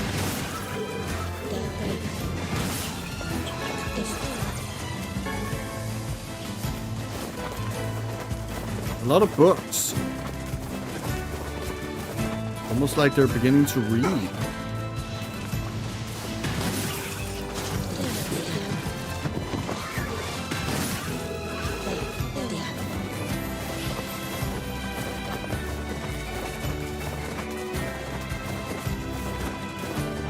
Oh well, let's see what Popola wants.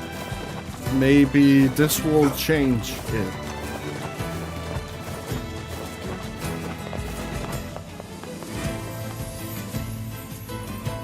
Ba ba boom ba ba bum, bing bling bum.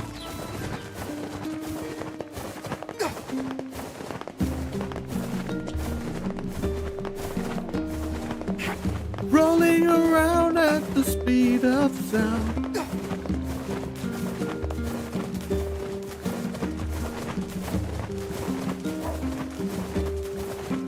Giant A!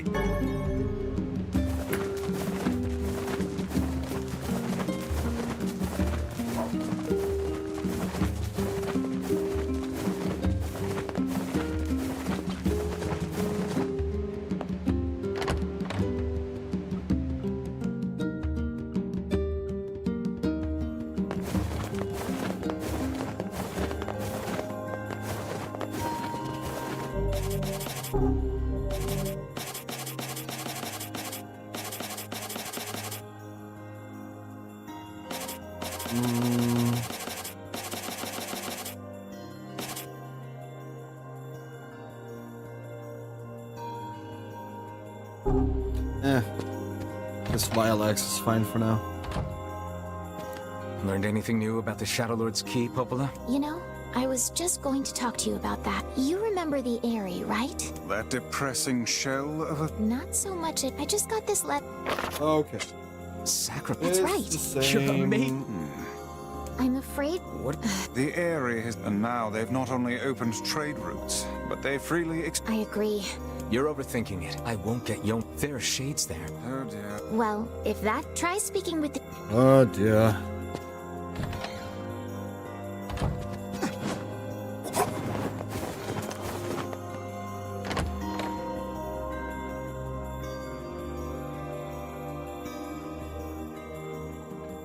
The area. Well, it's the Airy time. Let's fucking go. We already got an eagle egg, so. And we can always get them later in the next playthrough. But I will be I cannot like... fathom that village setting up a mercantile. They must have truly opened their minds. You know, take a stream just to like grind materials and stuff like that.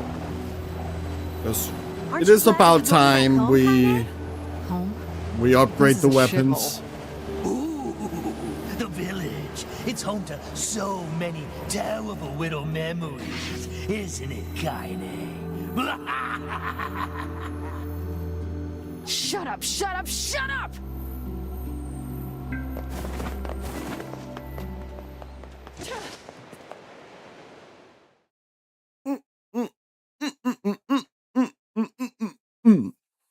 We do not desire.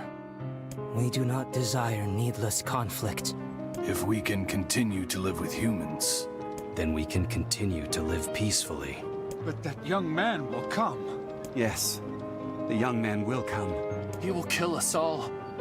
Women and children included. What should we do? What can we do? Yeah, so now we get a little bit more of the thought process here. And it also makes sense that these people don't want to go out. You know, they can't be out. I'm guessing not everyone in the area is a shade, but it does make sense that they don't want to go out. And they stay inside the whole time.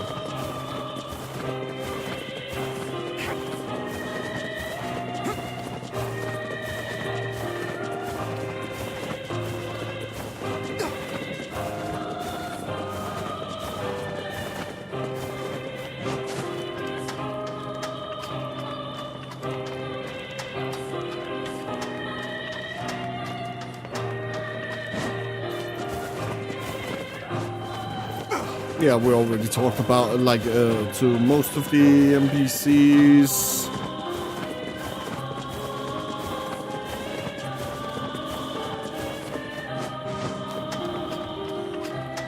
But it's still like, I don't want to go out.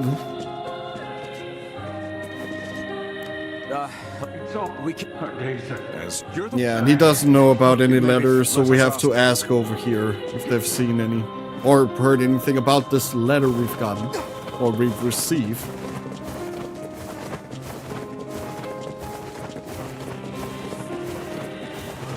And just to showcase. The Shades attacked again last night. It's over. Yeah, so there's no hope here. I don't believe in anything anymore. Yeah.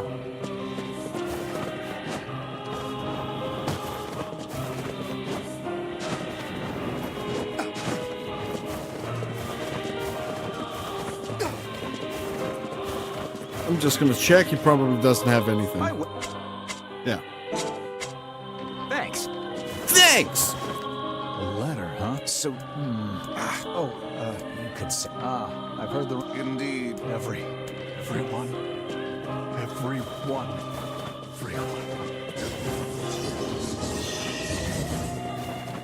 Vice!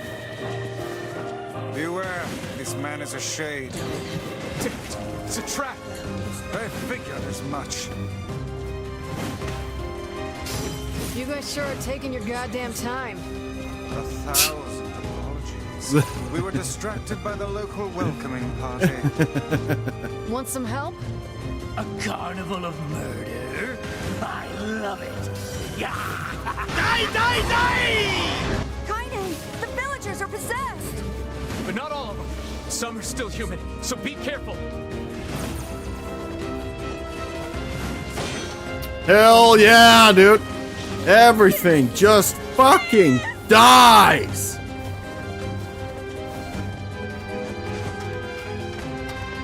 I am Kaim. Hell yeah, I'm kind. Well, I'm not kind. The YouTube channel, but I am kind.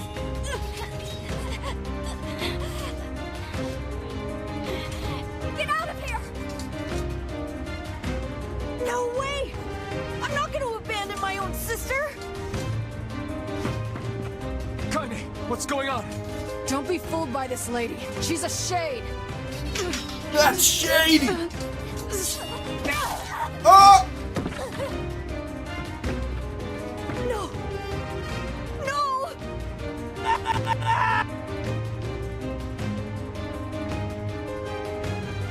You people are the monsters here! I am Kaim. Stay back, kid. Your sister is one of them now. I don't care what she is! She's my sister, and I love her. Also, the parallel between NieR story and their story right here.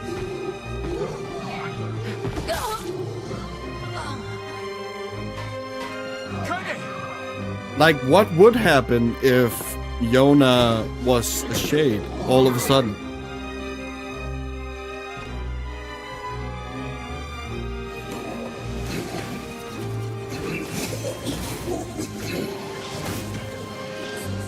Stop it! Don't hurt my sister!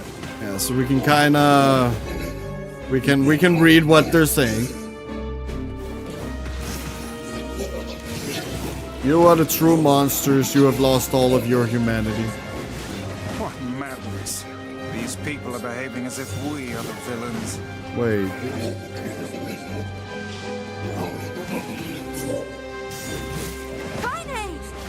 Wait, can Vice understand them? Because he did respond to this. Kill them now! No! You've got to stop this! We're trying to save you from the shades! Please, you have to stop! Emil! Villagers are under attack over there. Yeah, I'm on my way, man. Hello, Kaine. Emil, watch Kaine. All right. Why are you here? Everything was fine until you showed up. Yeah, well, you kind of told me to come here, Look at so those black swirls. it's your own goddamn fault. I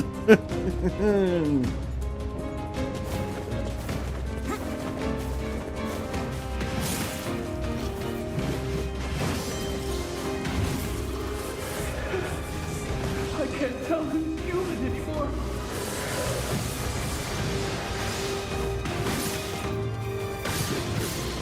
Oh shit!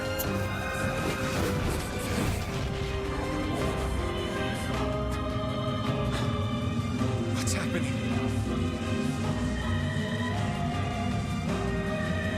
The souls are assimilating, fusing into one singular being.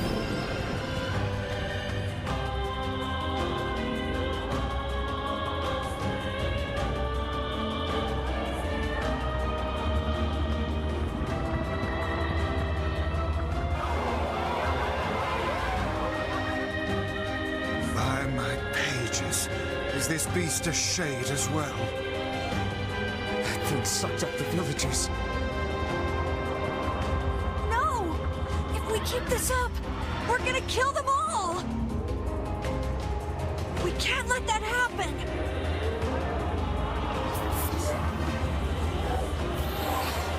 Who am I? Oh my god. This game is so fucking crazy. It plays with a lot of fun, like, dark shit. I feel something from within the creature. Oh yeah, fuck. Yes. Yeah, perfect. Perfect!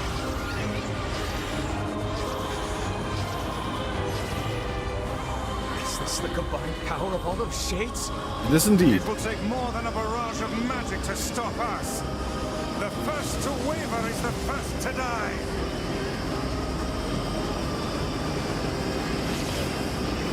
I sense magic coming from the center of that eye.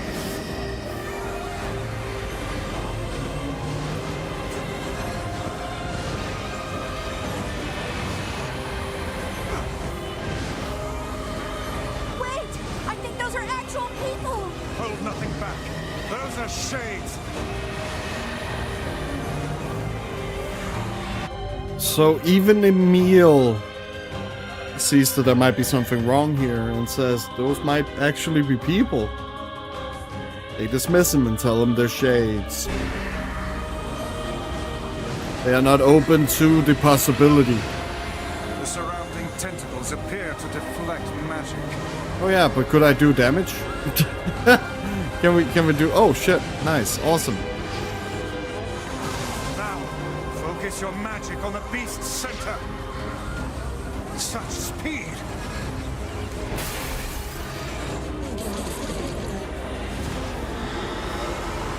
Let's go!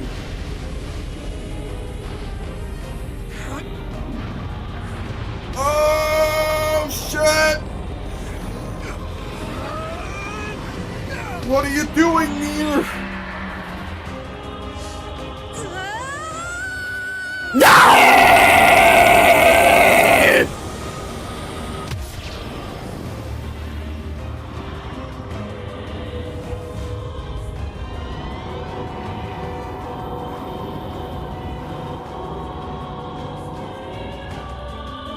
out! Something's coming! Yeah, this was the energy beam thing, and we needed to go up here. Located around the back. Try attacking it from above. Wait, why are you chasing me? Emil, help! I'll try to pin it down! Ah! Camera! Wait, fuck you, game. Emil! I'll keep it busy! Emil! Should be able to attack from behind! Yes, I'm on my way, dude. Yeah. Please, hurry! We need to go up here. Emil can handle this. We must circle behind the creature at once. I am! Chill out. I am on my way, man. Look at me climbing as fast as possible. Look at me struggling with the ladder. You must strike it in the eye. Strike it in the ass! Whoa. Have you guys seen Sicker Duchess? I don't think so. Alright, let's fucking do this. Bye! Are you there yet? Did we get it? It is escaping to the inner level. I'm coming. Gotta catch my breath. Careful, Emil. Won't help anyone if we lose you here. Oh no. God damn it! You beat the hell out of that thing. How can it still move? Its combined powers are beyond even my greatest suspicion.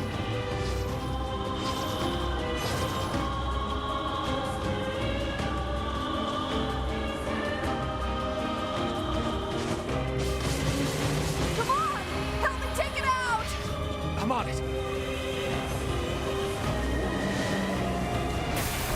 And there we go. Applause. Yes. Woo!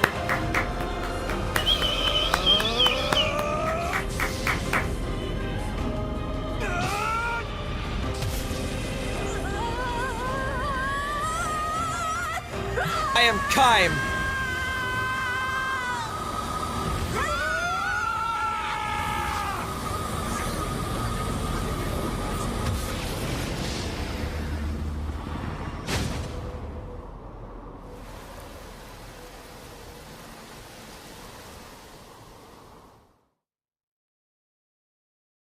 Yes, we have already read this one.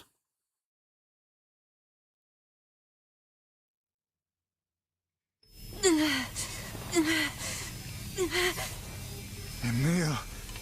Yeah, I don't think we need to watch this again. Uncontrollable magic. I have to protect the people I love. That was my only thought as I unleashed a magic powerful enough to destroy not only the Shade, but everyone else as well. All of them. So many innocent lives. Destroy. Eviscerate. Crush. Kill.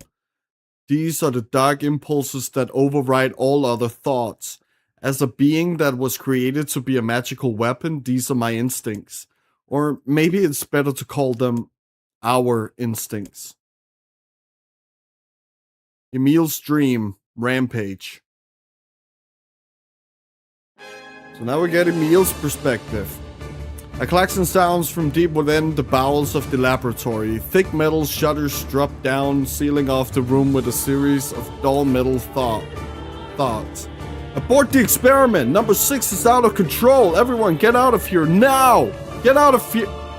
The researcher's words are abruptly cut off as a massive hand materializes out of the gloom and lifts him high into the air.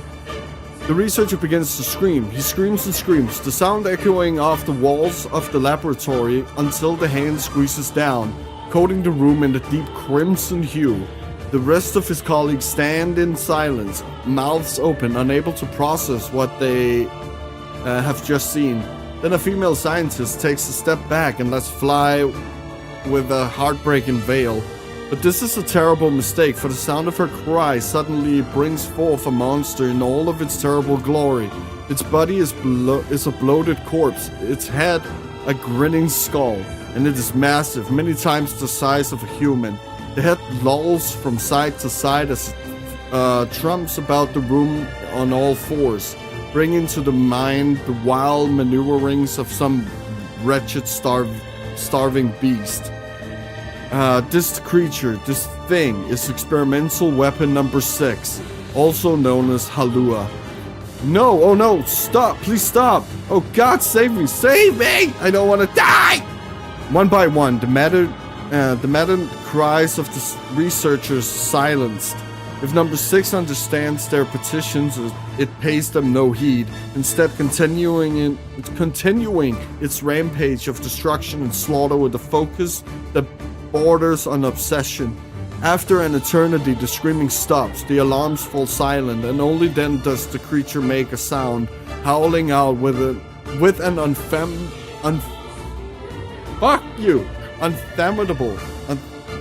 unfathomable roar that echoes up and down the empty halls of the blood-soaked laboratory.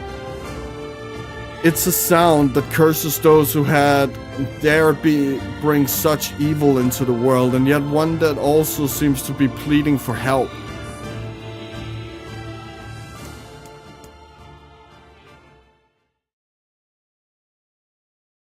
Two sets of footsteps echo in an otherwise silent corridor on the first level of the laboratory.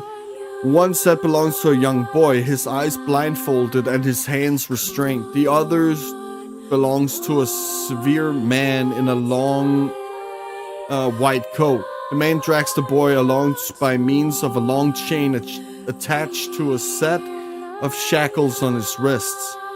Rubble is scattered here and there across the floor of the corridor, making the journey an exceedingly difficult one for a boy who cannot see.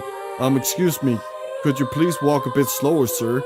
I'm not used to being blindfolded, and rather than stopping, the man only increases his pace, causing the boy to stumble in an attempt to keep up. The last humiliation proves too much, and the boy finds himself unable to arrest his fall. Without the ability to brace himself, he topples to the floor, smashing his head on a pile of debris and causing a trickle of blood to worm its way down his pale, frightened face. Agonized by the pain, the boy inadvertently opens his eyes, causing the falling drops of blood to emit a strange crackling sound before transforming into tiny white rocks. "Close your damn eyes!" roars the man. Yes, sir, stammers the boy as he slams his lids shut.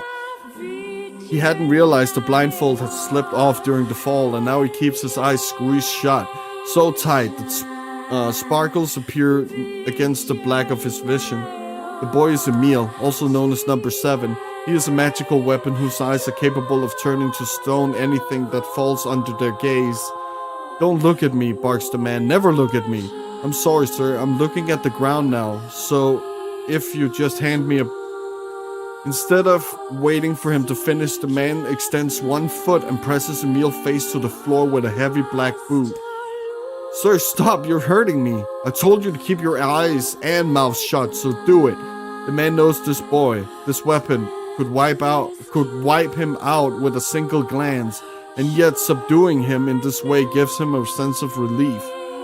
After making certain the boy is sufficiently cowed, the man leans down, retrieves the blindfold and nuts it tightly around the boy's quivering head. "Right then, on your feet, let's move." Emil staggers to his feet, trying to ignore the red liquid oozing down his face.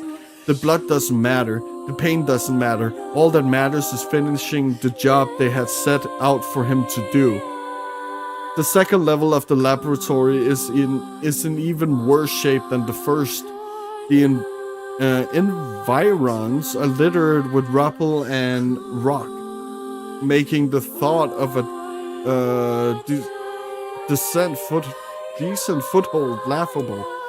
When the man's eyes linger on a section of rubble stained a deep red, he has a sudden image of warm, gooey brownies slattered in a strawberry sauce. His stomach lurches at the thought, but when he attempts to avert his eyes, they land on the remains of a human being rendered into what could only be described as paste. The man blinks, his mind goes strangely blank, attempting to determine exactly how many humans had to be sacrificed to create the scattered piles of flesh around him. After a moment, his thoughts simply ceased altogether, as if his mind realizes that trying to put such a thing into form is folly. You can go the rest of the way on your own, says the man in a voice much weaker than he wishes it to be. I mean, what does it matter? You're not even human, you're a monster. With this, the man spins around and dashes back down the hall. A helpless Emil simply listens as the footsteps of his erstwhile captor fades into the distance.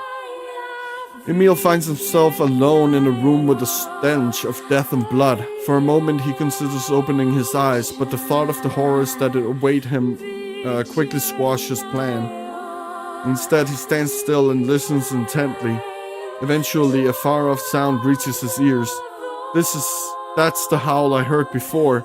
Emil resumes walking, using the sound of the distant voice to guide him, almost as if it's calling him home. By the time Emil reaches the third level, he is moving on memory as much as sound. His hands and face are covered in fresh wounds from numerous falls, but every time he thinks about giving up, his mind returns to his sister. We studied together, we ate cookies together, we cried together, we laughed together, and sometimes I was the only one who got yelled at. That's why I was never lonely.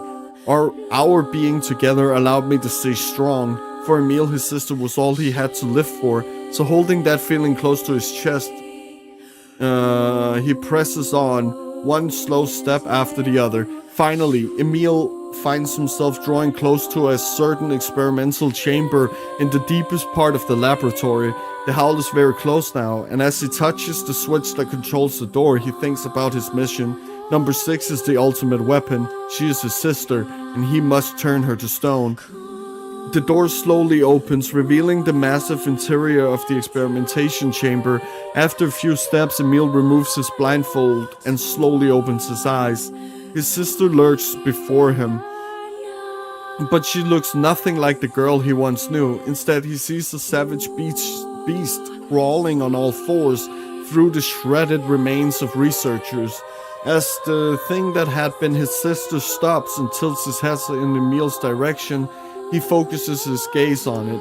A series of soft, crushing sounds emerging from the creature as his magic does its terrible work. First the fingers, then the hands, arms, legs, head.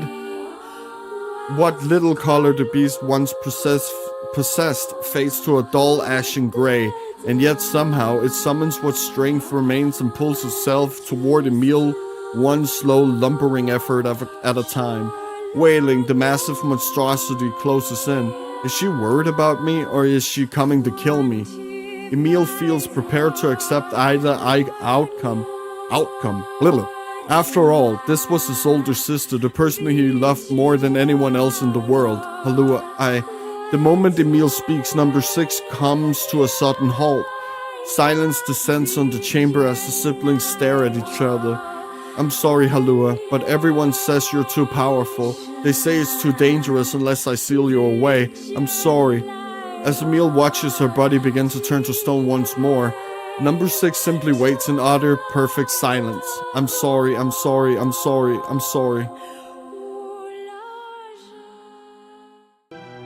The moment number 6 says petrification is complete, her memories flood into Emil's mind. The two of them huddling together in the cold, all alone in the world with no one to protect them. All she wanted was to save her little brother, and yet it was that little brother who, in a sense, saved her. The moment the petrification is complete, Emil sinks to his knees. A frozen sister and a little brother racked with sin. Alone in this cold cage, the two of them weep in a single silent voice.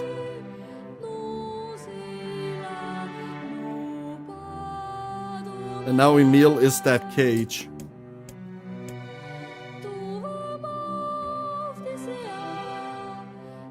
It was our combined power that destroyed the Aerie, whole existences, entire lives, even their memories. We took it all. We took everything. My sweet gentle sister turned into a monster, and the same thing will happen to me now that I have her power.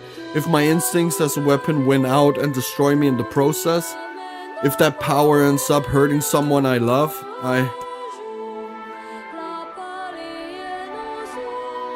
Woo! Speed run, dude!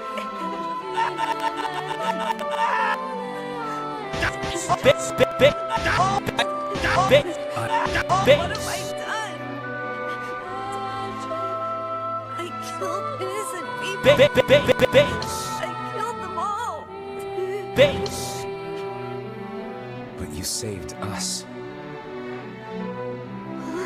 If it wasn't for you, we'd all be dead. We owe you.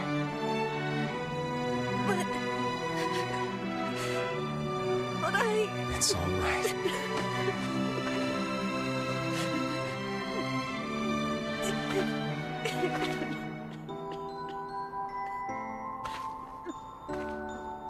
Really? Don't look back.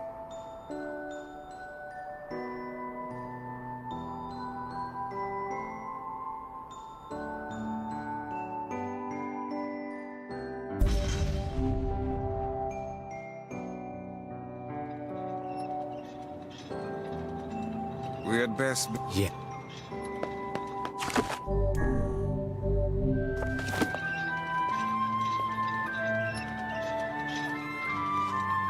Wait. No way. Oh no, I must have hit it while I did the weird thing. Oh well. Ah, there we go.